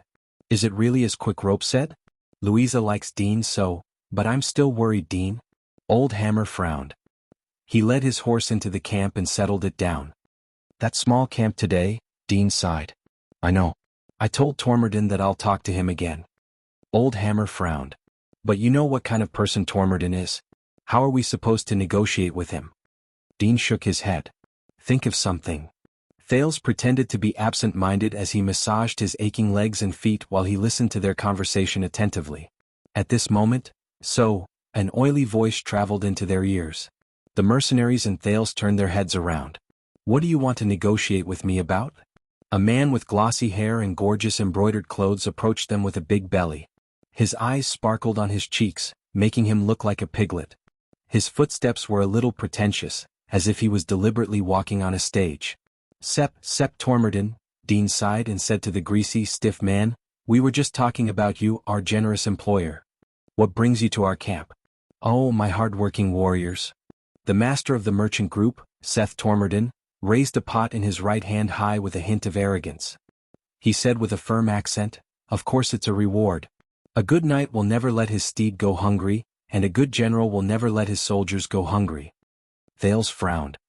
If I'm not wrong, Tormorden sounded like someone from Eternal Star City. The mercenaries looked at each other. No one paid attention to the master of the merchant group. Tormorden's smile was a little stiff. His raised arm was a little sore and he could only put down the pot gently. He coughed and reminded everyone, this is Sarah Dukedam's wine. A small token of appreciation for your hard work over the past few days. The mercenaries looked at Dean in unison. We're still working, Seth. We can't drink, the bald mercenary said politely and coldly. Tormorden's expression froze for a moment. Very good, Dean. I'll tell my connections in Blade Fang's camp about your professionalism. You know, I'm very familiar with all the major merchant groups, and I'll tell them that when the people in Blade Fang's Dune camp want mercenaries they should look for you. I'll also tell Baron Williams about your diligence. The master of the merchant group maintained his faint smile and looked at Thales. Oh child, I'm glad to see that you've recovered. What's your name again? Thales, who was suddenly called, was slightly stunned. He smiled unnaturally. Thank you, master. Tormorden. I'm Wuxia. Tormorden sighed. Ah, Wuxia, what a good name. You know, a few days ago I hesitated for a long time about whether I should save you. You know, child, I'm not a cold-hearted bad person, but I have to take care of this small merchant group that concerns more than 10 families. Any decision I make might affect the livelihood and future of a certain family. Should I save a person who is unrelated to me, or should I put my other loyal friends in danger? This is a difficult decision. Tormorden closed his eyes and shook his head a little. Hey, my great-grandfather was also a noble. You might not know this, but he worked under the King of Constellation. Mindes III always reminded my great-grandfather that as nobles, not only do we have to shoulder responsibilities, but we also have to be kind. This sentence became our family motto, and it was passed down from my great-grandfather to my grandfather. My grandfather always reminded my father, and my father always reminded me. So, in the end, I still decided to keep you in my group, child. Tormorden looked at him with a serious expression. You have to thank King Mindes III, child. Because of his teachings, I made this difficult decision, and you, who were in a difficult situation, obtained a new life. As he stared at the indifferent Tormorden, Thales' face twitched. He nodded as if he understood. Aha, yes. Behind him, Quick Rope made a vomiting gesture. You speak as if they are very close. Tormorden's ears twitched. What? Nothing, Master Tormorden. Quick Rope reacted quickly and smiled brightly. As expected of the descendant of nobles, you're the best. Tormorden smiled and nodded in satisfaction. Louisa could not help but giggle. So. Dean sighed and interrupted the awkward conversation. Seth, you don't need to bribe us with wine. Why don't you just say, what brings you here? Tormorden furrowed his eyebrows a little, as if he was not satisfied with Dean calling him by his name. The greasy merchant Tormorden clasped his hands together and raised his chin higher than his ears. I'm thinking about what you said yesterday, Dean. What's going on? What do you mean by, go back? The mercenaries furrowed their eyebrows. They were surprised and bewildered. Thales's curiosity was also piqued. Go back? What's going on? It's exactly what it means, Seth. Dean shrugged as if he was not bothered by what Tormodin said. You saw the camp in the morning and those corpses. We should give up on going to the Tower of Eradication to avoid potential danger, or at least take a detour. Tormodin's lips twitched a little. Give up. He sucked in a deep breath. From what I know, Dean, and from what you've seen, it's just a small camp where a few desert bandits are hiding. Tormodin remained stern and arrogant, and he listened humbly. Is there a need for that? This will seriously affect your reputation, and you also know that for us some goods have a time limit. You saw those camps, we all saw it. Dean interrupted him rudely. The bald mercenary glanced at his companions and furrowed his eyebrows. The people inside, regardless of whether they are desert bandits or not, are all dead. They died not far away from us, and their bodies are covered in wounds caused by various weapons. The mercenary's expressions became terrible. Quick Rope even widened his eyes. This is not an isolated case. Along the way from the land of Fiststone to Lizard Mouth, there have been no less than 5 places like this. There are not only desert bandits but also small groups of unidentified people. I suspect that there are also merchant groups among them. Dean turned to Thales. And you've met Wuxia. According to him, there was no one on the road from the north. It was as if the desert bandits and exiles who had spread across the desert had all disappeared overnight. Thales nodded. Thales thought of something. All disappeared, Dean said faintly. So, I sincerely suggest to you, no, I strongly suggest to you, Seth, that we stop moving forward. Tormodin took a deep breath as if he was trying to maintain the last of his poise. In the next second, Tormodin raised his head abruptly and punched his own palm. I don't understand. Desert bandits, exiles. Isn't it better for these scum who bring disaster to the region and obstruct the trade route to die? Tormodin gritted his teeth. We have one less thing to worry about, and I have to congratulate all of you, Big Dean. Because of their deaths, your job has become much easier. Eliminating their threat, isn't that the reason why I hired you, the professional bodyguards? What do you think, honorable warriors? Tormodin turned to the others. The mercenaries did not speak.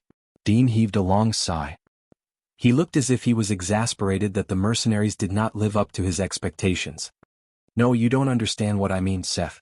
The bald mercenary gritted his teeth and said, the desert bandits' corpses in the camp were all found not far away from the camp. This means that they were killed when they were fleeing the camp in a hurry. They ran into an enemy they could not defeat, so they did not even think about fighting back. Once they discovered the enemy, they could only run for their lives. But they did not run away, Dean said solemnly. Dean said solemnly, more than 20 armed, experienced and merciless desert bandits. None of them ran away. Tormodin was slightly stunned. Dean raised his eyebrows and said, listen to me, Seth. Turn back and find another way to ensure our safety. Master Tormodin's expression remained the same, but he kept rubbing his hands on the fabric of his clothes, revealing his emotions. He didn't tell you about the matter of us returning directly, right? He turned to the female warrior. Captain Dante, what do you say? We'll say whatever Dean says, Louisa answered firmly. He represents the entire team. Thales could not help but notice that the other people's expressions were the same, as if they were used to this scene. Tormodin could no longer maintain the indifferent expression on his face. He rubbed his hair in agony. It was only then that Thales noticed that Tormodin's hair was sparse. He was bald. He gritted his teeth and said, Dean, tell me, why should I take the risk of being banished from Blade Fang's dune on this trip? Dean shrugged. You want profits. Yes, profits. Tormodin seemed to have found a way to vent. He raised his index finger and said fiercely, damn profits. So many eloquent and calculative merchants have been buried in the desert, but we still come one after another because this is the only thing that supports us to take the risk to step into the desert. Profits, profits. He widened his eyes as if he wanted to seek a consensus from everyone in his field of vision. First, Extet and the Alliance of Freedom are going to war. Second, Constellations want to seal off the desert. Do you know what this means? It means that the entire supply line has been cut off because the Northlanders are going to war or the Constellations are going to go crazy. The road from the Golden Passage to Extet will be sealed off, and the passage from the desert to Constellation will also be blocked. Tormodin seemed exasperated. Do you know, soon, a bag of 200 ounces of marijuana produced in the Long Corridor Archipelago will be sold for 5 Tormans in Constellation, and 20 Rykerus in Northland. Even after deducting the consumption of inferior currency and foreign exchange, we can still earn nearly 70 to 80 King Shalon. A bottle of fine wine from Sarah Hill is priced at 45 Kaler in the Southland market. If we walk some distance, we can sell it at the Tower of Eradication for a high price of 80 Shalon silver coins. A fine velvet from Sword Lake is sold for 20 Tebeso in Olumbia, and in the north of the desert, we can sell it for dozens of Rykaris. A barrel of eternal oil, an everlasting lamp. All the goods you can imagine. As long as you come to the right place, you can earn a profit. What's the logic behind this? The supply and demand of the market. I dare to bet on the reputation of the Tormerton family for generations that in the next month, the price of the goods in the south will increase in the north, and the goods in the east will be sold out in the west. Where else can you find such a good opportunity? And now that we've come this far, you're suggesting that we turn around, return to Bladefang's dune, and obediently let the Constellations confiscate our goods? The mercenaries looked at each other. Dean shook his head, unmoved. If necessary, losing our goods is better than losing our heads. Like a deflated balloon, Tormerton slumped down. As you said, Master Tormerton, Dean added, this is a difficult decision. Tormerton looked like a defeated rooster. His face drooped. Can someone tell me what's going on up ahead? Is it so serious that I have to give up the benefits of the entire merchant group? Dean shook his head. I don't know. If I have to say, there's someone in Seth. Someone? Dean nodded.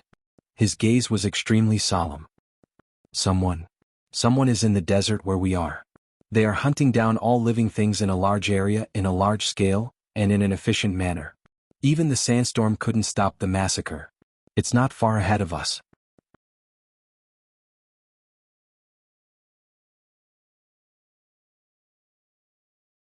Chapter 376. For a moment, Thales thought that Tormerton was about to cry. Under the firelight, his upper and lower lips collided back and forth.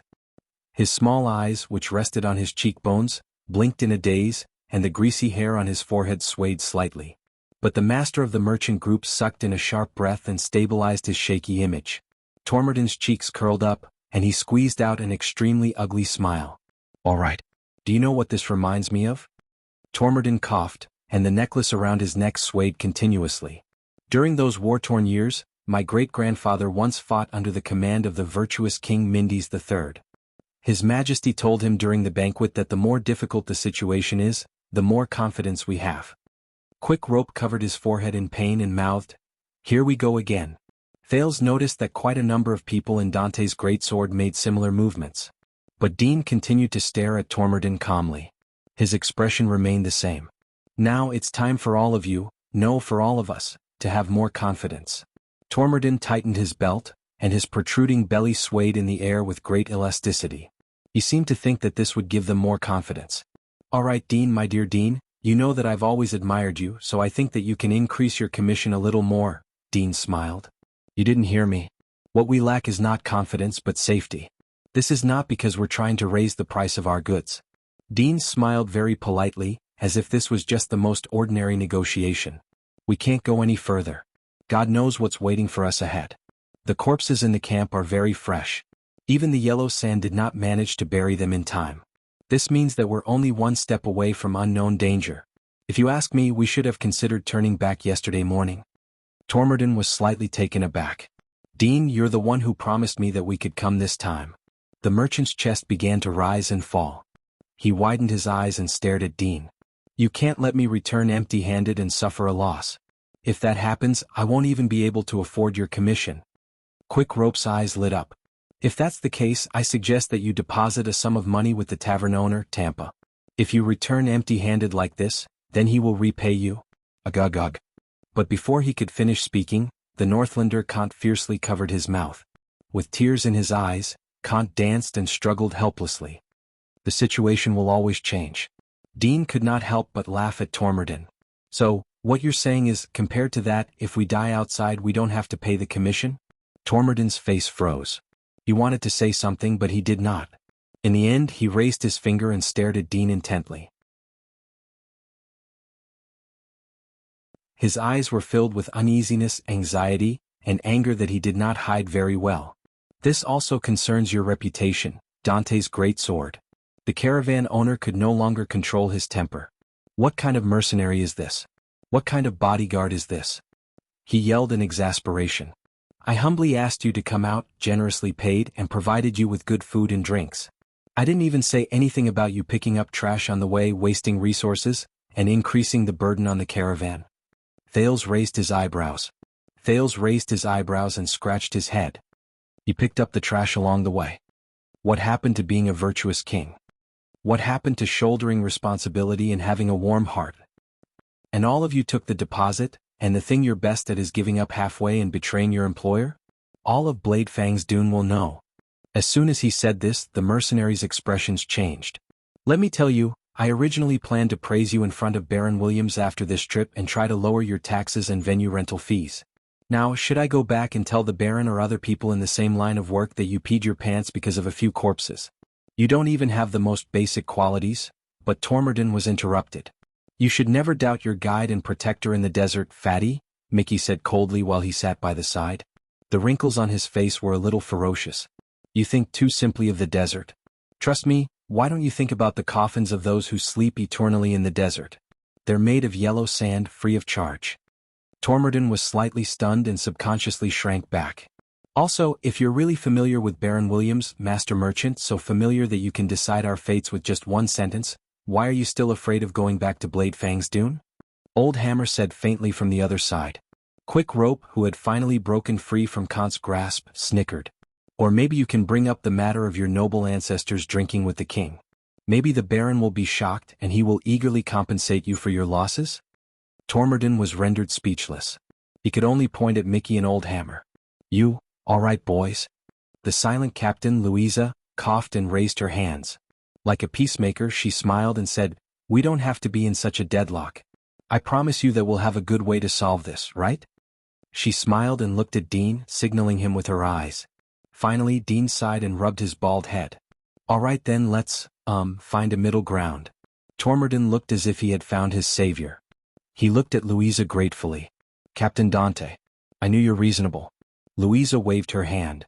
If we walk 20 or 30 miles in a certain direction, we'll run into a remote oasis foothold that very few people know about. A small tribe is stationed there, Dean said softly. We know their chief. In fact, we're very familiar with each other. We call each other brothers and talk cheerfully. They should have migrated nearby by now. Mickey snorted coldly.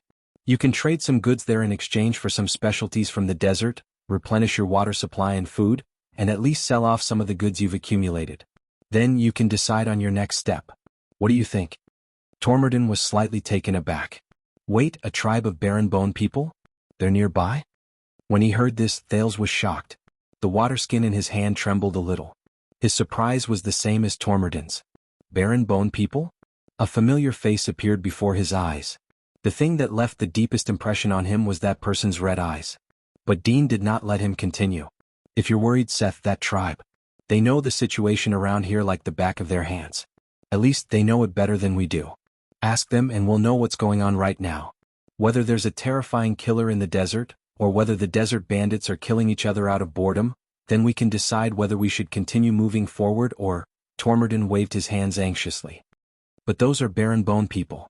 Those man-eating bastards. How do you know? How can you guarantee that? Mickey stood up slowly and went to stand in front of him. Because that's the tribe I came from. The warrior, whose face was covered in black stripes, tapped Tormodin's belly gently. Don't worry. Mickey clenched his teeth. His gaze was as sharp as an arrow. As a man-eating bastard, I'll tell them in advance that you can't eat them. The master of the merchant group's face was pale. He was so frightened that he took a step back and fell to the ground. Quick Rope snickered. Thales was stunned. Barren bone people. Barren bone people? He stared at Mickey, especially at the latter's eyes. But they were a pair of normal brown eyes. Barren bone? Tormodin subconsciously looked at the other mercenaries, but found that they were all looking at him with worried expressions. He could not help but shudder a little. Nearby. Now, you know why we can come and go as we please in the desert. Dean sighed. This is our greatest secret, Master. We have a barren bone person as our guide. Tormodin shuddered again. Louisa helped Tormodin up and gave him an apologetic smile. Then, we'll go to that tribe tomorrow? A smile instantly appeared on Tormodin's face. Ahem, I understand now. The master of the merchant group chuckled and he looked a little forced. We'll go back tomorrow? Tomorrow? Before he finished speaking, he scrambled out of the camp. He looked like there were 8 hungry wolves chasing after him. Dante's greatswords laughed in a relaxed manner. Thales sat in the corner and did not say anything. But we all know that there's no Baron Bone tribe there. Old Hammer shook his head in resignation and patted Mickey, who sat down again. And that's the supply point we're supposed to go to according to our plan, isn't it? That's right. Dean shrugged and gestured at Tormerton's back with his chin. But he doesn't know. Carefree laughter rose in the camp again. The problem is solved. We don't have to search those corpses in fear anymore. To be honest, I can even recognize a few of the exiles among the dead desert bandits as people from the Sherilyn tribe. Some of them had at least 20 flash marks on their bodies and they won 20 battles. They might even be in supreme class. Dean sighed. It's hard to imagine what killed them. Louisa smiled gently at him. Don't worry, we'll go back tomorrow. Thales quietly shrank in the corner and looked at the group suspiciously. His gaze swept past Mickey from time to time. Louisa noticed Thales's gaze. Don't mind me, Wyatt, and don't be too surprised. I know what you're thinking, Louisa said in a considerate manner. Baron Bone people have green faces and fangs and they eat human flesh. Everyone's gazes turned to him at the same time, and it immediately made Thales feel very awkward. Old Hammer even started laughing out loud. The female captain shook her head. First of all, that so-called Baron Bone tribe doesn't exist, and we're not going to any tribe as guests. Quick Rope flashed his white teeth. I was just joking. Thales forced himself to twitch the corners of his mouth. He cleared his throat and felt that he should say something.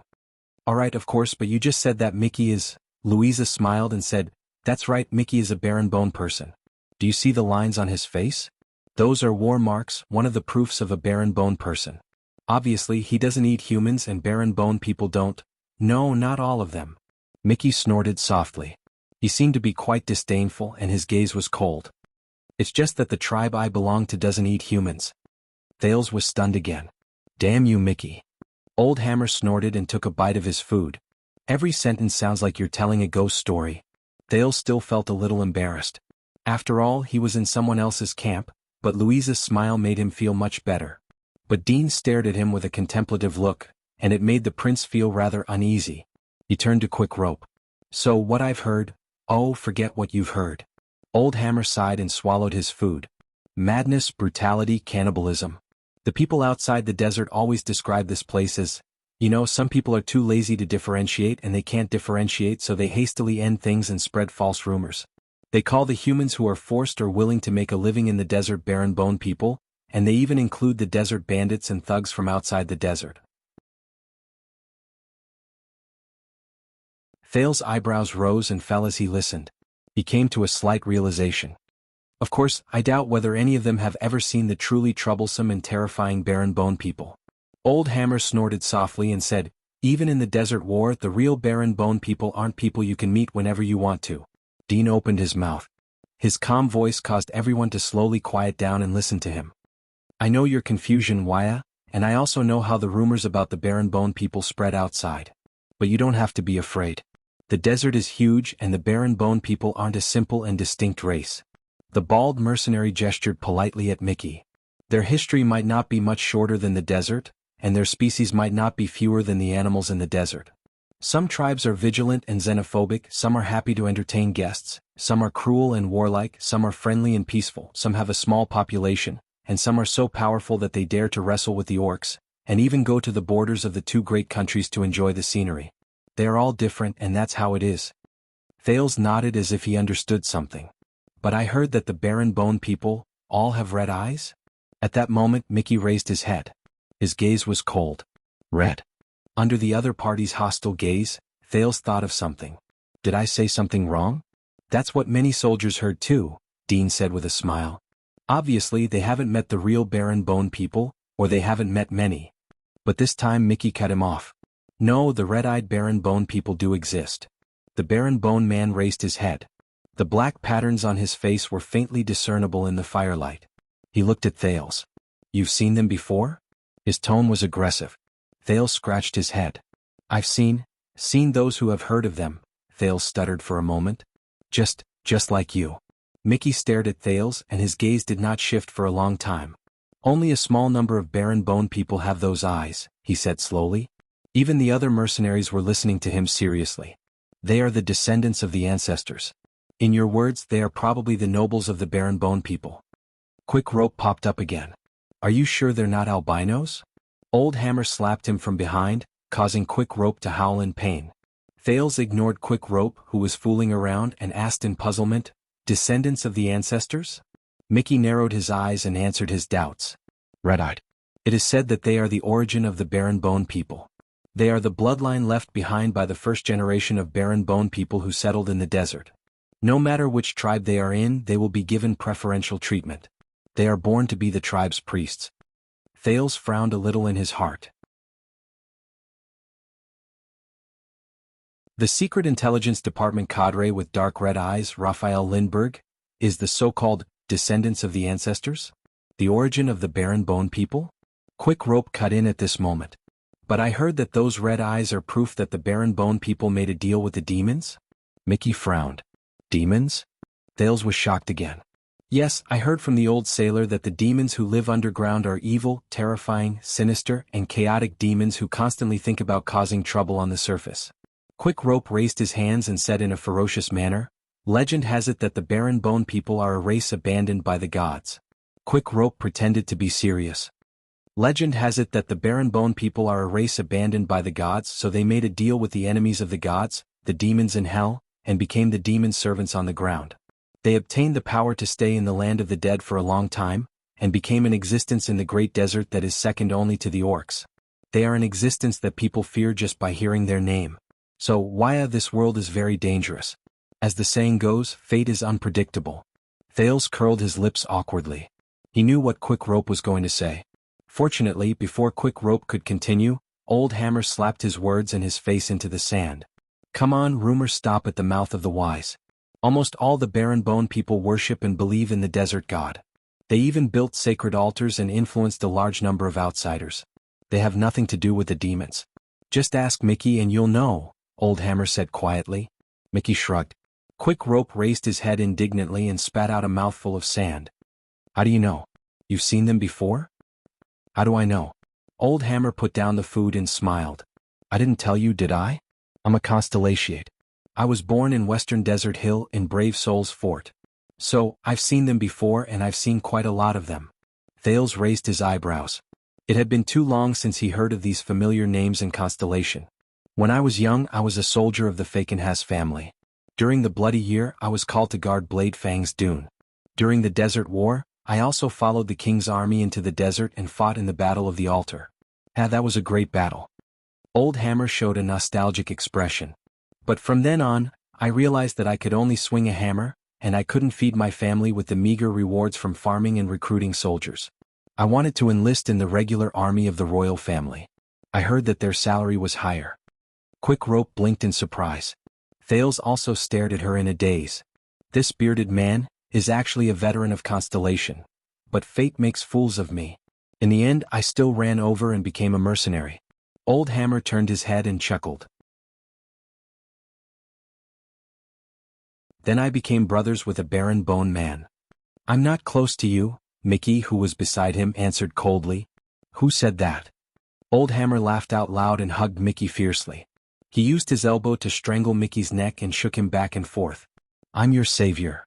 Damn it, let go. Mickey's expression was unpleasant. He looked as if he had just eaten shit, but he did not get angry or flare up. He only struggled desperately. But he can't save your life every time. Quick Rope sighed and spread his arms, pretending to be helpless. So I suggest, Mickey, that you save some money to the tavern owner. Arg? This time no one needed to remind him. Kant the Northlander pressed Quick Rope's head into the sand. I'm sorry. The leader of the group, Louisa, pressed her head in resignation and pretended not to see the rowdy mercenaries. She smiled embarrassedly at Thales. This is our daily life. You know, they're usually under a lot of pressure. Thales was dumbfounded as he stared at the friendly mercenaries. The atmosphere in this group suddenly gave him a sense of novelty. This was the most harmonious group he had ever seen. The child beggars in the abandoned house could only tremble in helplessness, the private soldiers in Mindy's hall could only obey coldly, Nicholas' white blade guards were full of brotherly camaraderie, and whether it was Gilbert, Yodel, Gines, or Put Ray, there was always an indescribable sense of alienation between them. If I'm talking about the closest, Thales thought of Ida, Waya and Ralph. He suddenly felt that the way they got along was quite similar to the people in front of him. Quick Rope spat out the sand in his mouth for the second time and gritted his teeth. Bah, I got it. Maybe the desert god has always been a demon from hell? Be careful with your words. Mickey broke free from Old Hammer's embrace and his expression turned cold. In the desert, many people die from heat, hunger, and thirst, but even more people die from lack of respect and excessive arrogance. Quick Rope winked at Thales and gave him a look that said, "Here we go again." Old Hammer laughed. "Come on, Quick Rope, stop spreading those hearsay rumors. A wandering poet who passed by the scouring path once swore to me that there's a great dragon in the desert, and her nickname is Heartwarming Lady. Great dragon, do you believe it? Those legendary things used to deceive children are even called heartwarming." Quick Rope's expression changed. But dragons are not legends. Thales joined the discussion softly. It is said that Extet was built by the great dragon, and the nobles and rulers of Dragon Cloud City are proud of it. Yes. Quick Rope found a supporter and his morale was greatly boosted. He said confidently, "There are people from the north in the tavern. I heard them say that 5 or 6 years ago, a great dragon descended upon Extet, descended upon Dragon Cloud City, and fought against the legendary Calamity." Thales coughed softly and lowered his head to focus on dealing with his water skin. "Calamity? You still believe in this?" Old Hammer laughed happily. "Are you sure that you didn't run into the priests of Dark Knight Temple? Those nagging drama queens? They're just a bunch of drunk Northlanders. You know how they are. They start babbling nonsense after drinking a few cups of horse piss. Who knows if they saw a great dragon or a winged mammoth? Maybe they're just making up some legends to cover up the death of the king? Hey!" This time, Kant, who had been silent all this while, raised his hand in dissatisfaction. "Don't forget that there are Northlanders here. Hammer, when it comes to things you don't understand, you should at least maintain a little bit of respect." Sitting by the side, Dean watched his companions chat. He only smiled to himself, like a father watching his children play around. "We're still in the desert. Maybe we're unlucky and we'll run into that heartwarming girl tomorrow? Then I'll *CK her." Old Hammer shrugged. "Since I was young, my dream has been to become a dragon knight." Louisa snorted disdainfully. "Before that, finish your food, dragon knights. And Mickey and you, Quick Rope, don't think that you can slack off just because you're a rookie. Then go outside and take shifts with Breeze, Furnace, Haken, Palka and the others." "Hey, what about Dean? He has to take shifts too." Quick Rope raised his hand in protest. "Why don't you urge him?" Dean shrugged. Louisa flashed a mysterious smile. When he saw his captain's smile, Quick Rope felt a little panicked. "As for Dean, he's already worked hard today, whether it's checking out the surroundings or negotiating," Louisa said gently. "So, my dear Quick Rope, sleep less today. Take his shift." Quick Rope wailed. The mercenaries laughed. The camp was instantly filled with a cheerful atmosphere. Thales took a bite of his food and watched their interaction quietly. Suddenly, a sense of tranquility and comfort rose from the bottom of his heart. This is what it means to be a mercenary. They seem pretty good? At that moment he suddenly noticed a pair of eyes on him. Thales thought that it was Mickey who was rather unfriendly towards him. But he was wrong. It's not a barren bone man. It's Dean. The bald mercenary looked at him quietly. With a strange gaze he sized up Thales, who was eating.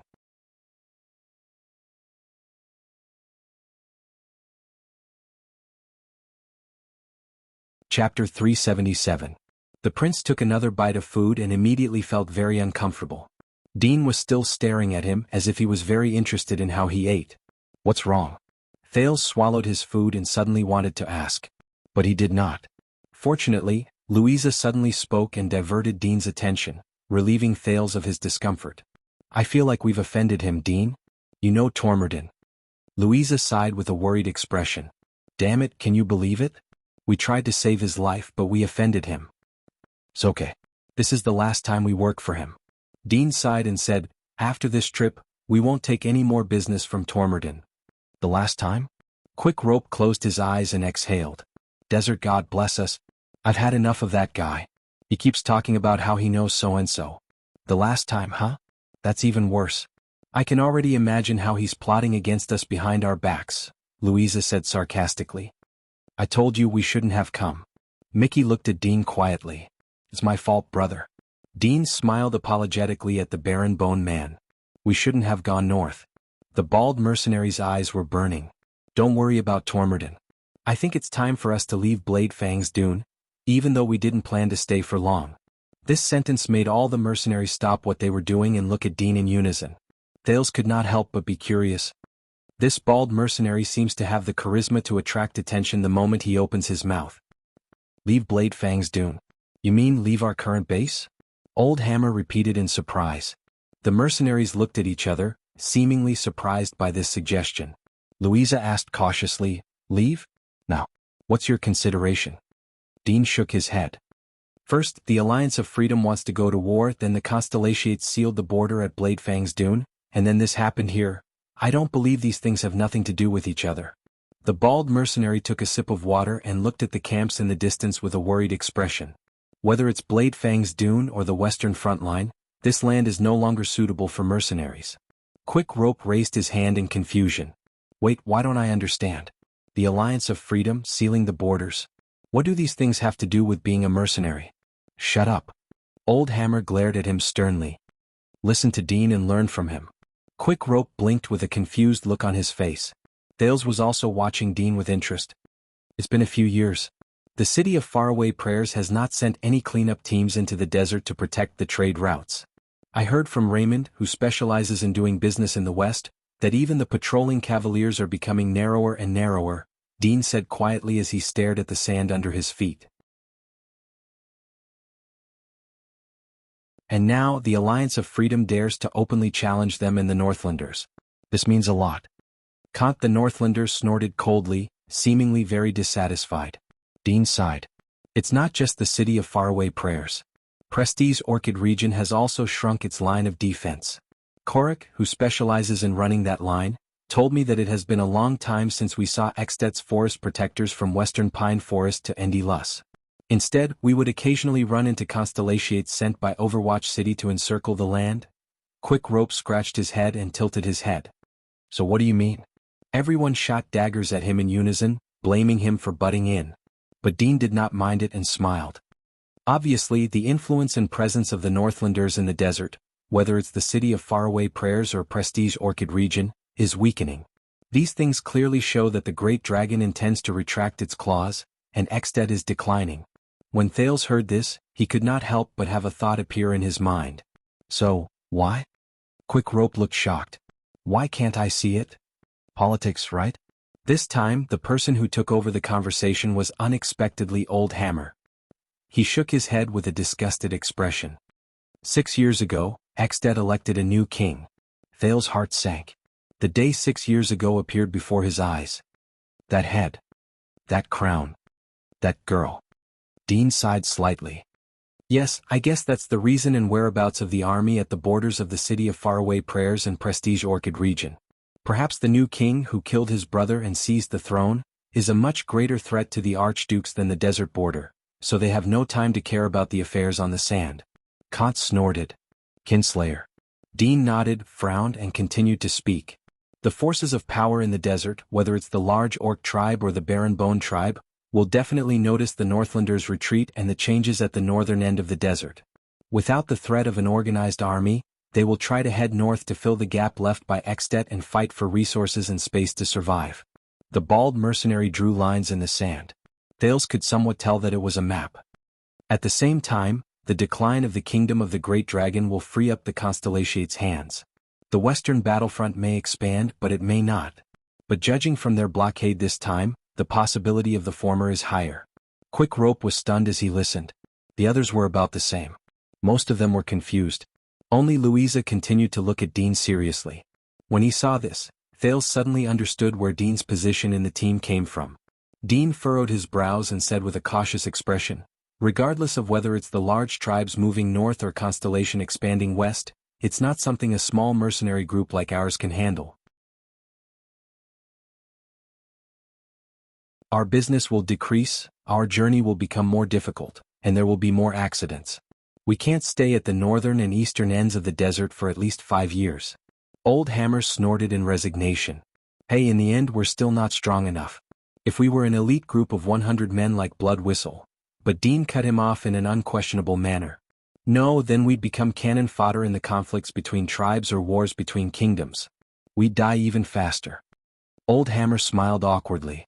Then where are we going? Quick Rope widened his eyes. Back to the south, back to where we came from, the three kingdoms of the Mystery Sea? Dean shook his head to show his disagreement.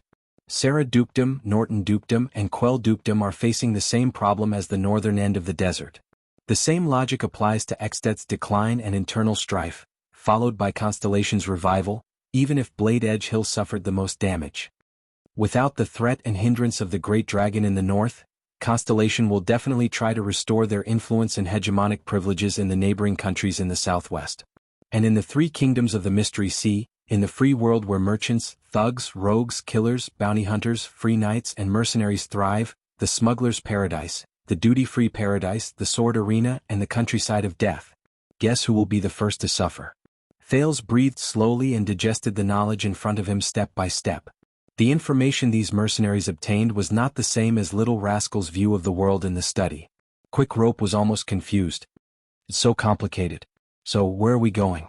To put it simply, Dean's expression was serious and he was lost in thought. We have to find a place where the powers and forces of power are equal and wary of each other. It'd be best if their strength is greatly damaged and they're locked in a stalemate. That way we can find business and opportunities, but we don't have to face the disaster of a large-scale war. Louisa nodded. So, where is Dante's greatsword pointing? Dean smiled faintly and pointed at the map on the sand.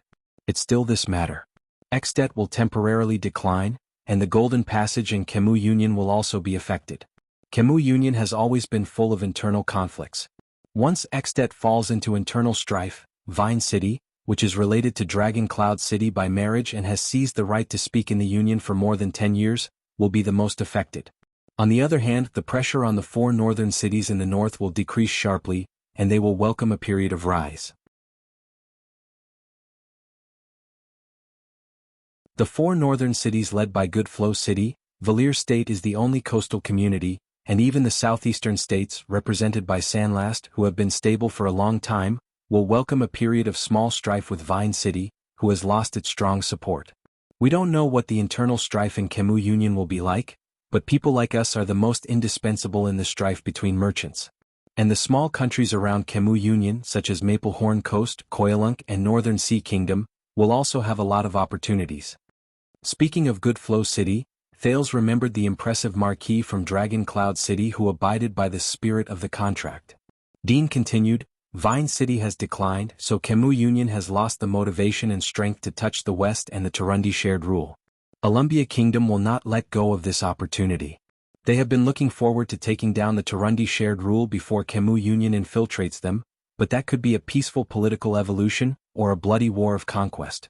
If we go there, our future will be uncertain. As for the Golden Passage, I won't talk about the Alliance of Freedom and White Mountain, and I'm not sure about Grand Banquet Hill and Wild Vast Mountain. Lever is sandwiched between Kemu Union and Alumbia Kingdom, so I can't say for sure. But a mercenary from Steel City told me that Enlenzo Dukedom's Archduke Shida is not in good health. You can imagine that his children will start a tug-of-war over the inheritance rights. The various cities and states around Dragon-Kissed Land may be reshuffled due to the turmoil in their suzerain's country, but Kemu Union is busy with internal strife. Constellation wants to retake the three kingdoms of the Mystery Sea and Alumbia Kingdom. I'm guessing that checkpoints, Leakin, and even small-scale bandits and rebellions will appear. The merchants won't like it, but that's an opportunity for mercenaries. Dean raised his head, but to his dismay, he found that most of the people were staring at him with puzzled expressions. Even Louisa was frowning. But Thales' clear gaze made the bald man slightly startled. Dean cleared his throat, returned to the present, and pointed at the ground. So, Kemu Union or Dragon-Kissed Land, let's choose one. The air became quiet.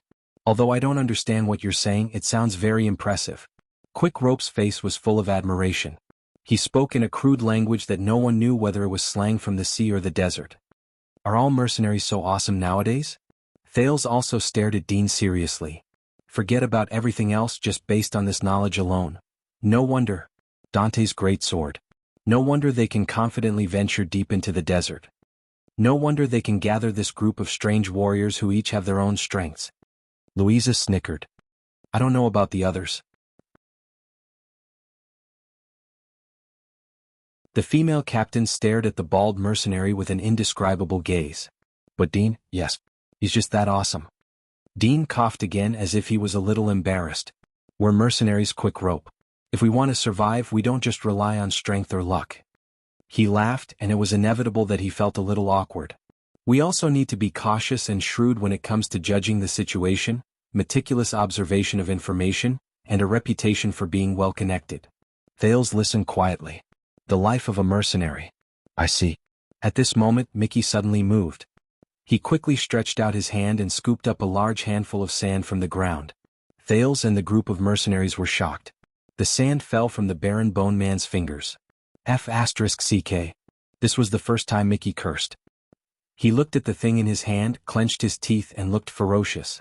When the sand fell off, Thales saw clearly that it was a small lizard in Mickey's hand, and it was still struggling. Yes, a lizard. Wait a minute. Thales realized that he recognized this species. He could not say that he knew this species of lizard. It should be that he ate this species of lizard a few days ago. Under the firelight, the lizard was blood red in color and covered in white stripes. There were also sharp soft thorns on its skin. It waved its limbs and tail in pain in Mickey's hand. Beautiful Mickey. Old Hammer laughed happily. Even a cat catching a mouse isn't this. But his voice came to an abrupt halt. No. At that moment, when she saw the lizard clearly, Louise's face showed disbelief and fear. My God, this is... Thales looked at Old Hammer in confusion, then at the other mercenaries. He found that most of them had solemn expressions, except for Quick Rope, who had just joined the profession. Don't panic. Dean's voice made everyone calm down. At least we're all here.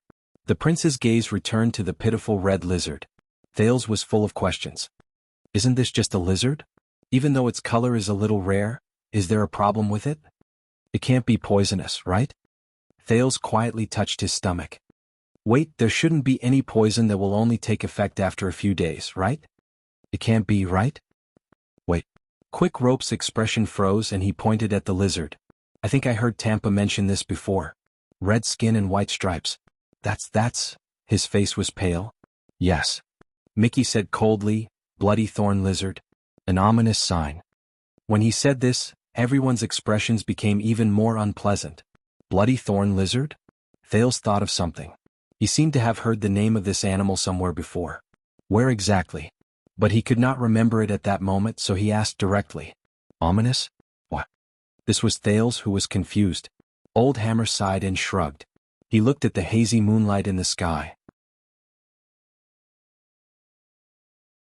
This lizard is a specialty of the desert.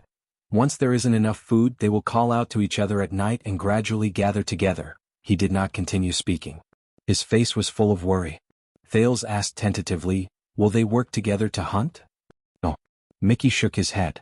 There was a fierce look in his eyes.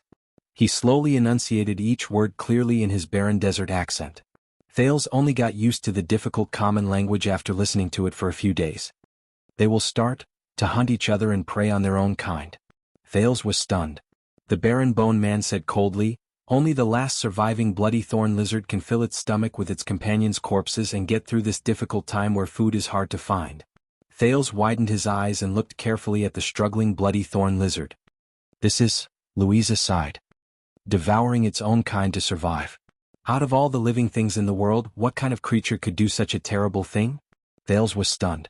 Unfortunately, Dean sighed and said, I only know one. And they are living under the skin that is no different from you and me.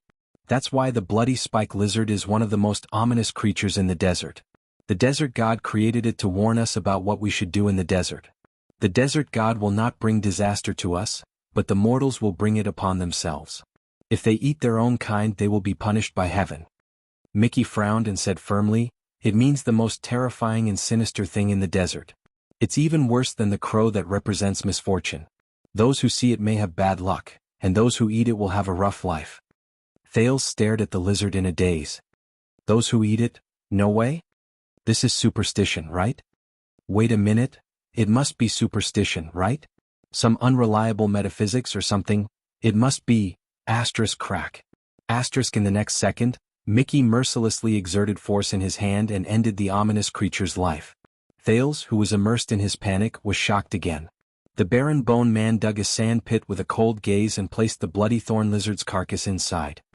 If the desert god does not bring disaster, the world will. If the desert god is merciful, the desert will be forgiven. He chanted something and buried the sand. Quick Rope sighed and patted Thales, who looked a little dazed. Ignore him. The Baron Bone people are always strange. The atmosphere in the group instantly became gloomy. Don't be nervous, everyone. Louisa coughed and attracted everyone's attention. It's already dead. We just met it once. Even if there were some twists and turns, it's nothing. Besides, that's just a legend. Besides, no one is stupid enough to eat it. When he heard this, Thales touched his stomach with a stiff expression. Go take shifts, I'll go too, Dean said with a calm expression. Trust me, cheer up. At this moment, wait. Mickey suddenly said with a serious tone. Thales was stunned again. Dean frowned. Why, this bloody thorn lizard? Mickey gritted his teeth and stared at the half-buried bloody thorn lizard. It didn't come here for no reason. Mickey, that's just a legend? Old Hammer sighed. Mickey raised his head abruptly. No, it was buried in the sand. It fled in fear. The Baron Bone Man's face was unprecedentedly solemn. And this means, in the next second, Mickey lay flat on the ground. He buried the side of his ear in the sand and did not move. Everyone be quiet. Dean raised his hand and whispered in a show of great teamwork, let him listen. In an instant, everyone in the camp quieted down. Even Quick Rope covered his mouth in fear. Only the noises from the other camps could be heard in the distance, like a hazy background noise. What's wrong? Thales stared at them in a daze. But even though he had never been a mercenary before, he understood their actions in a short while. A few seconds later, Mickey jumped up. The Baron Bone Man reached for his dual blades. His tone was urgent, and his expression was ferocious. Someone is approaching from all directions and their footsteps are very heavy. Before he finished speaking, Dean's expression changed. He grabbed the battle axe beside him and shouted at the sky. Be on guard. His roar was very loud, and it was especially loud in the night sky of the desert. The entire merchant group fell into silence at night. In the next second, the merchant group's camp was in chaos. It was noisy, bustling, and all sorts of sounds could be heard. But on this side, before Thales could react, Dante's greatswords jumped up from the ground. Even Quick Rope did not fall into a disadvantageous position. They pounced on their weapons. Kant drew his two-handed sword in a domineering manner, Mickey drew his dual blades, Old Hammer untied the sackcloth wrapped around his hammer, Schubert raised his hammer and large shield, Quick Rope drew a machete with a handguard, and Louisa threw down her quiver and drew her longsword from her waist. With their backs to the bonfire, they spread out in a united formation. Thales stood up, pulled the crossbow of time in a flurry and began to load the arrows. What's going on? Enemy? Dean asked calmly as he stared at the sand dunes behind him and the terrain in the distance with his axe in hand. I'm not sure. Mickey shook his head. His tone was hurried and he was still panting. I can't see the sand clearly at night, and the transmission of sound through it is very bad. So they took advantage of the fact that they were about to surround us and our sentries confirmed the steeds first. Louisa's expression was contorted. She gritted her teeth and drew the sword from her waist. She shouted hoarsely, send a signal to inform Breeze and the others, but she did not manage to finish her sentence. Thales felt a chill in his heart. In the darkness, a shrill sound suddenly rose. Asterisk.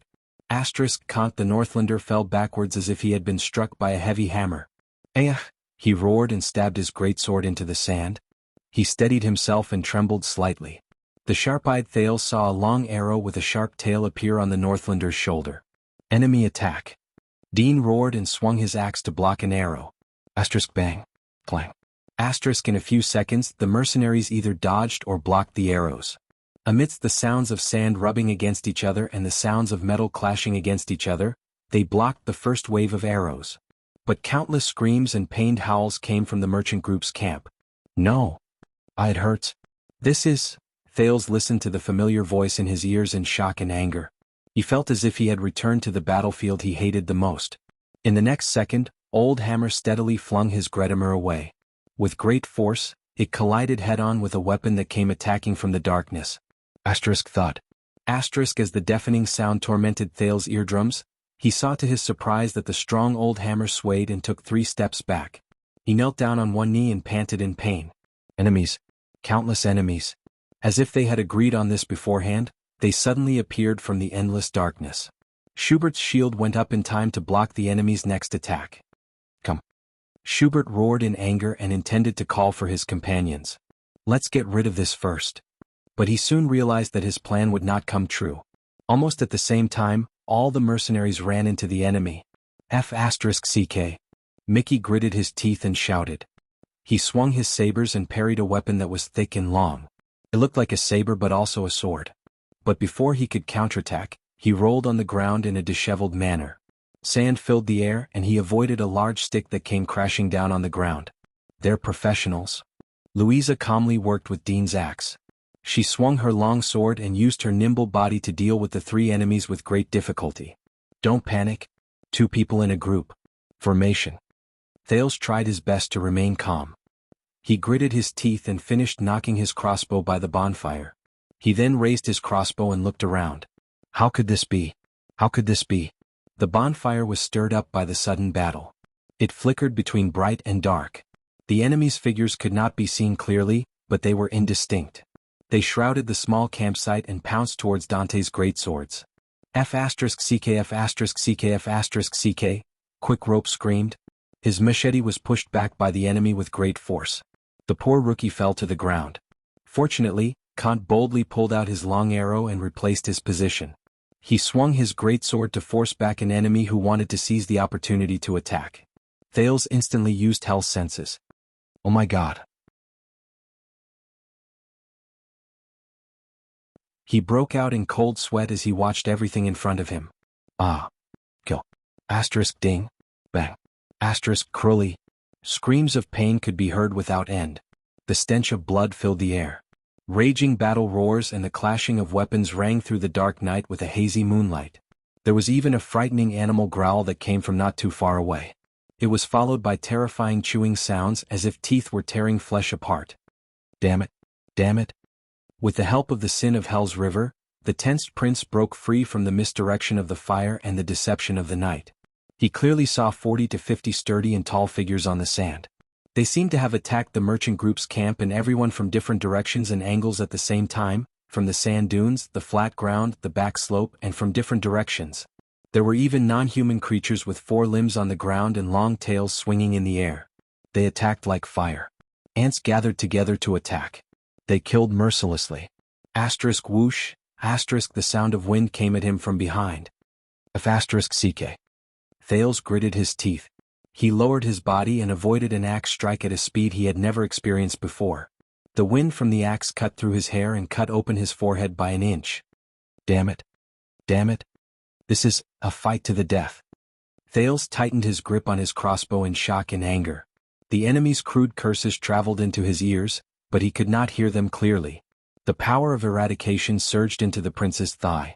Thales took a step and widened the distance between them. He quickly turned around to face the enemy.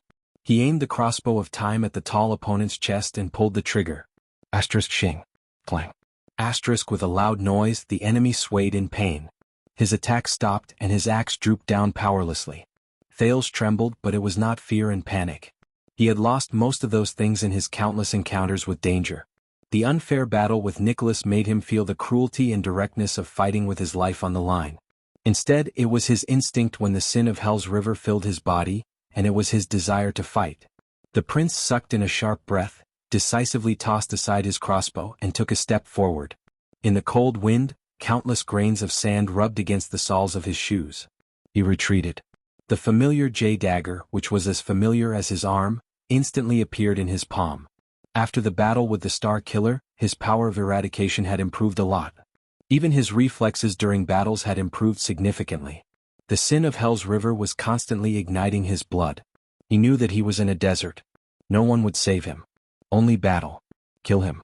Kill him. With a speed that he had never imagined before, Thales instantly pounced on the enemy who was bending over and enduring the pain. He exerted strength in his legs and used the momentum to climb up. Then he thrust his right arm forward. Chi. The dagger ruthlessly stabbed into the enemy's neck. Ah!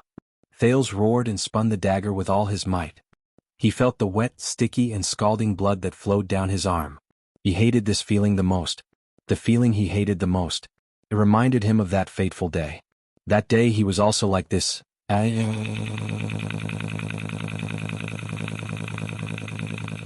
next moment, Thales felt a great force coming at his chest, and he felt a sharp pain. Bang. Under the tremendous force, the prince was thrown onto the sand. Intense pain and chest tightness came at the same time.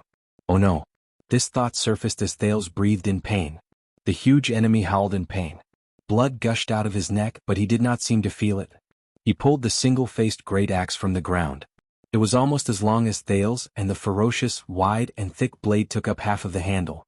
Thales, who was still trembling from the heavy fall, could only stare helplessly at the red and black great axe. This is bad. This is bad. He thought in pain and breathed laboriously.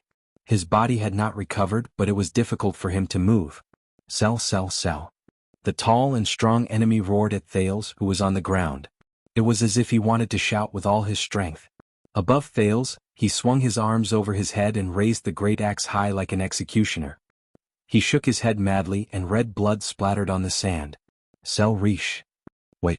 Sell Riche? This sentence, Thales felt a chill in his head. Where have I heard this sentence before? The next second, the ferocious blade of the enemy's axe swung down mercilessly. Whoosh. At that moment, his face was facing Thales. The moment he saw the enemy clearly, the prince was stunned. This face, what kind of face is this? The enemy's large face contorted and trembled in pain. His skin was dark gray, his forehead was wide, his hair stood tall and his eyes were small. The muscles on his cheeks were connected together, and they shrank violently under his gray, rough skin. The wings of his nose were practically two thin slits. Only a black, gaping mouth could be seen. It opened in the air, and as it roared, it revealed its terrifying sharp teeth. Savage, ugly and chaotic. This was the only description Thales could think of. Asterisk whoosh, asterisk as the enemy roared, the terrifying blade of the axe sliced through the air, fell to the ground and went straight for Thales' chest. In the darkness, the sounds of battle seemed to have become much more indistinct. In the end, Thales gritted his teeth and stared at the descending great axe in despair. No, the prince thought in despair. He is not him. He is not human. It is it. It. Motherf asterisk king bastard. Under the night sky, Old Hammer's angry and sorrowful roar exploded on the ground. His tone was shrill, and his attitude was resolute, as if all the hatred and pain in the world had been gathered there. It's the gray bastard.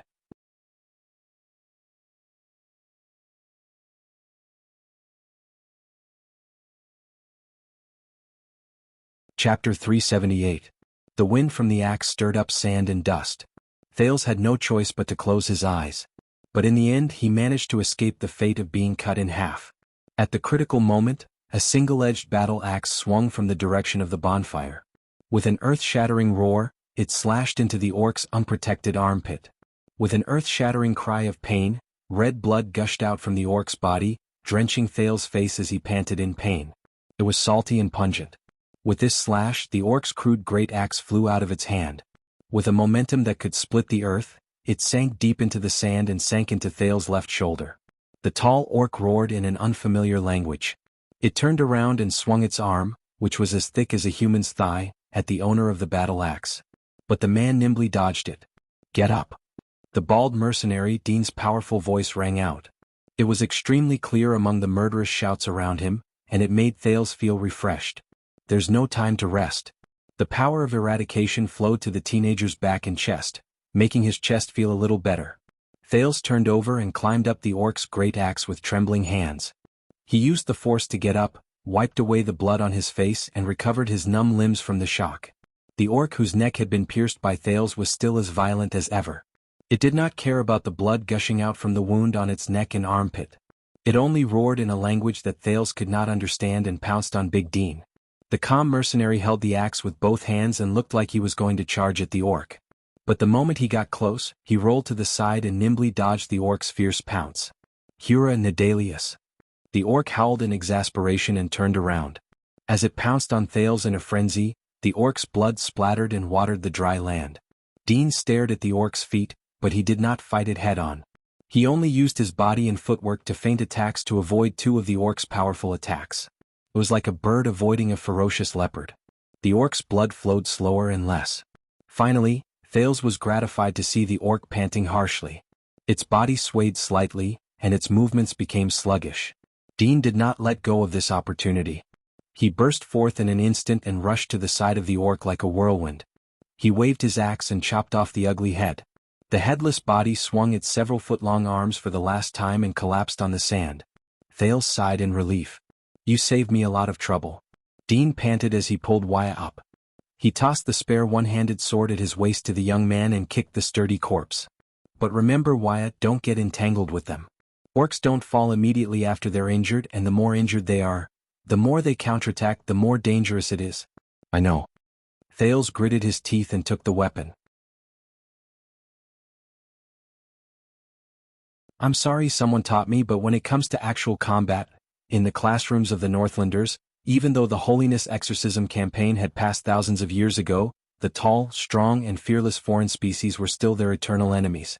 In the entire Extet kingdom, the Sentinel region in the far north was the most aloof Archduke's territory. When facing the common elected king, they were even exempted from paying a large portion of taxes. This was used to build an elite troop that was as famous as the White Blade Guards, the Glacier Sentinels. It was all because the Stustel family had been shouldering the heavy responsibility of guarding the 38 Sentinel lands and guarding against the glacier orcs north of Queeker for generations. Since the founding of Extet, more than 20 common elected kings had led their armies to the north to provide support and fight against the glacier orc tribe that crossed the border to the south. Whether it was the military training that the responsible Northland nobles received since they were young, or the regular training that the conscripted soldiers of military age received, how to fight against the orcs was a compulsory course. The guards in Heroic Spirit Palace all said that before Nicholas got that nickname, he had already followed behind King Nuvan in the 38 Sentinel lands and proved that he had the combat power to be on par with the orcs. However, when he faced the delicate Archduchess and her dagger, which looked more like a thread being threaded through a needle, the Star Killer, who had a lot of experience in fighting against the orcs, could only vent his frustration of not being able to use his talent on his second student. After all, the Prince of Constellation did not have the chance to go to the north. For example, he would use his great axe to push Thales down countless times, or beat him up mercilessly even after Thales yelled for him to stop countless times, all in the name of "this is the power of the orcs." However, Thales did not expect that in his first battle against the orcs, he would still forget Nicholas' teachings. Thales stared at the headless corpse with lingering fear. He thought about the irresistible strength it had used to throw him with the wound on its neck. What kind of race is this? Compared to their terrifying distant relatives who were entrenched in the north, the orcs who wandered into the Great Desert after the Battle of Eradication might be slightly different, but they were still similar in many aspects, such as their huge bodies, astonishing recovery abilities, resistance to pain and heat, terrifying explosive power, and their infamous near-death counterattacks among the humans. It was said that the famous Iron Blood King died from the last slash of a dying orc under his feet. Dean did not say anything. He only punched Thales' chest. The worry between his brows did not disappear. "Be careful." As Louisa shouted urgently, Dean pushed Thales away. A fierce spiked mace smashed into the sand between them, stirring up sand. This was not the only threat on Dean's side. He turned around and parried another orc's irregular machete, using the momentum to dodge. Thales steadied himself and saw the owner of the spiked mace clearly under the moonlight. It was an orc with blue paint on its face. There was a hideous scar over its left eye, and the hair on its head was tied into a short braid. It wore more armor than the previous orc and it was slightly bigger. Its height was almost 1.5 times that of an adult human. It glanced at the corpse on the ground, then opened its mouth to reveal 2 rows of tightly clenched teeth. It first looked at Dean, who was entangled, then at Thales. "Sel?" The orc in front of him spoke slowly with its rough voice cords vibrating. "Luma, Saka, Sel." Thales could not discern the orc's expression, but it did not affect his ability to judge its emotions. The orc's fresh blood on his face was a little sticky. The prince endured the stench and got into position with his sword. "Orcs, they can crush your skull as effortlessly as we smash eggs." This was what the awkward Glee Ward told Thales before they parted in Dragon Cloud City. Thales now had a deep understanding of this. Almost every one of them was 7 to 8 feet tall or even taller. Their strength was astonishing and their movements were swift. The weapons in their hands were heavy and crude, but when it came to efficiency, They were not any worse than human weapons forged with excellent quality. They were superior to humans in every aspect in terms of size, strength, and physique. It was hard to imagine how the miracle of thousands of humans defeating 20,000 orcs was created during the Holiness Exorcism campaign 2,000 years ago. Thales clenched his teeth. In the distance, Louisa used a two-handed sword and agile footwork to drag down 3 enemies with great effort. Mickey agilely rolled on the sand and moved swiftly. His blades danced in the air, confusing the vision of multiple enemies. He used the debris and obstacles to fight and move as he tried to get closer to Louisa.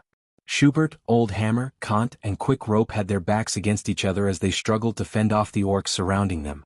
The others were not so lucky.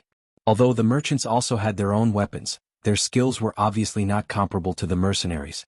Under the suppression of the orcs in terms of both quantity and quality, the merchant group suffered heavy casualties, and the screams of pain still lingered in the surroundings. The battle cries continued, but the orcs no longer concealed their ambush. Their unfamiliar language and majestic voices rang through the sand dunes. Wuxia, there's one more thing that's crucial to fighting against the mixed breeds. Dean panted and swung his axe at the enemy to make them retreat. Never be alone at any time, even if it's one-on-one. Under the moonlight, 2 tall and strong gray figures slid down from the sand dunes. They raised their weapons and rushed towards them. Go and meet up with Louisa. I'll cover you. Thales nodded nervously. Run. Almost at the moment the teenager ran, the orc with blue paint on his face roared and swung his club at him. Furka. But Dean did not let him have his way. He parried the mace in the air with his battle axe.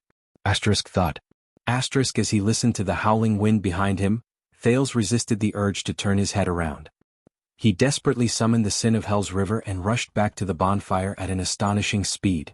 He pounced on the ground and took out a shield from Schubert's luggage. The moment he raised his head, he saw a majestic figure raise a scimitar at him. His sword style, which he had practiced countless times, was activated instinctively. Raise your shield and aim it at your enemy. There are only 2 situations in which you can put it down. You die or the enemy dies. The teachings that had never faded during the past 6 years rang in his ears again. Iron body style. The scimitar struck the shield violently. Clang. A terrifying bang and impact rose, and a terrifying force surged towards him. At that moment, Thales had the misconception that this attack was almost enough to break the city wall. His feet slid backwards continuously in the sand, and the shield in front of his arm trembled violently. But Thales stood still. Based on his habit, from the moment he raised his shield, his center of gravity was ready to receive the attack, and his feet were ready to deflect the force. This habit in the Northland Army sword style had always been looked down upon by many people. From Nicholas to Wuxia, they all thought that Thales' defense was too rigid, too conservative, and lacked agility and speed. There was no room for him to counterattack. But the moment he was about to receive this slash, Thales suddenly understood. In a fight against the orcs, there was no chance for him to be agility and speed. Compared to human opponents, the terrifying strength of the orcs concealed too many things. Their fatal blow would tear apart one's moves the moment they came into contact with each other.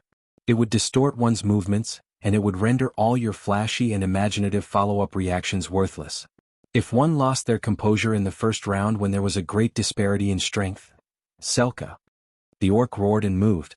Thales subconsciously swung his arm and changed into a counterattack. He turned around to deflect the force of the impact and moved to the side of the orc.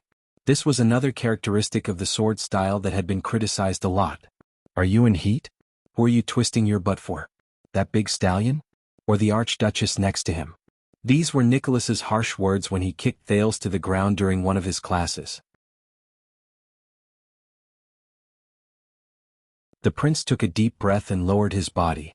The power of eradication surged into his right hand, and he launched his first attack since the battle began. Rip. The blade of the sword cut open the orc's unprotected back knee, and blood gushed out. It was the second attack style of the Northland Army sword style, the heel breaker of the flank attack. Thales subconsciously furrowed his eyebrows. The orc cried out in pain. Its left leg was slightly out of sync, but its attacks became even fiercer. Thales forced himself to calm down. He was not in a hurry to attack. Instead, he surrounded the orc's injured leg and used his small body to fight while retreating. His shield and the orc scimitar clashed 3 times, and the impact made his arm numb.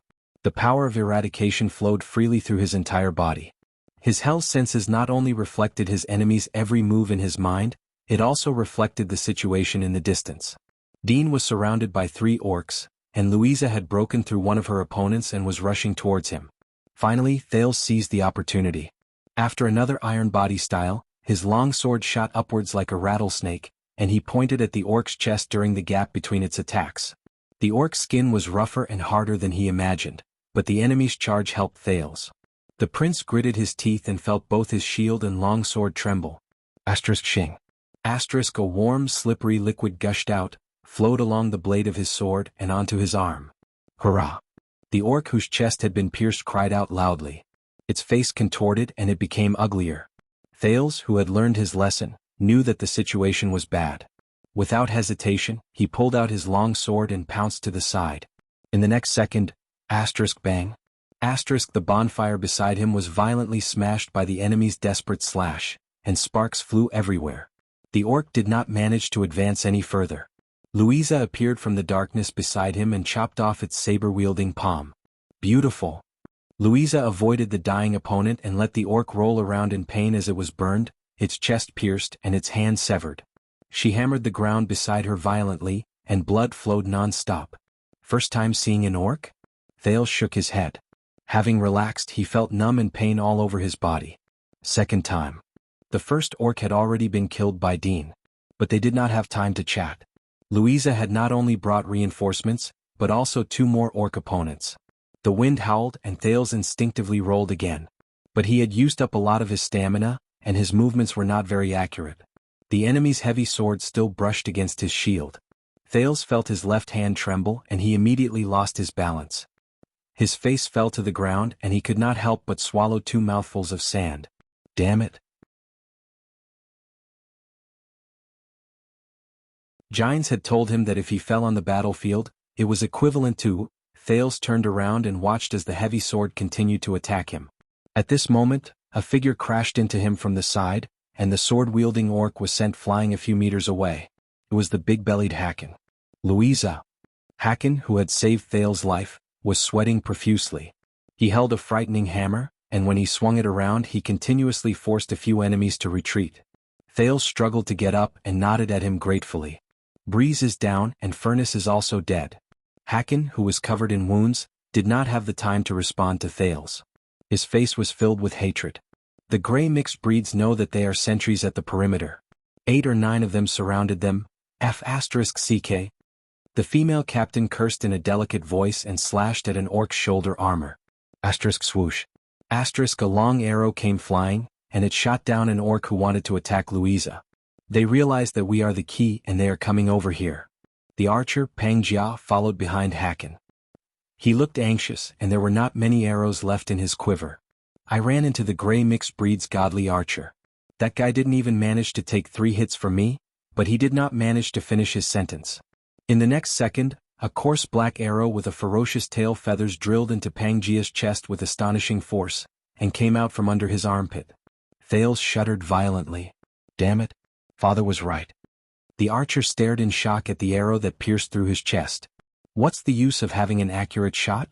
Pang Jia spat out the words with great difficulty and fell down powerlessly. If I can't kill him, I still lose. Pang Jia. Louisa's shrill cry rose. *CK those bastards. Thales looked into the distance in disbelief. On a sand dune under the moonlight, an orc with lips painted white coldly put down a terrifyingly large and heavy black bow, and began to deal with the injuries on his body. There were 3 shining long arrows on his body. But they no longer had the time to care about their fallen comrade. Another group of orcs surrounded them from afar. Thales raised his shield with all his might, and dashed behind Louisa in just a few steps. He blocked an attack for the furious and shocked Louisa, but he was knocked off balance by the strength of the orcs. This won't do. Their combat power is not on the same level at all. If this continues, he was about to turn around and call out to Hakon, but, careful! Thales cried out in alarm. Hakon's hammer pushed back an orc who wanted to pounce on him. While he was panting, an orc's figure suddenly appeared behind him. Clang. A familiar mace crashed against Hakon's weapon and knocked him to the ground. Thales wanted to rush forward to save him, but the orc beside him attacked again. The orc who knocked Hakken down had a familiar blue paint on his face. He lifted the dizzy Hakken and glared at Thales fiercely. His eyes shone with a hatred that even the other races could recognize. Furka. In the next second, Thales watched in horror as the blue-faced orc seized Hakken's head. It was like it was grabbing a chick, and with an angry roar, it shoved Hakken's head against its chest armor. With great strength, the collision between the skull and the steel let out a strange, terrifying sound. Asterisk crack. Asterisk Thales shuddered. No. Hakken. Dion's roar came from behind the blue-faced orc. Just like that, the Arabian Hakken, who once wanted to marry his sister to Thales, had his head change shape. It turned into something red and white and it shot out. He slid limply to the ground and he did not move. Orcs, they can crush your skull as effortlessly as we smash eggs. This sentence echoed in Thales' mind again, and it made him extremely horrified. Furka. The blue-faced orc roared at Thales ferociously. He swung his sticky left hand and hit his chest armor, which was covered in brain matter and blood. He walked towards Thales step by step, but he turned around halfway. Bastard. Dion roared and pounced on him. His battle axe clashed against the orc's mace. I'm your King enemy. Thales shook his head and chased away the fear he felt just now. But the massacre did not end. The bloody smell of swords and blades continued. The orcs' battle cries did not weaken, but the merchant group's screams and cries of surprise had become fewer and fewer. Behind you. As he roared, the Northlander Kant, who was covered in wounds, pounced on Dion. He knocked him away and helped the bald man block an axe strike from behind. Under the pursuit of several orcs, Old Hammer and Quick Rope rushed over while panting. They broke through the encirclement and met up with them. They took the place of Thales and Louisa, who were gradually losing their strength. How are the merchant group and the others? Louisa, who had been surrounded, finally had a rare chance to catch her breath. How are they? Schubert is gone. Old Hammer turned around and dodged a heavy blow. He gave a simple report of his comrade's death. Quick Rope's voice trembled as he took over Old Hammer's words. He brought up the rear for us. Louisa stomped her feet in pain. There was no time to mourn for her comrade. There are no more merchant groups. Mickey, who was in a disheveled state, ran towards them from behind and said anxiously, I'll go look for horses. If we don't break out of the encirclement, we'll all die here. Old Hammer swung his weapon without any regard for his life, temporarily forcing 4 enemies in one direction to take a few steps back. Damn it. Louisa panted in pain. Dean. During the battle, Dean's voice became a little distorted, but he seemed to be persisting in thinking. Archers, armor, weapons, and fierce beasts. They launched a sudden ambush at the same time, and they had organized tactics and arrangements. And with this scale, these gray mixed breeds. The bald mercenary gritted his teeth and shouted, They are not exiles. They are tribal warriors, regular warriors of a large tribe in the desert. Thales was slightly stunned. A large tribe? An orc's tribe? At that moment, a strange sound traveled into their ears. Asterisk screech. Asterisk careful. Dean shouted angrily. With a feint, he moved past the enraged blue-faced orc and shouted at Kant. Lizard soldier. Thales felt his skin crawl. A huge, non-human figure with 4 limbs on the ground twisted its body and let out a strange cry. It charged swiftly towards them from the sand. In the next second, a huge, grayish-yellow lizard the size of a human jumped in front of Kant. The scales on its body could be seen clearly. It crashed into the mercenary's formation and bit Kant's arm. It dragged him and spun him around, causing the Northlander to cry out in pain. Thales gritted his teeth and went forward. He stabbed the monster with his sword, but it was sliced open by its scales. Kant endured the pain and swung his left arm in an attempt to shake off the lizard soldier's bite. This was his final effort. Another orc seized the chance. Its heavy straight blade drew a piercing whistle in the air and split open Kant's right chest. The Northlander's right armpit was clearly chipped by the crude weapon. Asterisk splat asterisk blood gushed out and died. Thales, who was beside Kant, red. Old Hammer swung his sledgehammer in grief and indignation to repel the owner of the straight blade. No. Dean roared shrilly. He kicked the bonfire, and the burning firewood fell on the lizard soldier's body. Quick Rope screamed. He grabbed all the firewood on the ground and threw it at the monster in the desert. The lizard soldier finally could not endure the flames. It let go of Kant's arm and retreated into the darkness. But Kant, who had half his body cut in half, only had the strength to tremble. He fell limply on the ground and soon stopped moving. Louisa's face was covered in tears. She grabbed her long sword and pounced on the enemy again. The lizard soldier's charge was disastrous. Dante's great swords were thrown into disarray. Quite a number of orcs took the opportunity to attack. Without support from the flanks, everyone instantly fell into a predicament where they had to fight one against many. Thales found himself facing two orcs at the same time. In the face of their great strength, he was almost in a desperate situation. The sin of Hell's River never stopped, and with the Northland military sword style's timely dodging and unloading of force, he was barely able to withstand the chilling power. The situation of the battle took a turn for the worse. The prince blocked left and right under the threat of the axe and greatsword. His shield groaned as if it was about to shatter at the next moment. Thud. A loud sound rose. Quick rope flew a few meters away and fell on the ground, unconscious. This is bad. Thales bit his chapped lips. The hope in his heart was fading away bit by bit. The sounds of fighting became softer. The merchant group had fallen completely silent. The only people who were still fighting in Dante's greatsword were Dean, Louisa, and Old Hammer. Mickey, who went to look for his horse, had long since disappeared into the crowd of enemies. Hold on. Louisa's voice traveled through the encirclement and traveled into his ears. It sounded very bad, but she was still trying her best to motivate them. Believe in Mickey, he's a barren-bone man, the beloved of the desert. Hold on. Believe? Thales took a step back and avoided a fatal sword slash in a disheveled manner. Believe in what? He breathed in pain. The sword and shield in his hands trembled because of the many clashes. Through Hell's senses, the teenager could sense that there were more and more orcs around him. Most of them had their weapons raised and were quietly waiting at the periphery. Perhaps they would rush forward to replace their companions when there was an empty spot, or perhaps they were waiting for their victory out of arrogance. As he stared at the increasing number of enemies around him, Thales began to believe that his luck had probably come to an end. He knew that his opponents were too strong, be it in terms of numbers or strength. They had almost no chance. He was only fighting with the instinct that had allowed him to never give up over the years. The sin of Hell's River seemed to have reached its limit. Bang. A heavy blow came from not far away. Old Hammer fell to the ground with a pained cry. Damn it. Thales sighed in his heart. He rolled strenuously, only to find that he had rolled to the feet of another orc. A chill ran down his spine. It's that blue-faced orc. It lowered its head, its expression as ferocious as ever. In the next second the spiked mace struck the ground. Bang. Thales threw his shield away. Dragging his aching body, he dodged the attack in a disheveled manner. He knew that these beastmen's attacks were fatal to humans. As for the chance to increase the sin of Hell's River? Forget it. In a battle of this intensity, there would not be a chance for him to not die, as Black Sword had said. There was also no chance for him to bleed and activate his mystic energy. Once he was hit, he would immediately know whether the ferryman of Hell's River was a legend.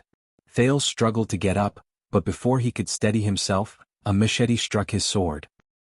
Clang. Under the great force and his unstable movements, he could not withstand the blow. The long sword slipped out of his hand and he fell again. The weapon fell on the sand with a dull thud. It's over. Thales trembled.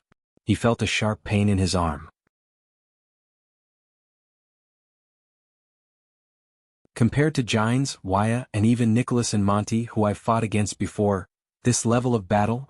He turned over with great difficulty and saw the blue-faced orc in armor approaching him. It bared its ferocious teeth at the prince and slowly raised its spiked mace. Furka, the orc said coldly. Damn it. Thales' consciousness was a little muddled. Furka, what does it mean? Did I learn it in Dragon Cloud City's classes? Dean and Louisa's angry shouts still rang in his ears. Thales panted laboriously. He touched his surroundings, wanting to find anything that could cut through the blood. But he failed. In the next second the spiked mace fell. Thales closed his eyes.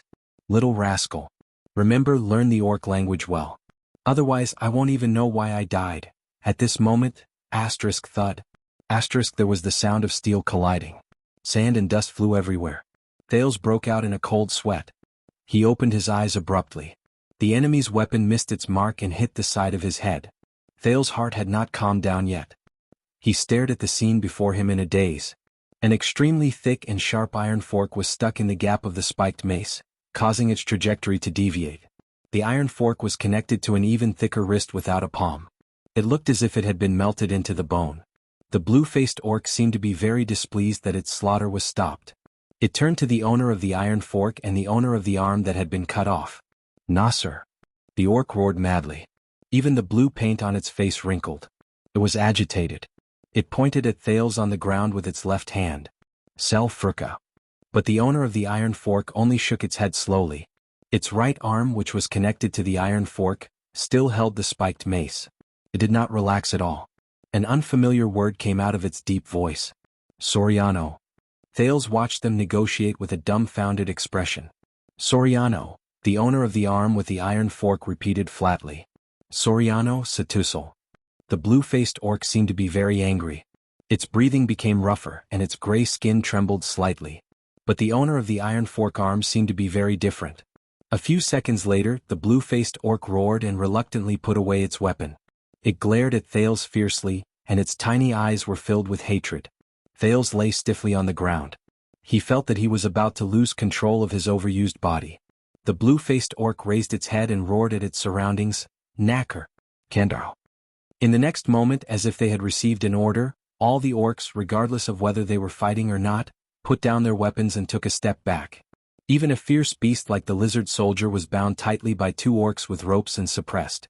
The orcs spread out and revealed Louisa, who was panting while leaning on her sword, and Dean, who was supported by her arm. The owner of the iron fork was also revealed.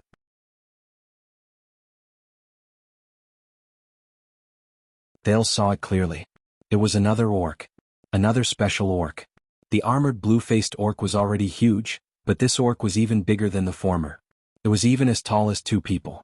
That was not its greatest characteristic. It was its skin. This orc's skin was pure black, much darker than its companions around it. It had a thick layer of snow-white fur on its shoulders, and it looked like some kind of fierce beast. Black metal armor was hidden under the fur, and it was obvious that its status was very high. There were 3 parallel hideous scars on its forehead that extended to the bridge of its nose. They looked like claw marks. Its lips were light gray, and the hair on its head was even more exuberant. Thales frowned. "It's the leader?" But the remaining mercenaries cried out in surprise. In the next second, the pure black orc leader curled up its black lips and raised its thick left hand at them.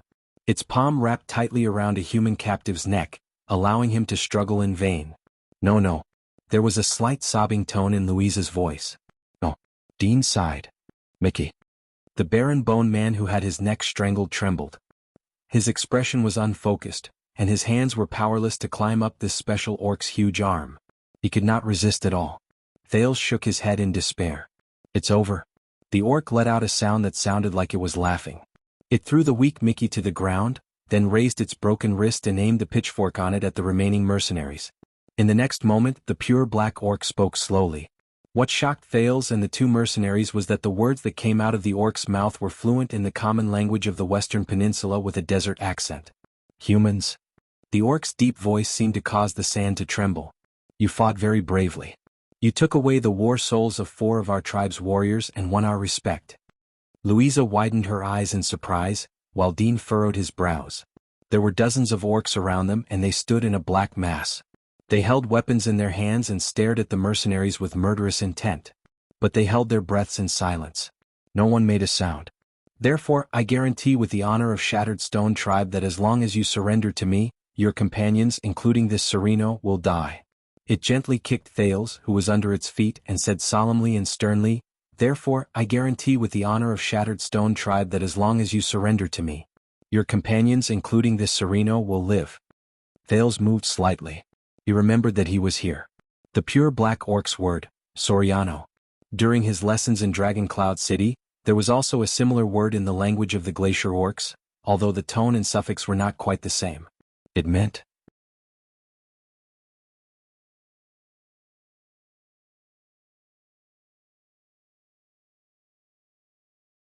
Chapter 379. In the chilly desert night, the orcs who successfully ambushed the merchant group panted heavily and held their torches high. They mumbled in a language that was slightly similar to the Glacier orcs' language. They walked back and forth in the messy camp, searching for their spoils of war. And in the camp of the merchant group's master, starting from Dean and Louisa, Old Hammer, Quick Rope, Mickey, the human captives who surrendered had their heads in their hands. They lined up in a line and were escorted by fully armed orcs to the enemy's leader. Thales was among them and he followed behind Dean. Perhaps it was because of his age and size, but Thales was not escorted by an orc in a rude manner like the others. Even so, when he walked past the ferocious-looking foreign species on the sand, the gazes and weapons of the enemies on both sides still made him feel a chill down his spine. The murderous aura and appearances of the orcs made him feel rather uneasy. Almost every warrior had a lot of new and old wounds on their bodies. It was obvious that they were brave warriors who had been through hundreds of battles. They looked at the group of captives with disdainful eyes and deliberately tapped the weapons in their hands. As the weapons clanged, Thales could not help but remember the scene 6 years ago when the diplomat group walked past the Northland Infantry Regiment under Broken Dragon Fortress. They were just as nervous and suffocating. But they were even more desperate than back then. Aside from the dozens of orc warriors, 3 unique orcs stood in front of Tormodin's goods and watched the captives approach with cold eyes. Thales was not unfamiliar with them. There was a cold-faced orc with white lips and an abnormally large black bow on its shoulder. It was the one who killed the mercenary, Palka, with 1 arrow during the battle between the sharpshooters. There was a ferocious creature who carried a great sword, had a bare upper body and had bulging muscles. Its forehead was painted black. It stroked the wound on its chest, and there was a terrifying, ferocious smile on its face. The Northlander, Kant's death was attributed to his horizontal slash. There was also the ferocious orc who had blue paint on his face and was stroking his spiked mace. It had been chasing after Thales since the beginning of the battle. Now, its gaze had never left the teenager, and its sharp teeth were grinding against each other in hatred. It mouthed to the prince from afar, "Flaka." The blue-faced orc clenched his fist and tightened his grip on his spiked mace. "Flaka. Flaka again." Thales mumbled quietly. He had a bad feeling about this. But these 3 different fellows couldn't hide the elegance of their leader.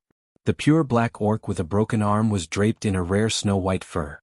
He lowered his head and looked at the iron fork on his right wrist.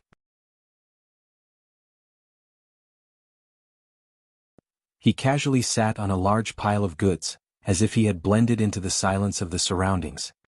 He waited for the arrival of the captives under the illumination of the torches. Its different posture and height proved its status. The captives were brought in front of it one by one and lined up horizontally. The rude escorts pressed or kicked them, forcing the defeated to kneel before their leader. Thales sighed softly and knelt down in the sand. Under the night sky, the half-naked orc carrying a greatsword next to the leader let out a huff and signaled his subordinates to throw a torch over. It raised the torch and roasted the wound on its chest. Amidst the merchant's gasps and the sizzling sound of the flames, it sighed with satisfaction. After the wound was healed, the orc walked step by step past each of the kneeling captives, illuminating their faces. Thales narrowed his eyes because of the light and the heat. The leader, who sat on the goods and stared at the iron fork, slowly raised his head and looked at his spoils of war. There were more people who survived in the merchant group than he imagined. At least 8 or 9 people knelt among the captives. They also had their arms crossed and shivered under the orc's gaze. Perhaps it was because the battle started too suddenly and the enemy's ambush was too successful. Those who picked up weapons were basically killed mercilessly in the first round. The others who did not have time to arm themselves were soon scared out of their wits by the horrifying battle situation. Under the ferocious faces of the orcs, their bleeding weapons and their terrifying roars, they curled up on the ground and raised their hands to surrender. Thales, who saw their expressions clearly, dared to say that these merchants had probably never seen so many orcs in their lives. The flames were scattered by the cold wind. In the face of the ferocious faces of the orcs, the captives' hearts were like dead ashes. The frightening silence lasted for a long time. During that time, the night wind and cold, accompanied by the noise of the looters in the distance, added a hint of sadness to the scene, as if it was an execution ground. "Outsiders." Finally, the pure black leader spoke. Between his twisted and terrifying lips, his accent in the lingua franca was as smooth as ever. It was so fluent that it was hard for people to believe that it was spoken by an orc. "You are here. Who's in charge?" There was a commotion among the captives kneeling on the ground. Many of them subconsciously turned their heads. Thales saw from the corner of his eye that the big-bellied Tormodin was also kneeling on a remote side of the group with his hands over his head. But the wealthy merchant group owner, whose ancestor was acquainted with the virtuous king, who was so arrogant that he could not stop talking about business, was no longer there. What was left was a pitiful man who could not stop shivering. Tormodin seemed to be frightened by the appearance of the orcs. He just shrank his head back and did not even dare to raise his head. The fat Tormodin knelt on the ground and trembled like a sieve. He tried his best to curl up his muscles and bones, as if every inch of his body exposed in the cold wind would bring him losses. He did not make a sound in the face of the leader's question. The pure black orc leader looked around at the captives and sneered with a sonorous voice. Humph, so, outsiders, you don't have anyone who can speak to you who can negotiate with me, even if I have to start thinking about who to keep and who to kill? These words made many of the captives tremble even more violently. This is an orc who is proficient in the human language, Thales thought. This is rare. And according to Dean, they are not exiles who are scattered and alone, but from a large tribe? When he thought of this, Thales noticed that Dean, who was beside him, sighed. The latter moved his knees and prepared to stand up. But before the bald mercenary could do anything, there was a slight commotion on the other side of the group of captives. We surrendered, and you promised to spare our lives, orc. An armored girl put down her hands and stood up in an eye-catching manner among the kneeling people. She straightened her back and looked at the enemy with a calm expression. F***seek. Thales heard Mickey curse softly on the other side. I am. In the dark, Louisa's expression was a little gloomy, but her voice was extremely clear and steady. I am the leader of this group, Louisa Dante. Unarmed, she said softly, you can negotiate with me. The commotion happened again. But this time, the ones who caused the commotion were the gruff orc warriors. They whispered to each other in a roaring voice. The pure black orc's facial features moved slightly.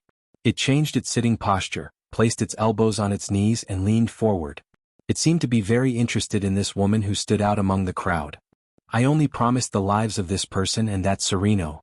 The orc pointed at Mickey and Thales with the iron fork on its wrist. I did not include the other outsiders, and you? The three orcs below the leader looked at each other in pairs, bared their teeth, and let out deep laughter that sounded like the howling of a cold wind. Look, my holy guards are laughing. The leader turned to Louisa with a smile. The people outside the desert have fallen to the point where they let a powerless female lead them? On the other side, Old Hammer and Mickey let out soft curses. In the face of the orcs' gazes, Louisa calmly inhaled. Then you could have given me a weapon and an opponent. I can prove to you which one is more powerless, your promise or my sword. The beast-man who was bare-chested and holding the torch gasped for air, patting the wound on his chest and saying something. The leader responded to it, causing many orcs to laugh. It turned its head. You do not need to prove it, brave warrior Louisa Dante. I know very well that many females in the world are much more terrifying than males. Louisa froze for a moment. And according to my loyal holy guard, Lucana the Unstoppable, the pure black orc said slowly, he acknowledges your strength. That strike you gave him was so painful that it pierced into his bones. Louisa glanced at the greatsword-wielding orc and noticed that it was baring its sharp teeth at her. The leader continued to speak with great interest. He also said that if you were an orc, then he would take you home right now and treat you as his most cherished wife. He would protect you with his blood and sword, and protect the strong children you give birth to with him until his war soul completes the desert god's test and returns to the land of his ancestors. Mickey cursed under his breath. But Louisa only sneered.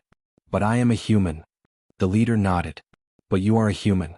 You cannot become one of us. The pure black orc gestured at Lucana with its chin. So he had no choice but to eat you. Eat? Thales felt a chill in his heart. For some reason he remembered the sand scorpion he ate. And the bloody thorn lizard. Louisa sighed. This is considered racial discrimination. The leader seemed to be amused. It opened its mouth and let out a series of terrifying laughter. Is this a normal situation? Thales whispered to Dean, who was beside him. Do all the orcs who capture humans first play a joke on them before they heat up the cauldron and cook them? I don't know. After all, Dean's lips did not move. There are not many people who can return alive after being captured by orcs to tell stories. Thales shuddered a little. Louisa raised her head. So, was it you? The female leader fearlessly faced the orcs who were glaring at them. Kill those desert bandits. People who hunt and kill all living things in the desert on a large scale. The leader narrowed its eyes. So you discovered it. Its deep voice rang out. Those corpses. Dean frowned a little. Louisa nodded. There are quite a number of powerful individuals in those camps. There are even exiles from large tribes, but they were unable to fight back. The female team leader looked around at the dozens of orc warriors around her. I'm guessing that it was you who used numbers, battle tactics, and formations. You used the brave warriors of the tribes, who were almost like an army, to slaughter them alive. Just like tonight, for this surprise attack, you even removed your heavy armor and came with light equipment just to catch them off guard. Dean sighed softly beside Thale's ear. She is trying hard to make herself look stronger. It is said that orcs, especially people from large tribes, respect the strong and warriors. They value honor. The orc leader smiled. It raised the iron fork on its broken wrist and pointed at Louisa. Very good. Is there anything else you want to say? Louisa took a deep breath, nodded and continued, Shattered Stone Tribe, I know you. The leader did not move. Louisa spoke without fear in the face of the leader and his 3 terrifying subordinates. You are one of the 8 great tribes under the Dragon Skeleton King in the desert. You suffered great losses in the Desert War and had no choice but to flee to the depths of the desert. But why? Why did you take the risk to leave the depths of the desert and come to a place so close to the Constellation's forces? Why did you go around killing people like crazy? This is not in line with the rules of the desert. Even you. The leader smiled again. Compared to his subordinates, especially his 3 so-called holy guards, this orc smiled more often and more frequently. It was also more unsettling. The rules of the desert? Very good. You can live, woman. The orc leader nodded slowly, ignoring the sword-wielding orc Lasana's roars of protest. For your good fighting skills and knowledge. As for whether you will follow us back or, we will see. What about the others? The others must prove their worth. The orc leader turned his head and swept a sharp glance at the captives with his yellow eyes. And the reason why I attacked and captured all of you is because I want to know one thing. The mercenaries frowned at the same time. What is it? Louisa asked, puzzled. In the firelight, the orc leader narrowed his eyes. More than 10 days ago I received a report. It stepped on the sand and straightened its huge body that was as tall as 2 men. Many people, whether they are barren bone people, orcs, desert bandits, or small tribes and groups, are fleeing from the north and the east. Fleeing? Doubt rose in Thale's heart. This doubt also spread to the captives, but the situation in front of them made them have no time to think about it. The orc slowly walked to the leftmost side of the captives and passed each of them step by step. As they watched this ferocious creature approach, many of the merchants trembled in fear. Thale swore that he could even smell the faint stench of urine. I'm very puzzled. What made these scumbags dare to ignore the majesty of the dragon skeleton throne, forget the terror of the desert god's altar, and flee into the depths of the desert, into the orcs and barren bone people's territories, into the private plots of the 8 great tribes and the 5 great tribes, and into the dangerous forbidden zone that everyone in the desert knows about?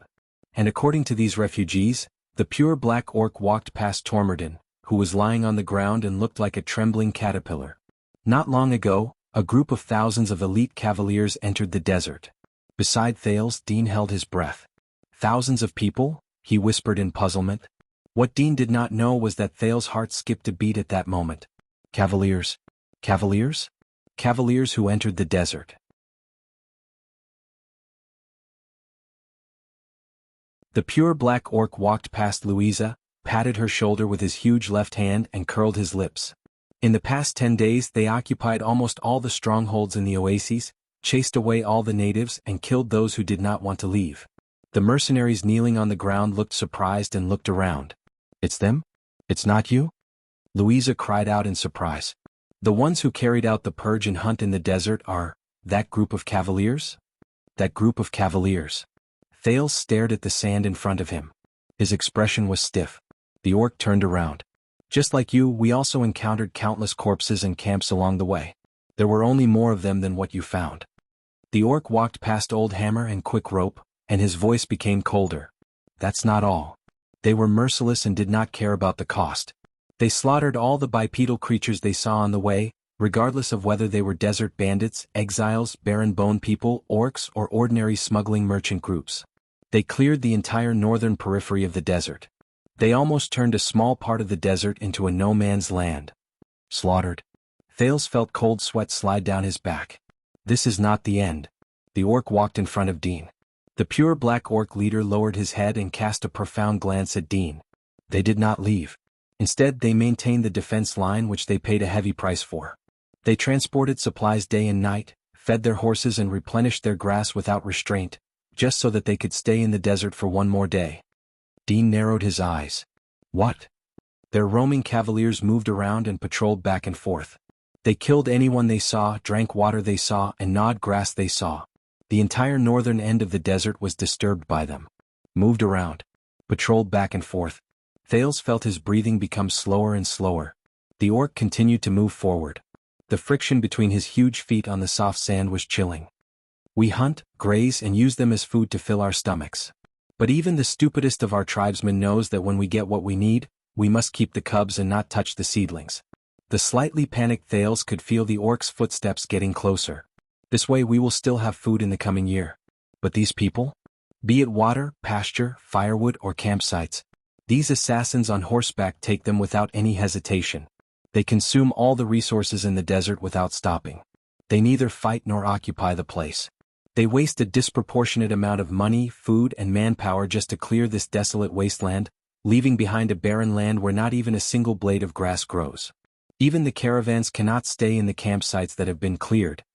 The orc walked past Dean and finally stopped beside Thales, who was at the furthest side. He stopped beside the youngest human. Thales was still holding his head. He saw the orc's sturdy calf from the corner of his eye and felt it speak above his head. This is bad. This means, based on my experience, these cunning humans must have ulterior motives when they behave abnormally. Just like what they have done in the past. But since they have taken action, we must also take action of our own. The orc leader narrowed his eyes and looked at the captives. This is the reason for us to head north. This is the reason why I have decided to lead a large group of tribal warriors to the far east and north in the desert. It gritted its ferocious teeth. So, outsiders. Over the past month, you are the only ones who came from the direction of Bladefang's dune. You are the only ones who set off from the same direction and place as those mad cavaliers. You are also the only ones who might know their intentions. The captives kneeling on the ground had different expressions. On the sand, rows of orc warriors stood around them coldly, looking at every single human captive who was either trembling or puzzled. The expressions of the three holy guards did not change. They waited for their leader's next words. Finally, the pure black orc slowly extended its hand and raised the iron fork on its wrist. Its tone was cold. And you will tell me? Why? It spat out a name that made everyone frown. Constellation. Why are they doing this? The mercenaries stared at each other. Even the merchants were shocked and bewildered. Why did they send so many troops deep into the desert? Why do they have to lift every layer of sand here? Why do they not hesitate to spend money, food, and human lives? Under the assault of the chill, Thales felt a chill on his neck while he was still in shock. A cold iron fork was pressed against the prince's neck. As the mercenaries cried out in surprise, Thales was forced to raise his head by the strength of the iron fork. He looked at the orc leader's bright yellow eyes. Thales met its gaze in a daze. He looked at the scars on its face and its inhuman face. From the corner of his eyes, he saw the armor under its fur. He looked at the faint blood stains and scratches on it. He felt his body go numb. It was different from the other orcs he had fought against. Its eyes were calm and steady. It seemed to hide many secrets. There's someone. The orc raised its gaze and looked at the others. Its hands did not stop moving. It still hooked Thales' chin with the iron fork. Can you tell me? There was no response. There was only the howling of the cold wind in the sand, and the crackling of the flames. But at that moment only Thales knew. The truth that this pure black orc tried so hard to obtain. The secret that caused the desert to be in turmoil, it was trembling slightly under its iron fork. What should I do? Thales thought desperately. At that moment, that's enough. There is no need for the famous Kandar Nushin in the desert to make things difficult for a human, Sereno. It was a gentle and mature male voice. Just like the day he saved Thales. The moment he finished speaking, the orcs began to discuss among themselves. They seemed to be in a slight commotion because of a certain name. Thales, who was so nervous that he was almost suffocating, felt his neck tremble slightly. Finally his neck relaxed. The iron fork left his artery. Thales sighed in relief and started to breathe again. He anxiously thought about what he should do about the predicament in front of him. The pure black orc turned around. Its gaze made all the orcs quiet down. Who is it? It slowly walked to Thales' side and the speaker's side. It stared at the bald human. The person who spoke to me. Who is it? The speaker raised his head, put down his arms, stood up and looked up at the orc. I am Dean. I can be considered. Louisa's assistant. In the next second, the orc's iron fork was pressed against Dean's neck. Louisa gasped softly. But the bald mercenary did not move. He just let the orc size him up. The orc leader lowered his head and stared at him for a long time. Human, you left a deep impression on me during the battle just now. You have skill and intelligence. The orc leader narrowed his eyes. You know who I am? The captive nodded with an indifferent expression.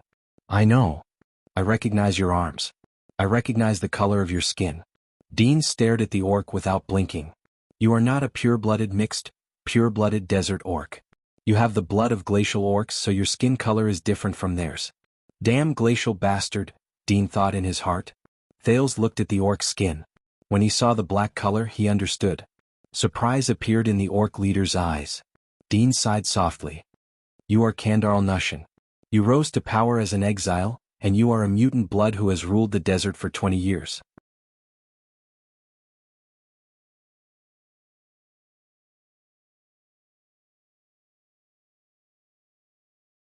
Chapter 380.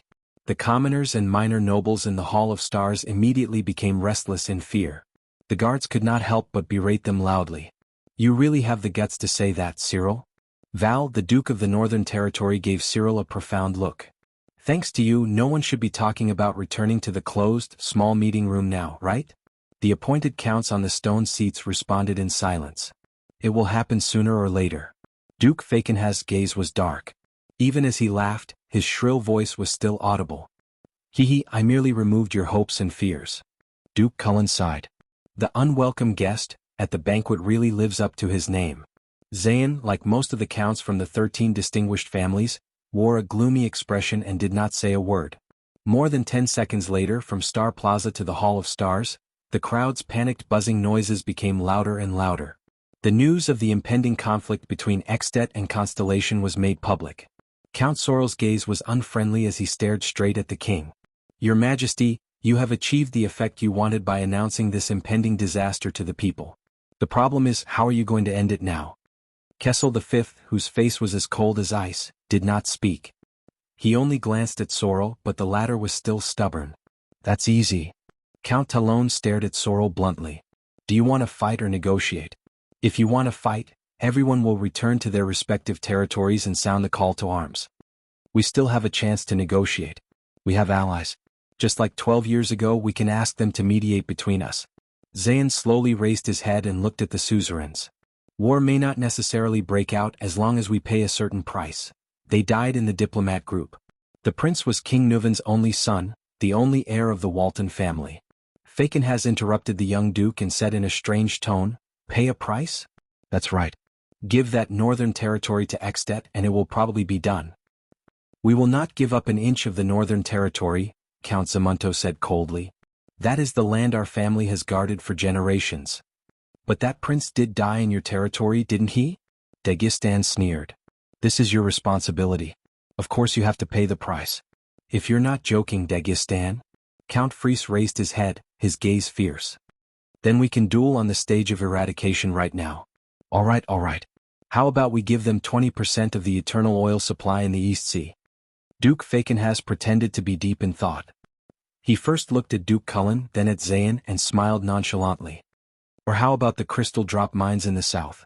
There's a limit to joking, Cyril. Duke Cullen was unusually serious. Zayn gave him a friendly smile and shook his head slightly. At this moment, Kessel V tapped his scepter lightly. All the nobles quietened down and looked at him. Under the king's gaze, Gilbert nodded and took a step forward. According to the channels of the Secret Intelligence Department, Dragon Cloud City already knew about the prince's death in Constellation yesterday. He frowned and said, and the Archduke of Black Sand region was even faster than their king. 2 days ago he began to recruit soldiers and mobilize the army. The other 2 archdukes in the south of Extet were half a day later than him, but they were almost the same. There was an immediate uproar in the hall. Silence, Gilbert said loudly and sternly. Amidst the complicated emotions in the hall, the Supreme King said in a deep and sonorous voice, If the 2 countries go to war, the royal family and the Talon family will do everything they can to support the Northern Territory. Count Talon nodded firmly. The king looked at the Duke of the Northern Territory with a calm expression. Val, how many soldiers and supplies can you provide? How many soldiers? Are you joking? Val Arund replied solemnly, I have already gathered all the vassals, 15,000 infantrymen, 1,000 archers, 500 heavy cavalry, and even a small number of mystic guns. They will reinforce Broken Dragon Fortress in the shortest time possible and listen to Lady Sonia Cecier's orders. That is our territory. Once war breaks out, even the women and children will take up arms. As for supplies, it will depend on how much land we can defend. The two counts, Zamunto and Fries, nodded firmly in agreement. The 3,500 people from Overwatch City will fight to the death. The lonely old tower only has 2,000 infantrymen, but we will fight to the last man. We can withstand the pressure from the 3 archdukes of Ekstedt, but if it is the entire Ekstedt. The Duke of the Northern Territory straightened his back and swept his piercing gaze across every noble. We need the power of all of Constellation. Cohen, who was standing behind the old Count Caribbean, scratched his head and whispered in puzzlement. Isn't this a national conference for all the people? Why are they talking about the military deployment just like that? The old Count Caribbean closed his eyes gently and sighed in a barely noticeable manner. Can't you see? He lowered his voice and told his son with an exhausted expression. The northern noble's attitude is a show for Ekstedt. Do you believe that Duke Arund can gather 10,000 people? Constellation has yet to recover from the bloody year. I suspect that it would be good if the suzerains could gather a third of their military strength. Cohen was instantly stunned. He looked at the top of the hall in disbelief, at the pattern of 2 stars the size of a silver cross. As the descendant of the Empire and the shield of the Western Peninsula, has Constellation become so weak? Kessel V nodded slightly, then turned to the frightening Cyril. What about the suzerains of Western Desert? Cyril Fakenhas tilted his head back and closed his eyes. The ruins can only send 1,000 infantrymen. The Baron Bone tribe has been in a commotion recently. As for the mystic guns, we don't even have enough for ourselves. The young Count Derek Chroma muttered, Wing Fort is not known for its vanguard, but we can send the best 100 Raven Whistle Light Cavaliers. Bosdorf also frowned. Brave Soul's fort has been in a state of unrest recently. An orc is being worshipped as a leader. He is gathering the forces of various clans. The Black Lion family can only send 200 people. The stingy decision of the Western Desert nobles caused the nobles present to start whispering among themselves. Cohen furrowed his brows. He had served at the front lines of Western Desert during the purge after the Desert War. But as far as he knew, Western Desert's military strength was definitely not that weak. Val stared coldly at Fakenhas. You were quite proactive when you revealed the secret just now. When it comes to recruiting troops, Another wave of cheers traveled to the Hall of Stars from Star Plaza. This time, it was an excited cheer and there was no lack of fanatical voices. Sigh. Count Talon stroked his pentagram brooch and sighed. I'm willing to bet that the guards have just passed down the message regarding the military strength of the Northern Territory. They haven't had the time to pass it down to the Western Desert yet. Kessel V remained calm and collected. He turned to Cullen and asked, What's the attitude of the Sun Sword and Shield family and the entire Eastern Sea Hill? Your Majesty, most of the people of Eastern Sea depend on the sea for their livelihood. We do not have enough military strength, but we can fork out money and summon mercenaries to battle. The plump Duke grinned. If a full-scale war breaks out, as long as it is not winter and the coastal waters are not frozen, our fleet can still harass Ekstedt's east coast. On the stone seats beside the Duke of Eastern Sea, Count Noah Hawea and Count Clark Amund exchanged glances and nodded in unison.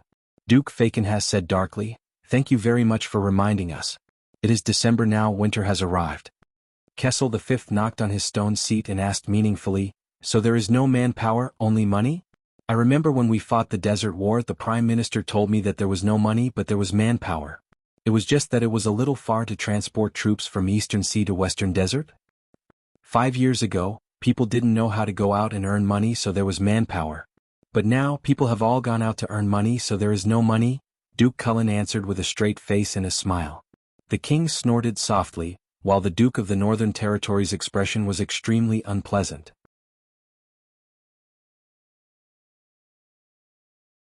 King Kessel turned his head towards the nobles in the south. There is no usable cavalry in the entire South Coast Hill. The Covendier family can gather 2,000 infantrymen from the surroundings of Jade City, and they also have some mystic guns, Zayan answered worriedly before His Majesty could ask him, but the long march to the north will be a problem.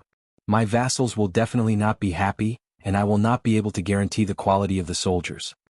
The old Count Caribbean's expression was also solemn as he spoke in a timely manner. It is the same for Walla Hill. Even with the addition of the vassals, I do not have the confidence to recruit even 300 soldiers. Behind the Count, Cohen lowered his head and sighed softly. He still remembered that the last time his two sisters went out to visit friends, his father directly sent 500 soldiers to escort them. Count Lasha was even more straightforward. The soldiers from the swamp are not suitable for the northern war at all. Kessel V did not say anything else. He only exhaled softly. The Guardian Duke of the Land of Cliffs and the Guardian Duke of Blade Edge Hill have not arrived yet, but I reckon that they, as well as the remaining 4 families, probably have the same attitude? As the nobles of the Land of Cliffs Hill, Count Sorrel and Count Dagestan both turned their heads and did not speak. Instead, the chiefs and merchants who were listening started whispering to each other. They were more worried about the impending war. Is this how you report back to Constellation? The Duke of the Northern Territories' face was ashen. He stood up abruptly and pointed at the double cross-shaped star above his head. He said angrily, "This is the country you swore allegiance to, and it was once the greatest country in the history of mankind. Even though the Northern Territory is not your territory, the double cross-shaped star flag still flutters above it. It is the same as your land." "Your Grace, I also fought for Constellation 5 years ago," Count Dagestan said coldly. "In the end, I lost my eldest son forever in the Western Desert. I guess you who do not have a son will not understand. Bulsh *T. Val's eyes widened in anger. He turned his head abruptly. "My only daughter, the heir of the White Eagle, is now at the Broken Dragon Fortress at the border between the two countries. She is under the command of the Fortress Flower, Lady Sonia Sasir. Her life and death depends on the outcome of the war between the Great Dragon and Constellation." Upon hearing this, Cohen could not help but lower his head and sigh. He looked at Raphael, who was behind the Black Prophet. Duke Cullen shook his head and sighed. "Perhaps there is no need for war. We can choose to negotiate. Even if Extet sends out troops, it will only be for benefits. And then force the Northern Territory to give up its territory?" Val was like an eagle hunting its prey.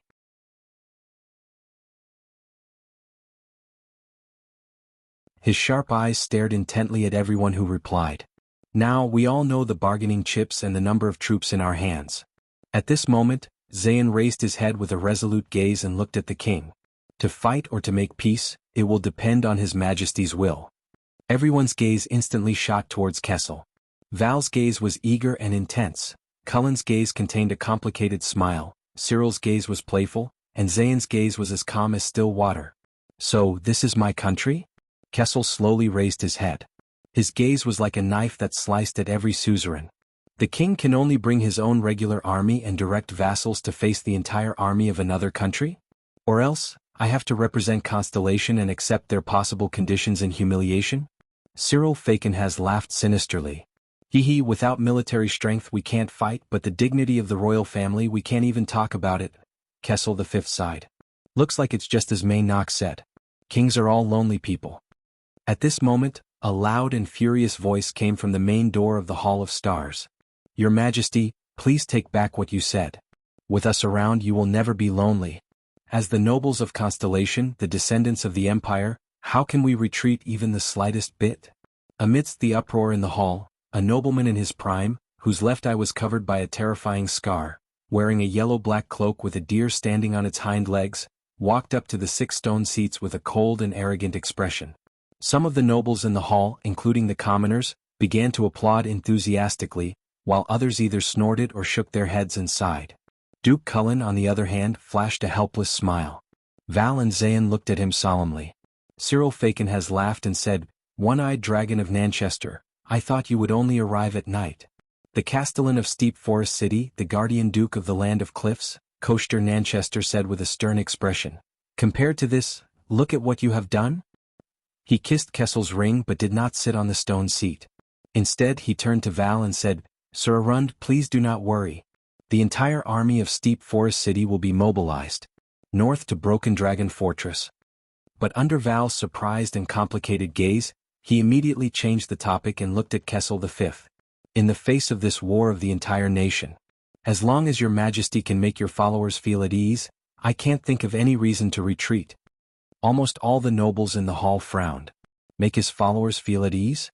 Koshter, Kessel V said slowly, what do you mean by this?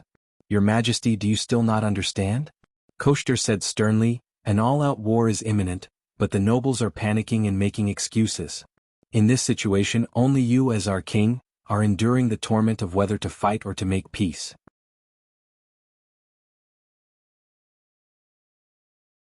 This is not fair to you. But why do you think this is? Koshter shut his single eye tightly, took a deep breath and then said firmly, the Iron Hand King, your majesty Kessel. The suzerains and nobles do not dare to follow you. The whole of Constellation is panicking and uneasy. 12 years have passed since that tragedy, and the late king's remains have been buried. But we still do not know what you are thinking. We do not know what kind of king we are following. In an instant, the nobles were silent. Gilbert and Gines furrowed their brows at the same time. Kessel, on the other hand, gently tightened his grip on his scepter and looked at Koshter with a complicated expression. But Koshter still did not back down and said, we are all afraid of you. No one knows what kind of things a king who lives alone in the world without any scruples, the last person of the Jadestar family, will do. Moreover, this is war. Koshter turned around. His single, sharp eye swept across every suzerain. He enunciated each word clearly. Your Majesty. The color of blood has faded, but Constellation still exists. But why do you have to bear the suspicions of the nobles even for an obvious choice of war? Kessel V's gaze became colder and colder. The four dukes avoided his gaze at the same time. Koshter pointed at the double-crossed stars at the top of the hall and said loudly, Your Majesty, for the interests of Constellation, for the dignity of the Jadestar royal family, we cannot hesitate in this crisis. Therefore, Your Majesty, please put the heavy burden of Constellation on our shoulders. Whether it is war or peace, let all of us bear the price of this decision. If Constellation is stable, the future is bright, and the royal family is not broken, I think no one will back down in the face of such a national war. At this moment, many people had already sensed something. Murat Hansen lowered his head and silently curled up the corners of his mouth. It's coming. So fast. Zayn pinched the bridge of his nose and closed his eyes. It's coming. I hope it goes well. Cullen, on the other hand, watched Koshter's performance with a smile. It's coming. Interesting. Val stared blankly at the guardian duke of the Land of Cliffs, gritting his teeth. This is their goal? Both Guy and I are prey? The counts whispered to each other on their stone seats. Some were worried, while others nodded frequently. Only many civilians who were listening were still whispering in confusion. But everything in the Hall of Stars was still going on. Your Majesty, you will soon be 48 years old. On the eve of the war between the dragon and Constellation. Under the watchful eyes of the crowd, Koshter flung off his cloak and waved his arm at the nobles in the hall with a cold and stern expression. Please choose the heir of the kingdom among us nobles. Use your actions to tell the nobles that you still care about the stability and survival of this kingdom, and that you still trust these suzerains who are your arms. At that time we will fight for the dignity of Constellation. For the glory of the Jadestar royal family. Absolutely no complaints. Absolutely no retreat. Dead silence. Absolute dead silence. Suffocating silence. No one dared to be the first to speak after these words. Until a sharp and presumptuous laughter broke the deathly silence. Ah! Duke Faken has opened his mouth wide. Under everyone's bewildered gaze, he laughed wildly, his scattered teeth appearing especially terrifying. What is that saying from the Far East again? Spread out the map and the dagger will be revealed? Your Majesty? Want to fight a dignified war? Use the throne to exchange for it. Ah!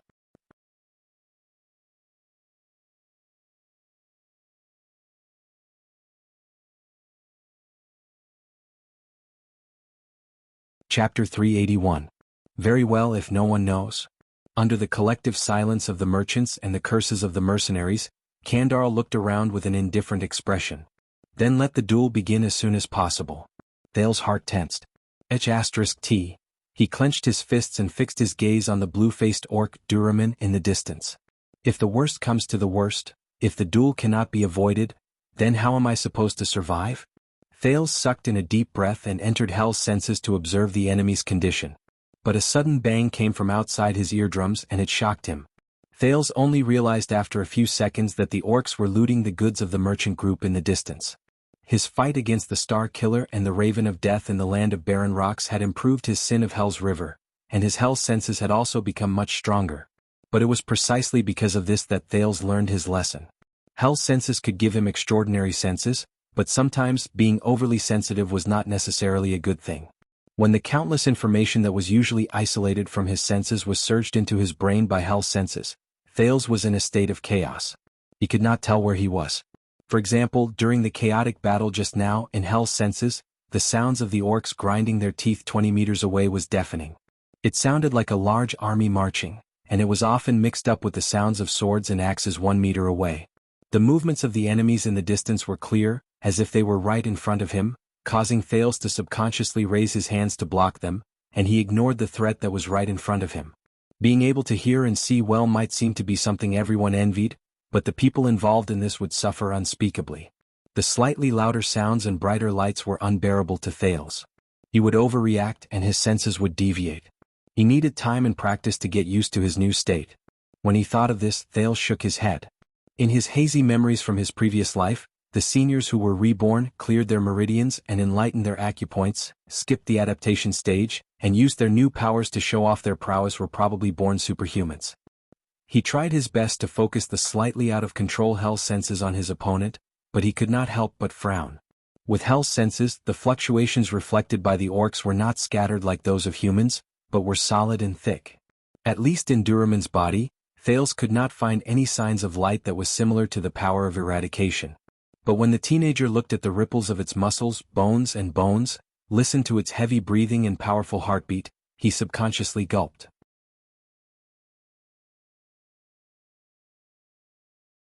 But Thales did not doubt that this so-called Holy Guard, the blue-faced orc, could unleash a power that most superclass warriors could not achieve even with the help of their power of eradication. No. He silently came to a conclusion. Based on his current self, who was still trying to adapt to his new power, there was no chance. Not to mention, Thales glanced at the other 2 Holy Guards with a headache. The orc war chief, Kandarl, stared at Thales with a cold glare in its eyes. If he loses, there's no need for all of you to live. Obviously, the desert god doesn't like all of you. His words made everyone nervous. At this moment, a strange feeling crept into Thales' heart. He instinctively raised his head. Something was not right. The prince said to himself, something's not quite right from the beginning. Where was it? What was wrong? He turned his gaze and looked around. At this moment, a timid male voice rang out from the crowd. I know, the captives frowned. A trembling hand was raised in the air.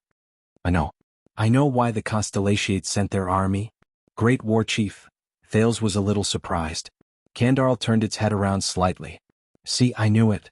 Kandarl flashed a scornful smile and strode to the other side. As humans, all of you are very lazy, and all you need is just a little bit of motivation. Dean and Louisa furrowed their eyebrows. What's going on? Dean could not believe his eyes. What does he know? A bald man curled up on the ground laboriously held his belly and straightened his back. He did not care about the dust on his body and squeezed out a smile that was uglier than crying. If I tell you, Great War Chief, will you let me live? Kandarl stopped and lowered its head coldly to stare at the master of the merchant group, Seth Tormorden. It depends on what you tell me. Thales widened his eyes. He suppressed the strange feeling in his heart and tried to guess what Tormorden wanted to say. Could it be? Duraman the orc roared angrily as if he was very dissatisfied with the delay of the duel. Tormorden shuddered as he knelt on the ground, but his words prevented Thales from immediately suffering misfortune. Around 10 days ago in Blade Fang's camp I was chatting with my cousin. He's a regular soldier in the Western front lines and he's William's subordinate. He's the one? Kandarl's gaze turned cold.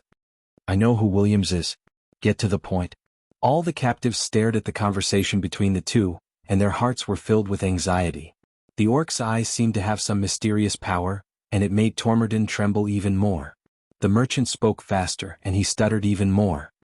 My cousin he told me that the important people will soon seal the borders. That's why I thought about pulling a merchant group out to smuggle and earn some money. Kandarl stretched out its remaining left hand.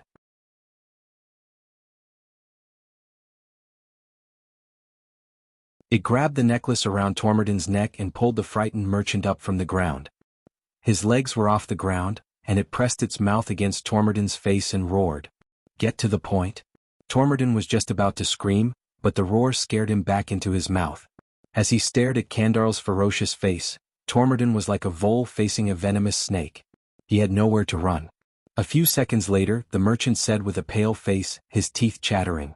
Baron Williams told a few nobles who are officials in his room, and my cousin heard it. The important people entered the desert, and they seemed to be chasing after someone. When he heard this, Thales's breathing suddenly froze. His expression remained the same, and he forced himself not to look at Dean and Louisa. What does this Tormorden know? This is bad. I have to face the threat of a duel. I have to think about how to escape. There's also the risk of exposing my identity. Thales gritted his teeth. Is today an unlucky day? He frowned a little. His uncontrollable hell senses gave him and Kandarl's heartbeats. The master of the merchant group was almost scared out of his wits. Kandarl might seem fierce, but his heartbeat was still calm, even though Thales did not know whether this was a unique characteristic of orcs. In the distance, the sounds of orcs plundering the spoils of war rose one after another. Their movements were crude and the noises were endless, causing him to feel agitated. That strange feeling was still there. Oh, what's wrong? The teenager's eyebrows furrowed even tighter. Through Hell's senses, the orcs in the camp were very noisy. Their crude whispers and rough movements seemed to be very close to his ears. The strange feeling in his heart became more obvious. Chasing after someone? Kandarl seemed to be deep in thought, and it loosened its grip a little. Oh. Tormorden shook his head violently. This action made Kandarl tighten its grip again. It put away the corners of its mouth. You seem to need more motivation? Tormorden screamed, No, no, no, I don't know, I don't know, I don't know. He sounded like he was crying and his tears were running down his face.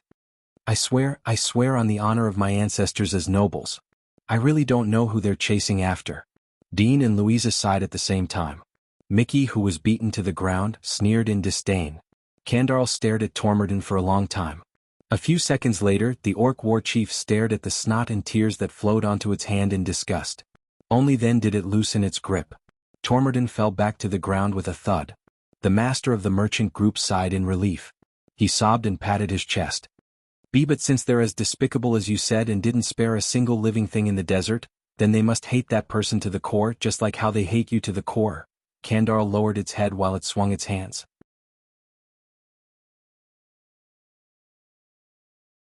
Realizing that he might have said something wrong, Tormorden raised his trembling hands. I'm sorry. I didn't do it on purpose, I just. But Kandarl ignored his disrespect. You said that Constellation traveled all over the periphery of the desert to chase after a certain person? My cousin heard all of this, Kandarl snorted coldly. Just who is it? Is it worth it for the entire western front lines of the kingdom to go to war, and they won't stop even when they are drenched in blood and corpses are strewn all over the place? At that moment, Thales trembled. I see. The teenager suddenly understood. He understood where that strange feeling came from. The prince's chest heaved and his gaze changed rapidly. So, this was the answer to the mystery. It was also the only way for them to survive in the hands of these cruel and cunning orcs. Kandarl and Tormorden's question and answer session continued, but the prince was no longer in the mood to listen. While everyone's attention was on the other side, Thales's spirits lifted, and his lips moved slightly. The teenager tilted his head and whispered to the captive beside him, Dean, the orcs are plundering your goods. Of course they like human spoils of war. Dean was a little worried and hesitant. He glanced at Kandarl, who was interrogating Tormorden, out of the corner of his eye. Listen, Wyatt, it won't let us go no matter what, so you? Thales shook his head. No, Dean, listen to me. Even though they're plundering, they're abandoning valuable items like their worn-out shoes. Instead, they're hastily searching for food, water, and even medicine. Dean's eyebrows twitched. What? The bald mercenary asked curiously, How did you know? As he listened to the movements beside his ears, Thales paused for a moment. I heard. I was the last one to see it. They're looking for the necessary supplies. Looking for supplies. Dean was deep in thought. On the other side, Tormorden cried again because he was frightened by the orcs.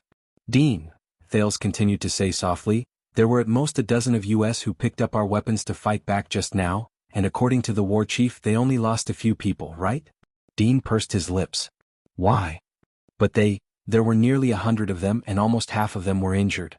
Thales gestured with his chin at the rows of orcs. That included the warchief himself. There were dried blood stains and new wear and tear on his armor as well. Dean's gaze froze in midair. Louisa said that for the sake of concealment and ambush, they deliberately stripped off their armor and attacked with light armor. But what if they weren't wearing light armor on purpose but were forced to? The bald mercenary's spirits lifted. You mean, their condition is not as good as they say, Dean? A flame known as hope burned in Thale's eyes. They went through a battle not long ago.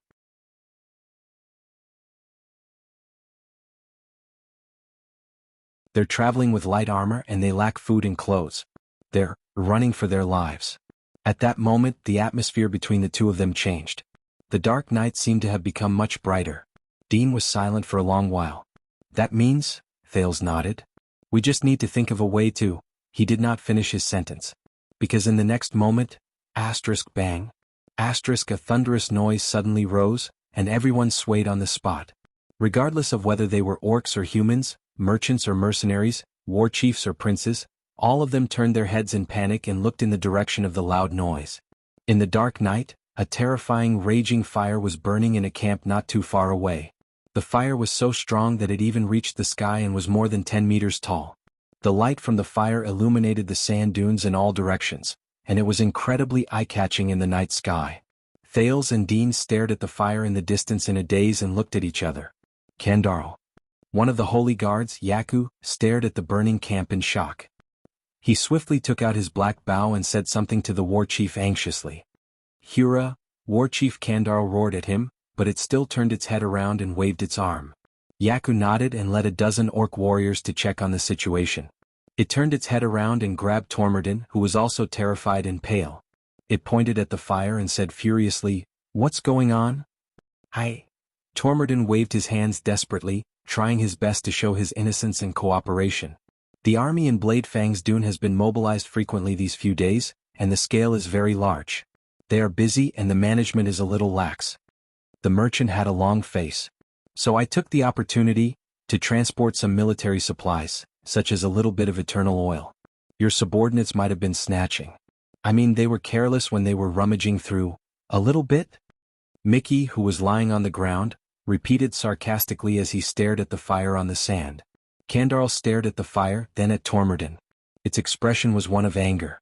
Its cheeks twitched, and its 2 rows of teeth were about to crush each other. You might not understand the characteristics of eternal oil, and there might be more than a little bit of it. Tormodin stared at the fire and forgot how terrifying the orcs were for a moment. He said in pain, "So, if we want to put it out, we should use a lot of sand?" Kandarl howled in anger and threw the unfortunate Tormodin aside.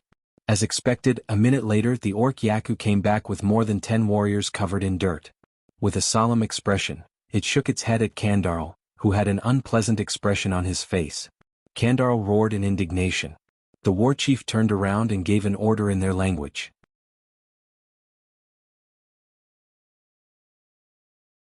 Quite a number of lightly armored orcs immediately moved and spread out around the camp. The fire was still burning. Looks like Tormodin's insatiable greed and audacity helped us this time. Dean narrowed his eyes and whispered, "They're retreating?" "Your guess is right. We have a chance." Thales pursed his lips. In the unexpected chaos, Kandarl seemed to have finally remembered the group of human captives. What a pity. The orc war chief turned to them and coldly stroked the sharp iron fork on its wrist. "It's going to end early. I wanted to chat with all of you for a little longer." The captives' expressions immediately changed. Kandarl snorted softly and looked at Thales. Its black face was illuminated by the fire, and it looked even more ferocious. "You know, Sekka, I really wanted to see how you would react when you faced Duraman." Duraman roared and slammed its spiked mace on the ground. Thales felt a chill in his heart. "This is bad." The orc war chief walked forward slowly and stared at Thales. "Especially since I just figured out a lot of things." At that moment, a spark rose from the ground on the other side of the desert and let out a shrill, sharp sound. Whoosh.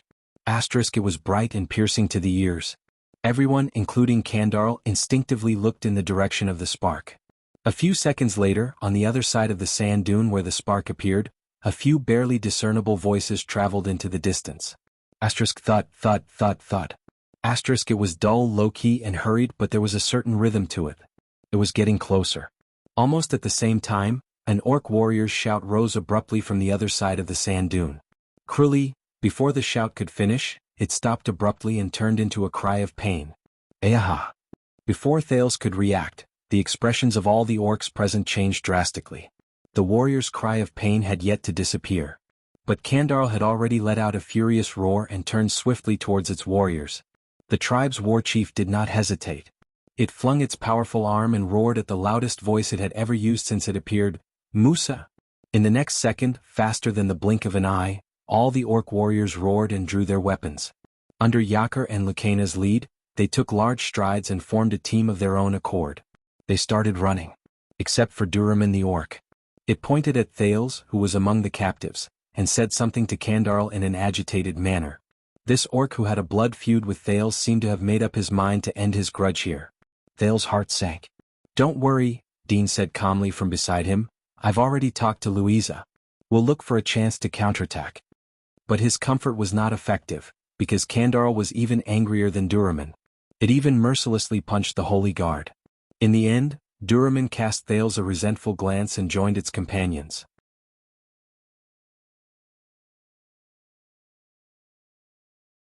The captives stood at the center of the field and watched in shock and bewilderment as the busy orcs ran past them with frenzied expressions on their faces.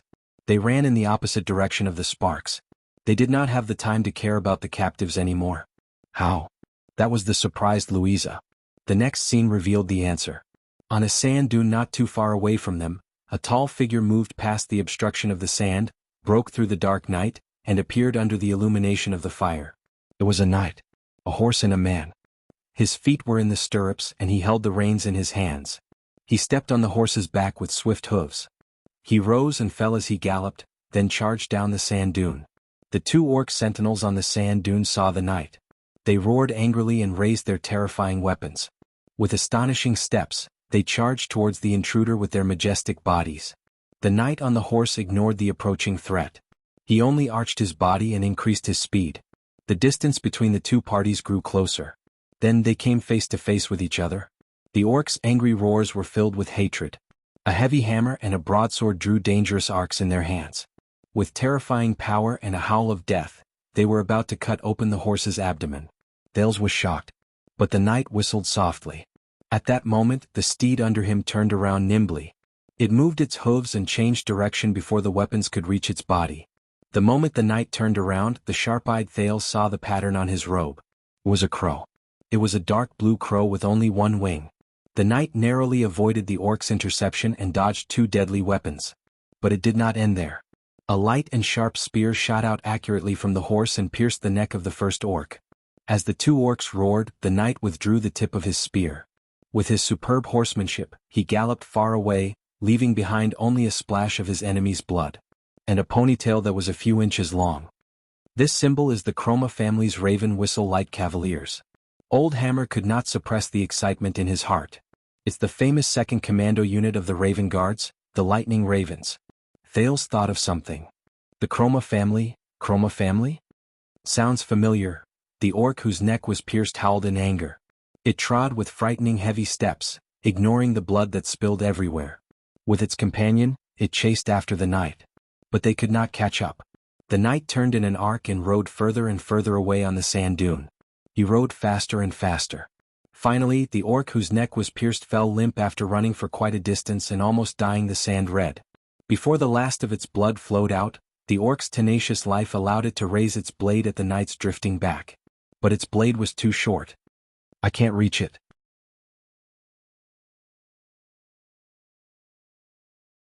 As it thought about this, its thick arm trembled in the air for a moment before it fell limply. It could no longer move. Under the sand dune, War Chief Kandar watched its warrior fall from the distance and roared in grief and indignation. The orcs shouted in unison to vent the hatred in their hearts. Yo! It's been 2 days since we last met, you bastards from Stone Splitter. The first human knight looked at the burning camp not far away and the angry orcs below him. He reined in his horse. He stopped on the sand dune. His laughter traveled from afar and traveled into every orc's ears. Holy Pursuit Day isn't here yet and you're already holding a bonfire party? Don't you think it's a little too early? Another orc sentinel howled shrilly and charged at the knight. It did not manage to reach its destination. Asterisk thud, thud, thud. Asterisk the second knight charged over from the other side of the sand dune. When the orc turned its head around, he flashed a saber and brushed past it. As Kandar roared shrilly, the second orc's head flew high into the air with an indignant and resentful gaze. The captives were silent. The orcs shouted in grief and indignation. Thales watched the scene in a daze. He watched the powerful orcs die one after another. Kandar's roars became more and more urgent. Under its orders, the nearly 100 orcs quickly split into two groups. With an astonishing presence, nearly 20 orcs lifted their heavy weapons and stepped forward. They formed a formation facing the sand dune where the knight was. The rest of the orcs shouted loudly. They gritted their teeth and put away their weapons with hatred. Then they turned around and ran in the opposite direction with all their might. What are they doing? Quick Rope looked surprised. Old Hammer shook his head. With his rich experience, he gave a short and concise answer. Running for our lives. Thales was about to ask, but he realized that in the next moment, he was seized by the neck by a huge orc. Why? While Dean and Louisa shouted angrily, Thales was restrained by Kandar's left arm. But the orcs guarding the captives did not move. They stood coldly behind the humans and suppressed everyone who wanted to fight back. Thales wanted to exert his strength, but he realized that the orc's strength was the most terrifying he had ever encountered. He did not manage to finish speaking because in the next moment, Kandar's iron fork was pressed against his throat. Silence. The orc war chief seized Thales' throat and looked at his surprised and bewildered gaze. It said coldly to the captives, "This will end soon. I don't want to make the scene too ugly." In the next second, Kandar pressed its mouth against Thales' ear and spoke in a voice that only the two of them could hear. Tell your father and tell Murat. I was the one who found you first. And I know who you are. At that second, Thales froze completely.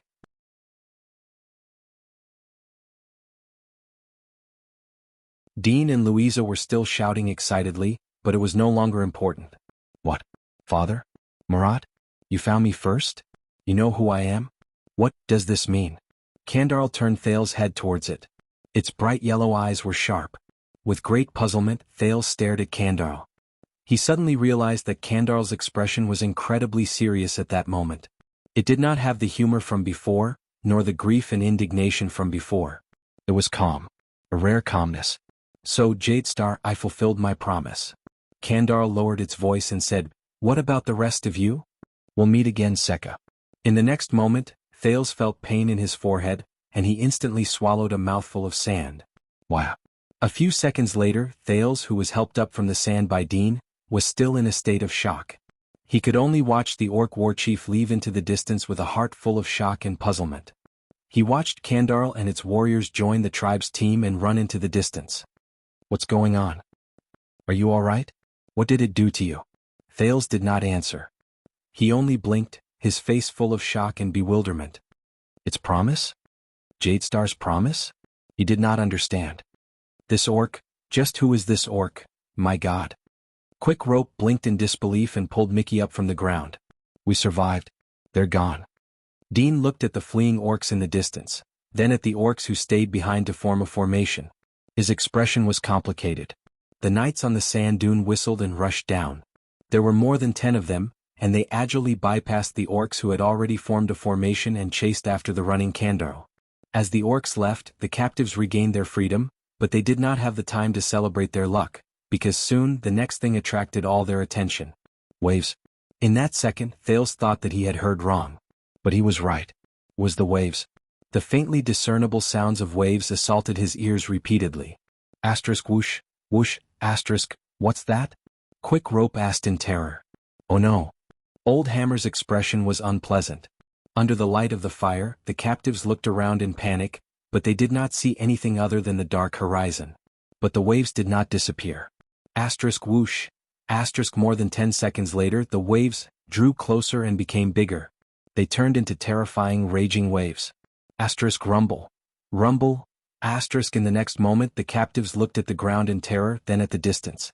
Sh asterisk T, Dean cursed. Everyone felt a tremor that could not be ignored. It traveled continuously from the sand to their feet and up their spines. Asterisk rumble. Asterisk the tremors on the ground grew stronger, more obvious and more frequent. Asterisk rumble. Asterisk Thales even felt that his heart was about to jump out of his chest. Asterisk rumble. Asterisk finally the uneasiness brought about by the raging waves ended.